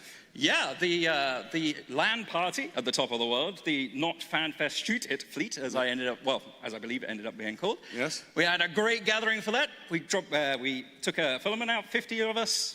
It was great. Awesome. I love this Blasted. picture. Yeah, so many happy, smiling faces. Then you've got Panda in the back just mean mugging. Just very stoic. You said not to use the... Yeah, well, I mean, what can you do? Yeah, this is a rough one. But, I mean, it was a lot of fun. We also had different styles of PvP happening. Yep. We had player versus board. PV. I'll work on that one. PvP. Board. You're really good at acronyms. All right, anyway. The War for New Eden tournament went on. It was wonderful, by all accounts. I saw people there every time I walked by, so that was sick. I don't know if I've ever sat down and played any game for that long, but shout out to those guys. And there was also other kinds of PvP as well. Well, thankfully there wasn't any, real PvP. Yeah. Heaven forbid you get hit by a Kumak. Yeah, no thank you. I'm good. Yeah. And of course, there was some others.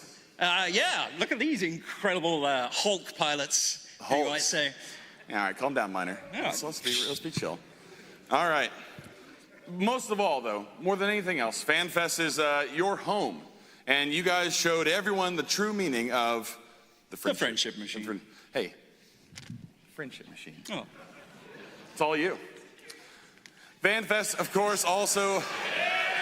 Yes. The cat ears contingent. Yes. Yep. FanFest would not be possible without our ample supply of cat ears, and other ears as well, for the record, or full suits in some cases. Yeah. Hell yeah.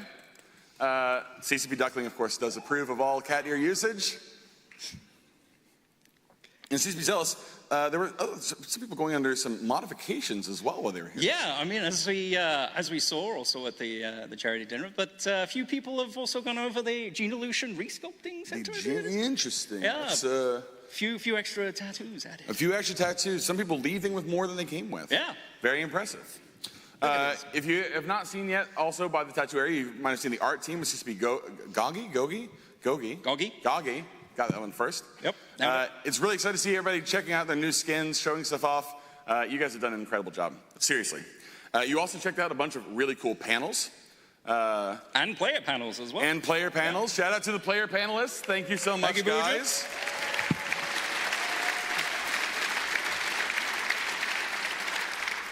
I mean, these guys, the work they put in is phenomenal. And to get up on this stage and many other stages in here and risk the ire of these people. Yep. I mean, insane. You know what I mean by these people. Yeah. And they also, players were out there getting swag to decorate. For the Battle Cave? Battle Cave. Apparently so CCP Swift made this presentation, and we saw it like 20 minutes ago. And he wrote down Battle Cave. Cool, very cool. CCP Swift, born in 1960. Love that for us. I've got a battle station, but I haven't got a cave yet. Yes. I need to like Batman persona or something. I think, yeah. We also did other stuff. I mean, we had some fleets. You guys needed a little bit of help being anchored. You can see the anchor right over here. It's this fellow right there. That's little old me. Fleets were good. And, I mean, look at this. Look at this. Isn't that sick? We went down to the monument. We were blessed by Max Singularity himself. Currently, the only living pope. The only living pope.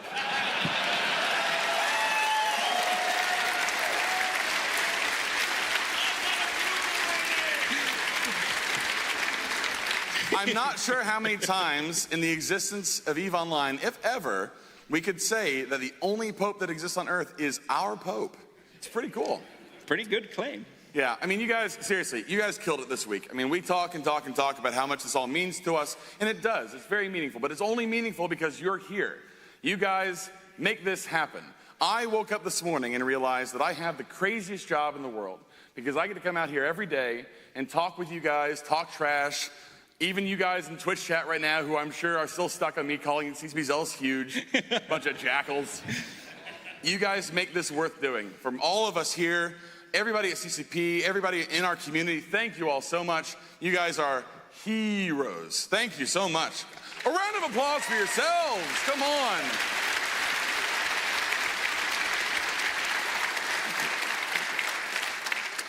But we also have some stuff to give back to you. Yeah, we were blessed with some very fortunate sponsors this year that also gave us some fantastic AMD 9070 XTs. Oh my God. Yeah. If you were up in the leaderboards room, there was a little challenge going in there which had a pair of these for the winners. Okay. Yeah, I got some names. I got some names here for the people that came top, and believe it or not, there was only one group that actually managed to complete the challenge completely. Okay. All right. Whoa, boy. Which was Iter and Meridithor. Okay. If you come and find me at the AT Monument afterwards, I'll come give you your wonderful graphics. Shout out to everybody who's getting new graphics cards. Yep. Let's go.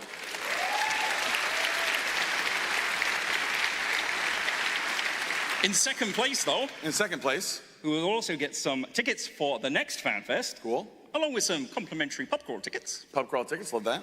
Was Stoish and Damasus Kadesh. Wonderful, thank you.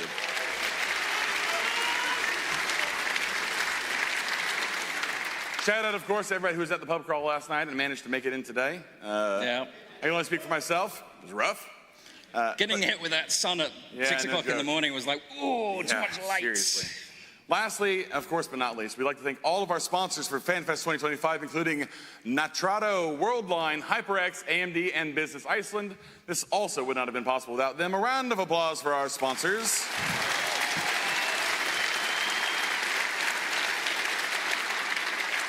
Now, CCP Zelus. Yes. I feel like we've yapped nearly enough. We have. I promised them Wet and Wild. Oh, well, that's a big promise. It is a big promise. Yeah. But we're here tonight. We're going to have our party at the top of the world here in a couple of hours. We're really going to kick things off, or end things, I guess, with a bang. A proper bang. But before we do that, we have one more bang to offer you. And in order to present...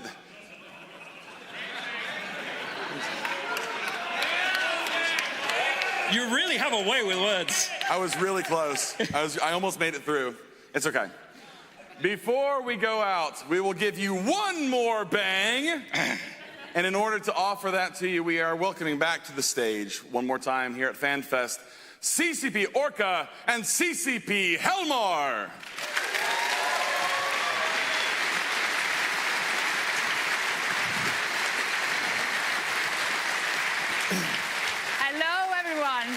What an amazing FanFest this has been. The future is bright. We're going to go over some of the highlights we've unpacked this weekend, starting, of course, with EVE Legion coming to all of you on the 27th of May.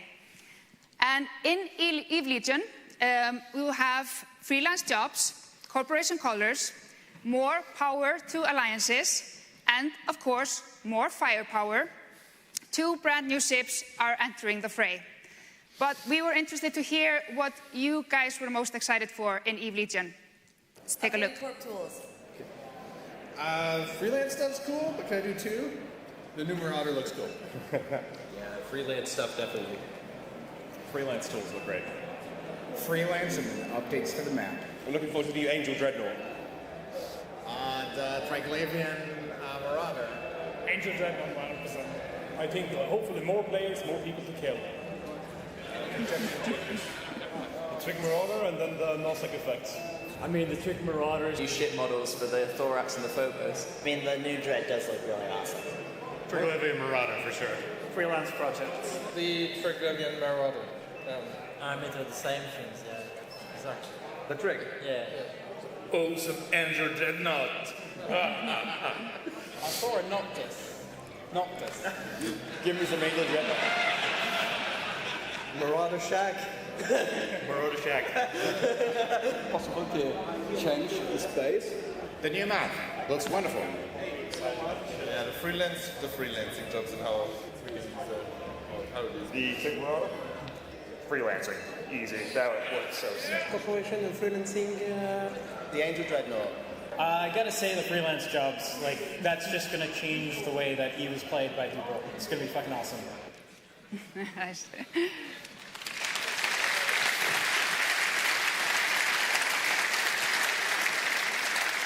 What about you guys? What are you most excited for? Let me hear it. Being here. Being here, yeah? Yeah. It's good. I hear you all agree. It's very good. Very good.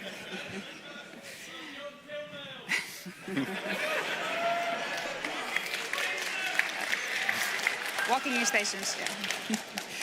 All right, we covered more stuff. So we had EVE Frontier debuting here at FanFest this year. And the journey there is only just beginning. We will have more news to share very soon. So stay tuned for these showcases in this summer. And for EVE Galaxy Conquest, we will have Season 4 starting at the end of May. And we had EVE Vanguard demoing here. Yeah, you liked it? Yeah? Very cool. And we will have the Nemesis event on the 16th of September, which will be the last chance to play the build before early access, which will happen summer 2026.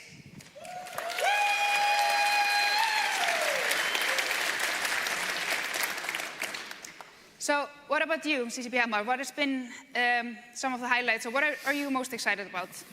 Well, I really love the pop crawl, non-sarcastically.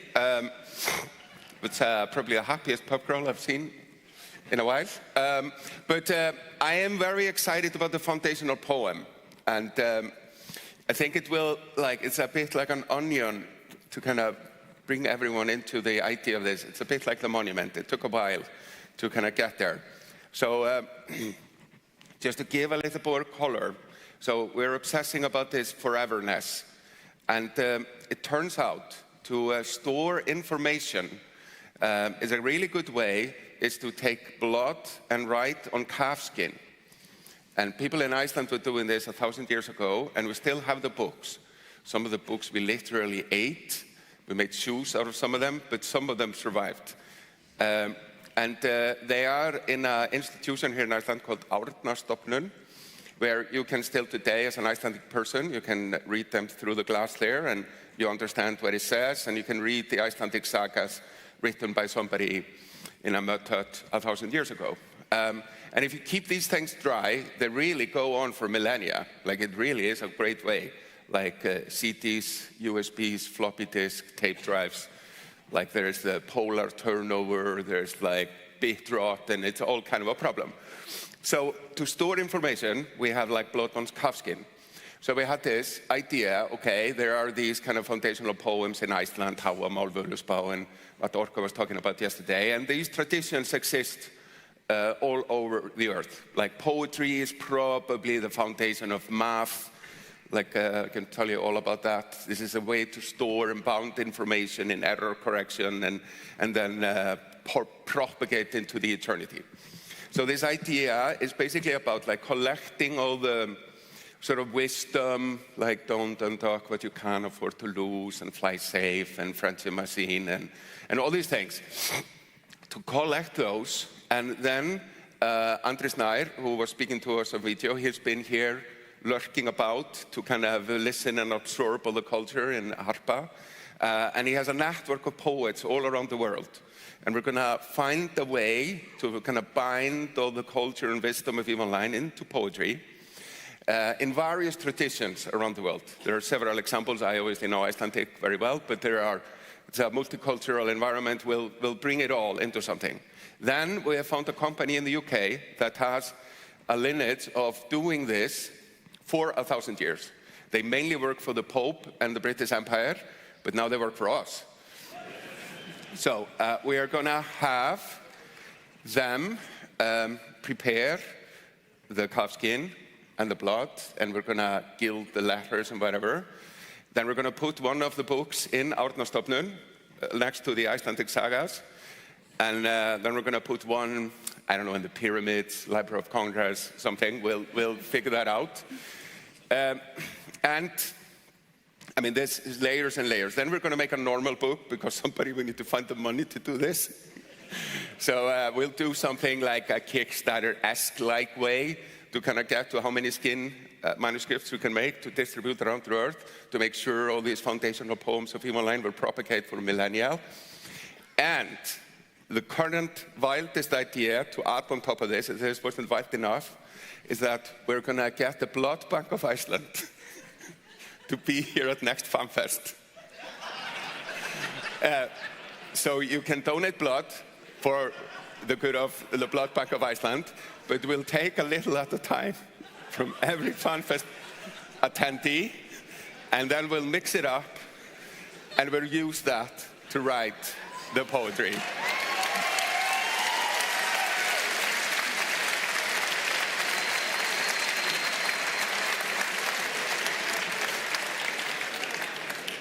So if this additional layer makes it through the eye of the needle, you don't want to miss next Fanfest.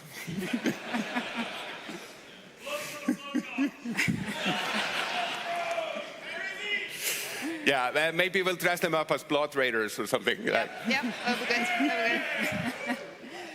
All right, I see it's easy to get excited about this. Yeah, yes.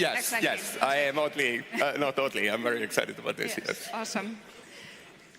All right, so speaking of slightly weird things, we at CCP have this long-standing tradition, as I was talking about yesterday in the keynote, of rewarding those that have stood the test of time for 10 years or more with a sword. Hellmar, how long have you been with CCP? Well, I have now been at CCP as of March for 25 years. And here is a sword from 2020. I picked a bigger sword, because why not? I mean, this idea with these swords is like many things. It's very, I don't know if it's embarrassing or not, but it's very self-centered. I just really wanted one of those swords. So, and I was like Reynir and Ivar, who found CCP slightly ahead of me joining, they were turning 10 years, and I was thinking, you really should do something for them. Like, give them awards. Yeah, but who wants awards, really? I'll give them a sword. Then 3 years later, I will get one. That's the story. Yeah. Yeah, and we have the Alliance Tournament sword ceremony. So rewarding the Alliance, not the tournament, sorry, the alliances that have stood the test of times and have been with us for 10 years or more and have attendance here in the audience. So give a shout out to those alliances.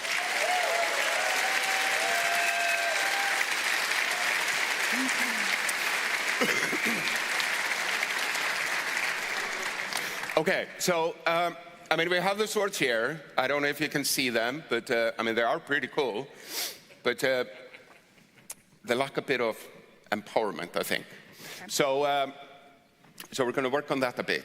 So if I can remove the cloth, the table. Oh. So first we have to start by recognizing CCP Orca for her first 10 years at CCP. Oh, thank you. Yeah, nice. Very welcome.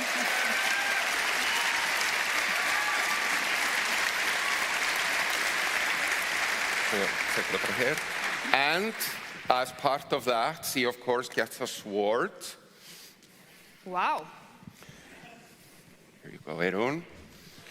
Thank you.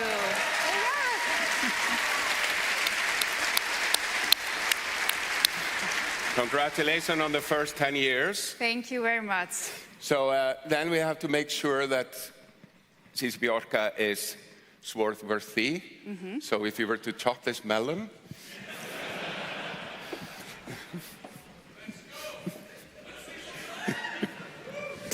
Yep, it works. Here we go. Again. Again. You can do it. Yeah. Yep. Here we go. All right.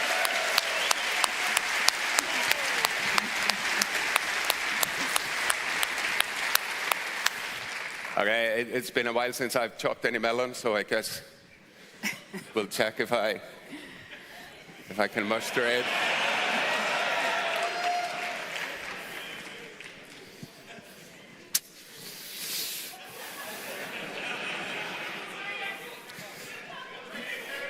This sword has seen many melons. Oh.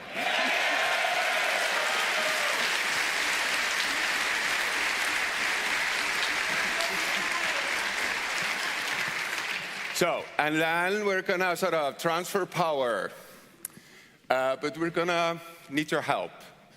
So, Orca, if we hold it like this somehow. Yep. So, now we're gonna read out the first poem in the poetry book, and we're gonna start. So, listen thou shalt to the tale of Eve, the coming of Titans and the birth of Steve. Read with us. The ringing of rocks, the clouds, the moons, the battle of brothers, badgers, and goons. Woo!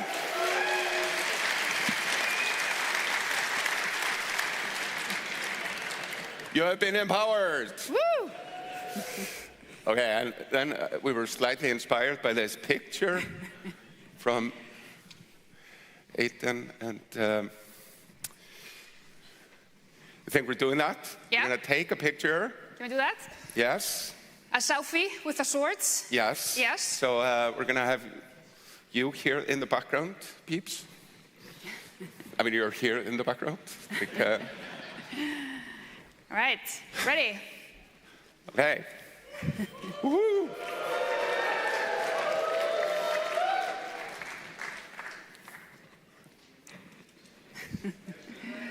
Woo! Thank you.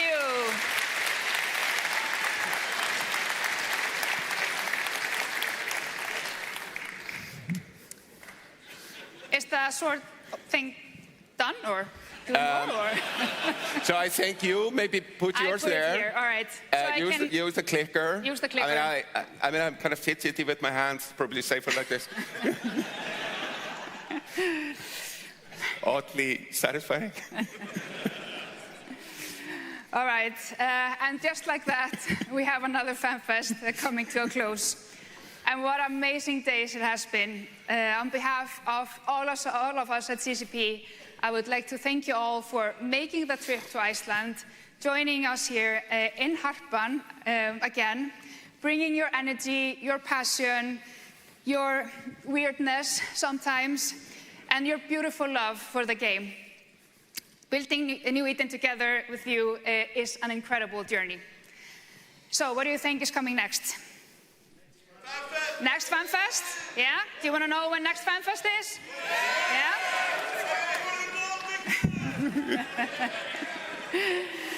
All right.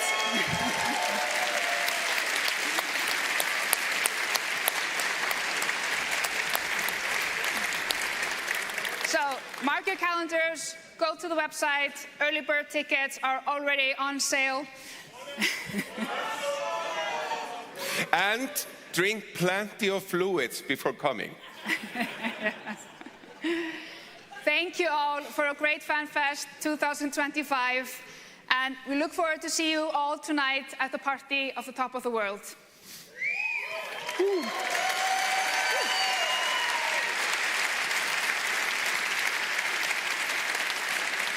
See you all there, right? Yeah, I'm just going to try one thing, like, EVE forever!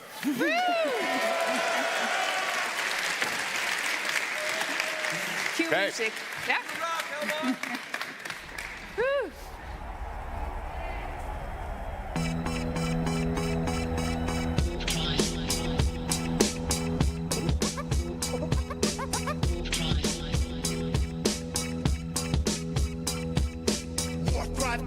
Cargo hold packed with big fat lyrical bombs. I'm the captain of the best ship in the universe. It was built by my space friends around the world. The friendship takes me where I need to go. It can fly super fast or bounce really slow. It's got a lot of room for my homies in the back. It's a fact I can dance all alone to this track. That's why we fly.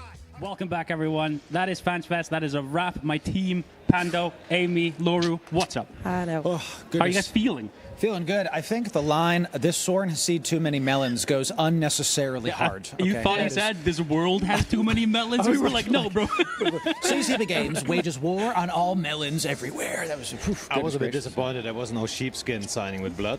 I don't know. Yeah. I think you were saying next year. Oh, next year. Next year. Okay. 2026. Yes. Yeah. Everybody has put it on in calendars. We'll figure it out. Sweet. Okay. You know? Yeah. We do have a date for next year. Not a year and a half, 18 months. It's going to be 1 year from now. Love it's going to be again around this time of year. This weather. Beautiful. The sunshine. Sunshine, hopefully. You never know. It could be like Sanskrit third winter at this time, but we got real lucky. Yes. Pando, how has this weekend and this week been for you? At first, pretty exhausting.